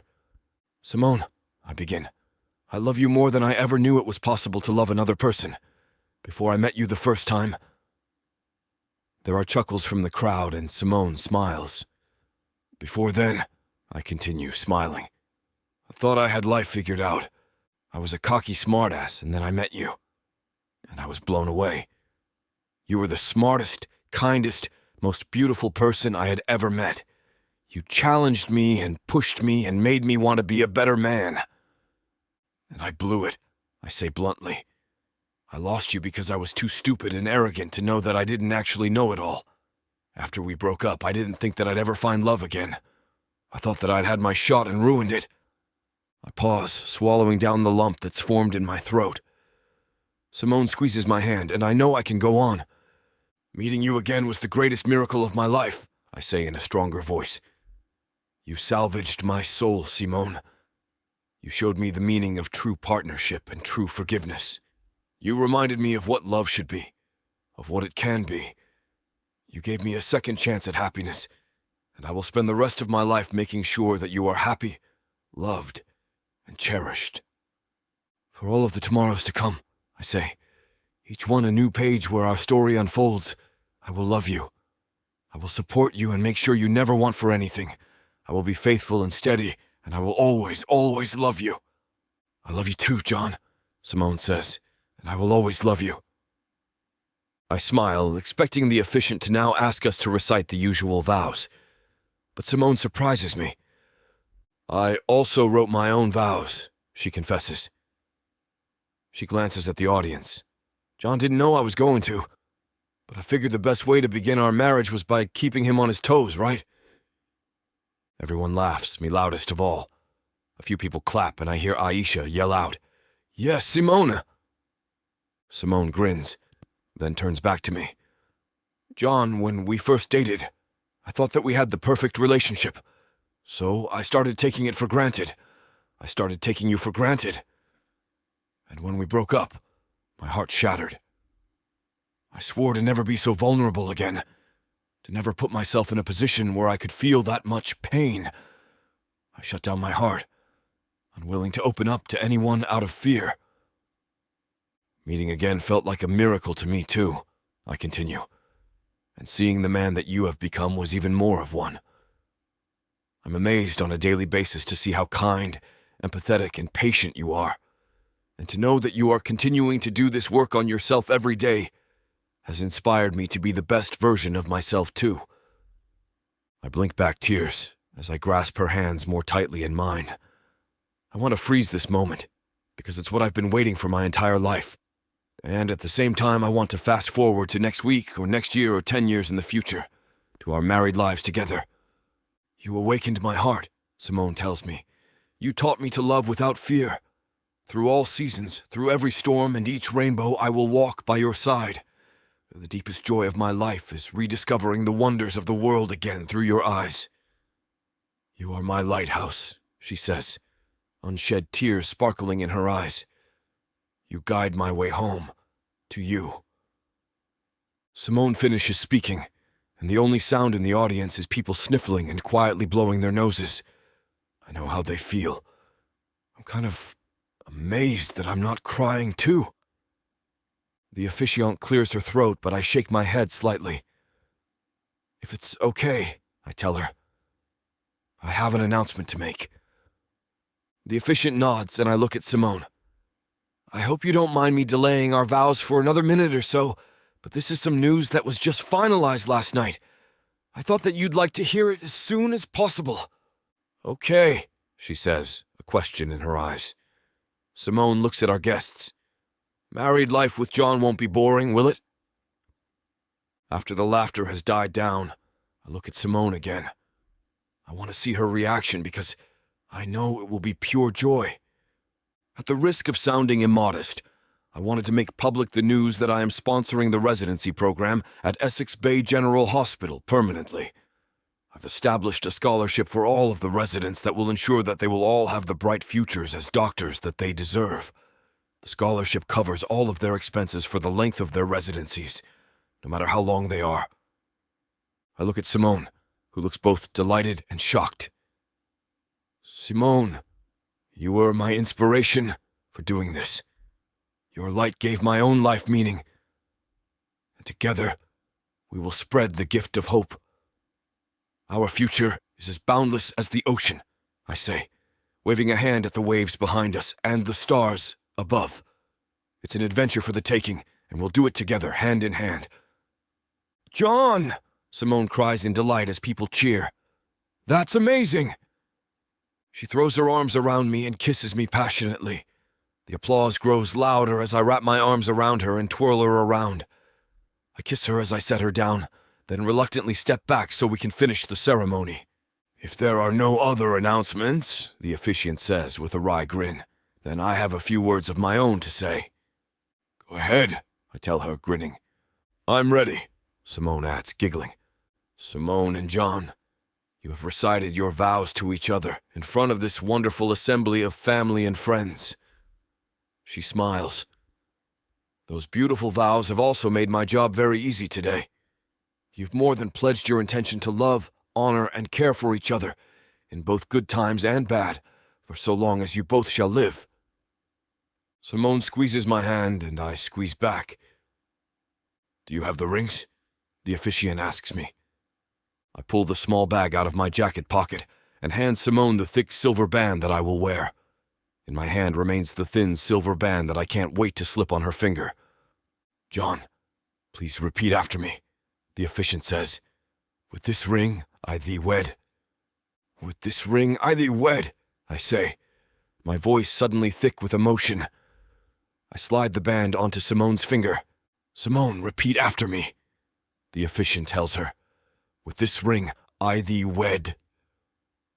With this ring, I thee wed, Simone says, her voice just as emotional.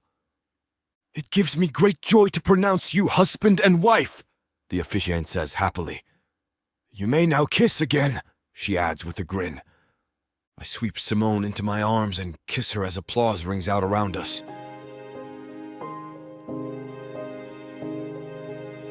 Chapter 28. Simone. The cocktail hour passes in a wonderful blur of laughter, conversation, and really good food. Or at least that's what everyone tells me. Every time I try to grab anything, another guest is at my side, offering congratulations and hugs. How are you holding up? Aisha asks me towards the end of the cocktail hour. We're in the bathroom, touching up our makeup before the seated dinner begins. Overwhelmed in the best way, I laugh. Do you think everyone's having a good time? Yes, but that doesn't matter unless you and John are, she says with a laugh. It's your wedding. All I care about is that we got married, I tell her as she brushes mascara onto her lashes. Aisha pauses and looks at my hand, where the silver wedding band shines next to my diamond engagement ring. I look too. You really did it, my friend says quietly, and I've never seen you look happier.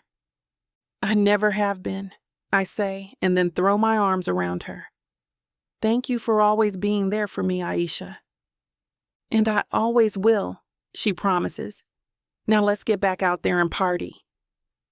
The next time I have a chance to catch my breath is when John and I have our first dance. He spins me around the dance floor as the music swells, and I blink back tears of joy to be held so securely in his arms. When did you become such a great dancer? I ask teasingly. I've been taking lessons for weeks, he says seriously. I wanted to surprise you. John, I say, touched. You didn't have to do that.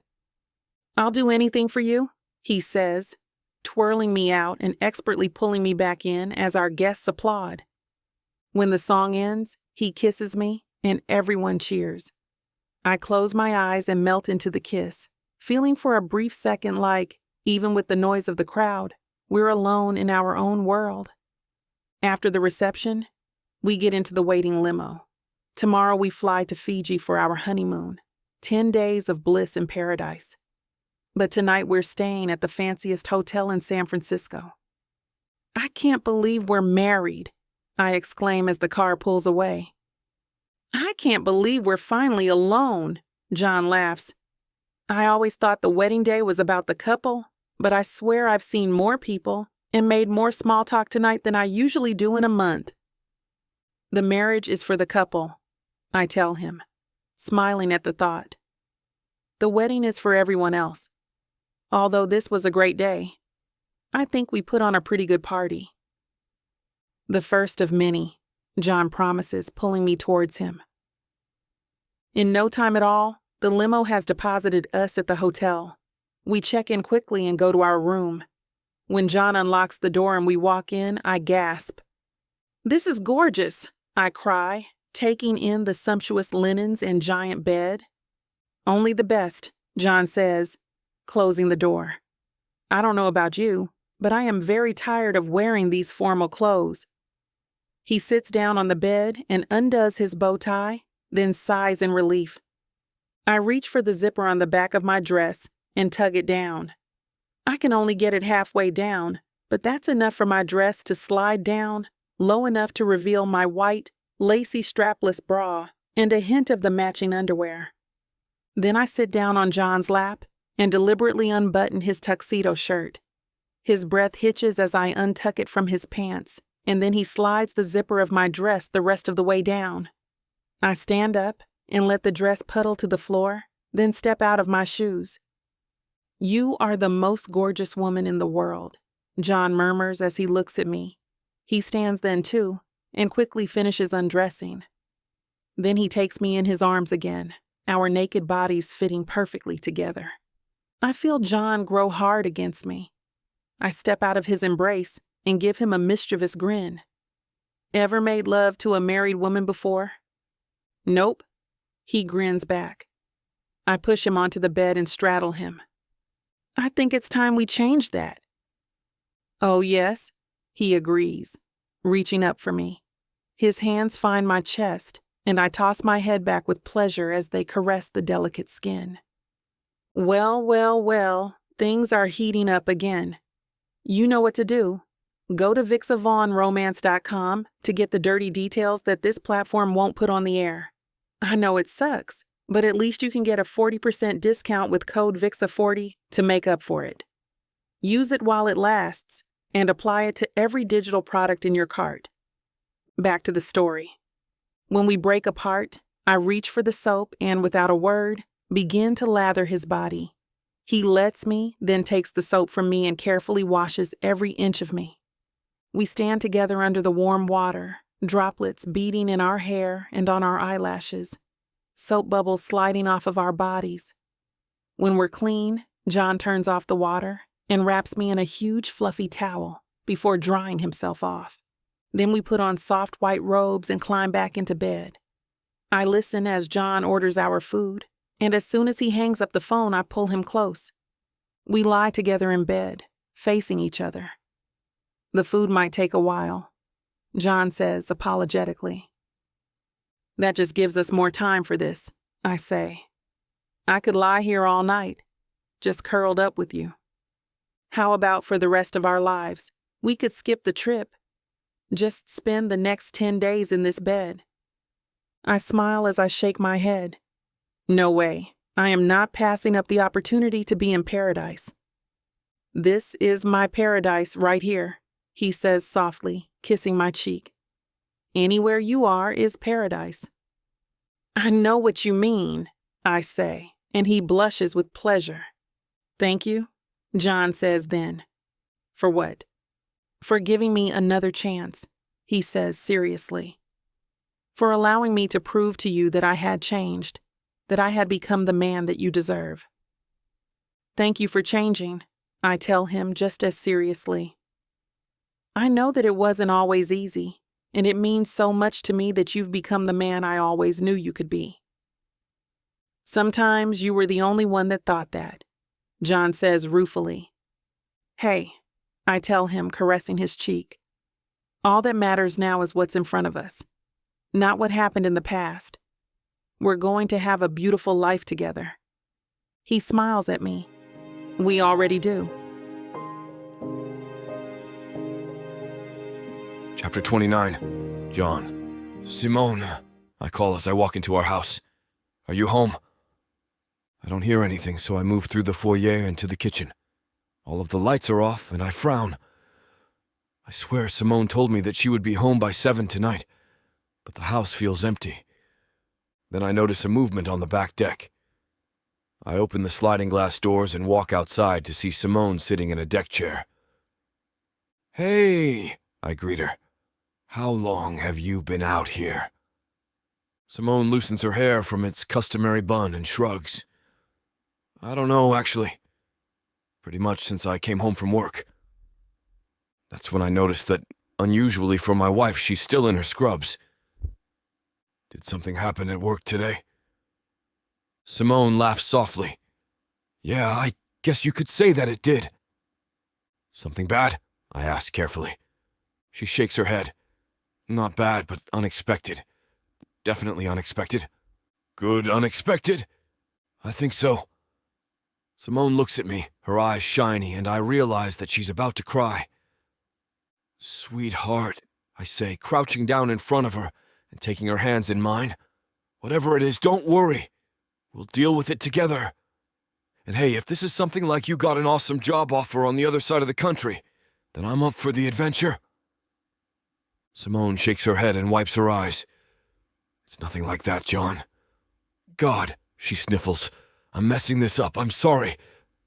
It's not bad news, just—" She trails off, seeming not sure what to say next. "It's fine. You're not messing anything up, but whatever it is, please tell me. I'm pregnant."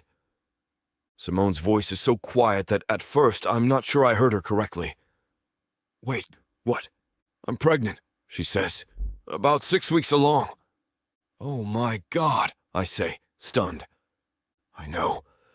I took the test right before I left work. I think I'm in shock. I know we talked about kids someday, but we haven't even been married for a month. We'll be parents before our first anniversary. It's a lot to wrap my head around." "Parents." I sit down on the ground, that word reverberating in my head. "I know," she says again. I'm excited and scared and happy and completely stunned. I never thought it would happen so soon. I jump up and pull Simone up too. "Parents!" I yell, then break into laughter. "We're going to be parents!" "So you're happy?" she asks, her own face breaking into a smile. I'm ecstatic. I kiss Simone, my mind whirling with what this all means. A baby, diapers, college tuition, baby-proofing the house. "Oh, good," she says, and I look at her, concerned. "Did you think I'd be unhappy?" "No, not really, but I thought that maybe your surprise would overwhelm any other reaction." "I mean, I'm shocked, but in the best way possible. Me, too. I wanted to scream when I saw the result." She giggles. "I still kind of want to yell it from the rooftops." "How about from the backyard?" I ask. Without waiting for an answer, I cup my hands around my mouth and bellow. "We're having a baby! I'm pregnant!" Simone whoops just as loudly. "I'm going to be a mom! I'm going to be a dad!" I scream. Simone doubles over with laughter. "And clearly we're mature enough to be parents as we stand here screaming." "Oh, totally," I grin. "That just means that we're going to be wild, fun-loving parents." "I like that." "Wow," Simone says, sitting back down. "I never really thought about what kind of mother I'd be." I have no idea what kind of father I'm going to be. "But I can tell you exactly what kind of mother you'll be," I say, sitting in the chair next to hers. "Really?" "Sure. You'll be kind and patient, never too busy to answer a question, even if it's the third time our kid asks you the same thing in 5 minutes. You'll be loving and gentle, and you'll model all the best behavior. What it means to work hard, to be a good friend, and to have empathy and compassion for others." Simone blinks back tears. "That's how you see me?" I nod, and she kisses me. "Thank you. I'm just telling you the truth." "Then let me return the favor and tell you what kind of father you'll be." "Oh boy." "You'll be loving and caring. You'll teach our child the importance of hard work and also how to be a leader that supports others instead of taking them for granted. You'll demonstrate through how you live your life what it means to be honorable and determined, and how to have the patience and self-awareness to always be your best self. Now there are tears in my eyes, too. You know, I thought that your wedding vow was amazing, but that's nothing compared to everything you just said. I love you so much, Simone. I love you even more, she says. I shake my head. Not possible. We're not going to argue about who loves the other the most, she laughs. Not when we could be talking about much more fun topics like baby names. Do you want to find out the sex? Yes, she grins. I know that some people think that should be a surprise, and I respect that. But I've always thought that everything involved in just raising a kid is going to be one surprise after another, so why not just find out early? No argument here, I nod.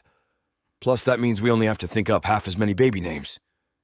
Except that sometimes ultrasounds get it wrong. No, I didn't know that. Why would I? I grin. Fair enough. I'm just saying, let's keep a few names on the backup list, just in case we get a delivery room surprise. I've always liked Angus for a boy, I venture, but she wrinkles her nose. Too Scottish, which neither of us are. How about Michael?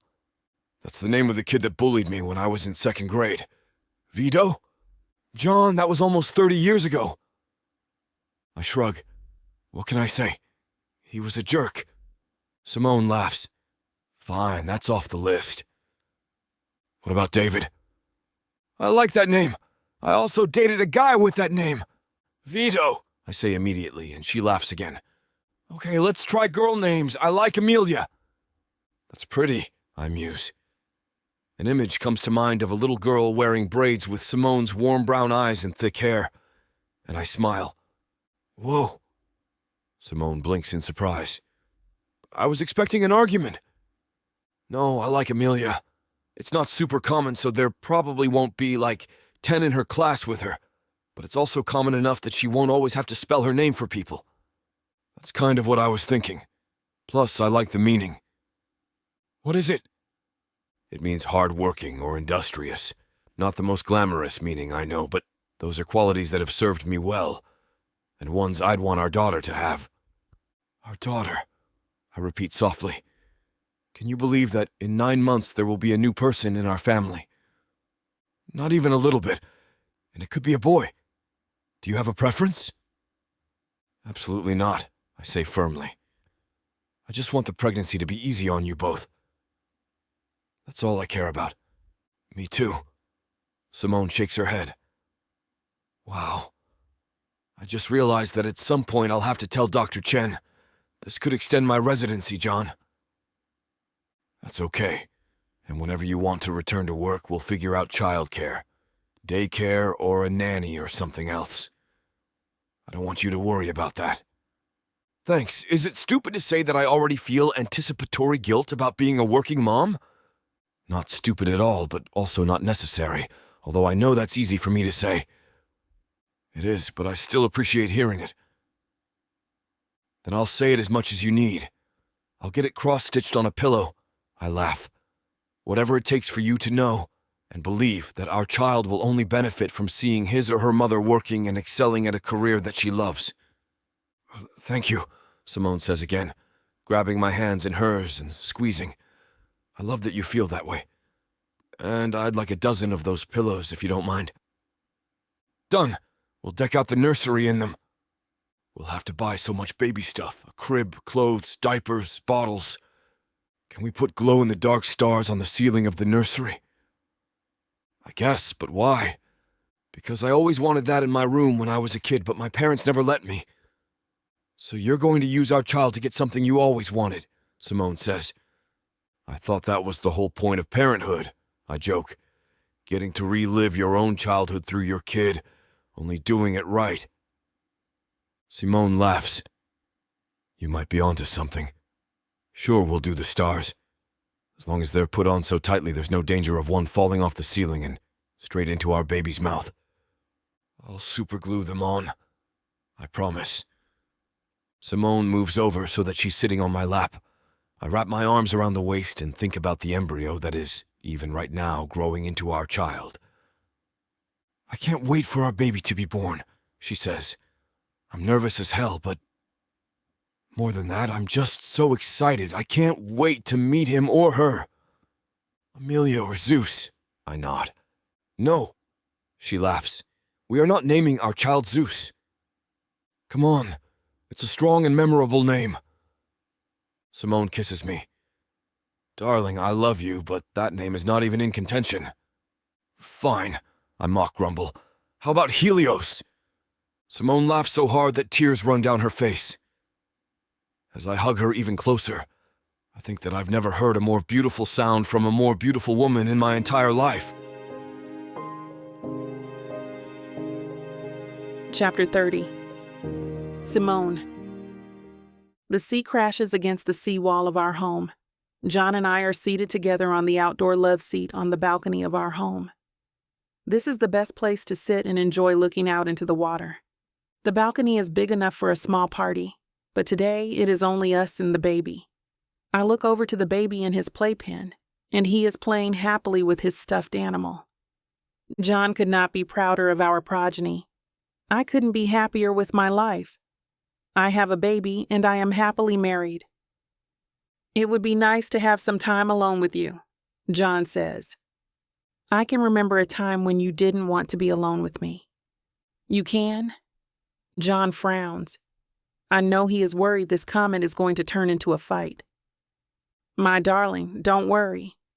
I am just thinking of all the things that got us here, good and bad. Why do you have to go down such a bumpy memory lane? I think it is important to always remember how hard we worked to get here. I reach for John's hand to squeeze it and reassure him that I'm not picking on him. We sit in silence for a while. John smiles. The screwing was hot back in the day, wasn't it? Oh, John, really? It is my turn to laugh. It really was. You say that like it's not hot now. It is when we can have sex. John points to baby Lucas. He won't be tiny forever. In a few years, he won't even need us. I point out. I guess you're right. But do I have to wait that long? I get up to give Lucas a different toy to keep him busy. Not that he was fussing, but I want a moment away from John. I have a secret, and I don't want to divulge it just yet. The baby takes his toy, and I give him a kiss on the cheek. He coos at me. That is the most beautiful picture of a mother and son that I have ever seen. You're biased. Like hell I am. You are the most beautiful woman in the universe, and our baby is perfect. Dr. Chen would say that you are setting us both up by putting us on a pedestal. What pedestal? It's the truth. Thank you for saying that, honey. You're welcome. Just never forget how much you mean to me. I walk back to the love seat to give John a kiss. Although it is a small peck on the lips, I feel our chemistry. Kissing John has always been electric, and the time that has passed since our dating days has not diminished that electricity. I sit back down next to John and put my head on his shoulder. He pats my hand. I feel pure bliss being here with John and the baby. It was a difficult pregnancy and labor. However, John was with me the whole time to comfort me and support me. John has always given me support. I will always be so proud and thankful for the way that you saved the hospital and you saved me. I could never have gotten the best of all worlds without your help. I look straight into John's eyes, and I see a warmth that only a generous lover can give. I was happy to do it, but it reminds me of how close I came to losing you. Don't remember that. I don't. All I remember is the dashing entrepreneur that saved the day. Thank you, my darling. We kiss again. I feel a restlessness inside of me. I can't wait to spend time alone with John. Between my work schedule and the time I spend with the baby, there is rarely any time for us to be alone. This is a happy problem, though. Who would complain about having a satisfying career and a beautiful baby? I gather myself and get up to pick up Lucas to check if he needs a diaper. Surprisingly, he does not. You check that child's diaper every few seconds, Simone. With these disposable diapers, I doubt the baby's bottom ever gets wet. You worry too much. I put the baby down in the playpen, and he protests. I give him a shiny maraca to play with, and he is happy with the noise that it makes. John gets up and takes my hand. We walk to the edge of the balcony to look out at the sea. At that moment, Marcus comes out to the balcony. After all these years, he still looks like the young ambitious man who started to work for John. He assists John from home more often than not so that we can split the child care duties as much as possible. There's someone to see the both of you and the baby. Who could it be? John asks. I know who it is because I have arranged the whole thing. Aisha pushes past Mark. Where is that beautiful child? She shouts. Lucas stands up in the playpen and starts to cry for Aisha. As she pushes past us to the playpen, Lucas raises his arms for Aisha to pick him up. I think our son has a crush on you, Aisha, I say. Smart little man, Aisha says. She picks up the baby and hugs him. Sometimes I think that Aisha loves my child as much as I do, if that is possible. John, Aisha has come over to babysit the baby so that we can go out. Surprise. John pulls me into a hug and kisses me. Fantastic. When do we leave? The both of you get out of here already, Aisha shouts to the both of us. Yes, ma'am, John says. Ouch, he called me ma'am, Aisha says. Hurry, let's change quickly and get out of here before she changes her mind, John teases. I follow him up the stairs and into our bedroom. When we get into our room, John takes me into his arms. I love you so much, Simone. I always have and always will. I love you too, John. We kiss and things get steamy. We pull away, knowing we need to stop if we're ever going to manage to leave the house for our date. We have a wonderful life, don't we, John? Yes, we do. He nibbles on my neck for a moment, then continues. My business is booming. I am making money hand over fist, but with your influence, I am becoming a philanthropist, and that makes me feel better about my future. I know what I want to do full time. You want to do philanthropy full time? I didn't know that. I do. I see the way you work so hard. I like that and want some of that satisfaction. You can't be the only one in the family that does good. I know at this moment that I have married the right guy. I mean, I knew before, but now there is no question. I guess remembering our past and living in our present teaches me that I need to be grateful for what I have now, the perfect husband and the perfect child. John, don't ever change. I won't. And with that, John and I begin to kiss. There is no stopping us. John, we're not going to make it out. Does it matter? I guess not. I giggle. John kisses me, and I realize that all my dreams have come true.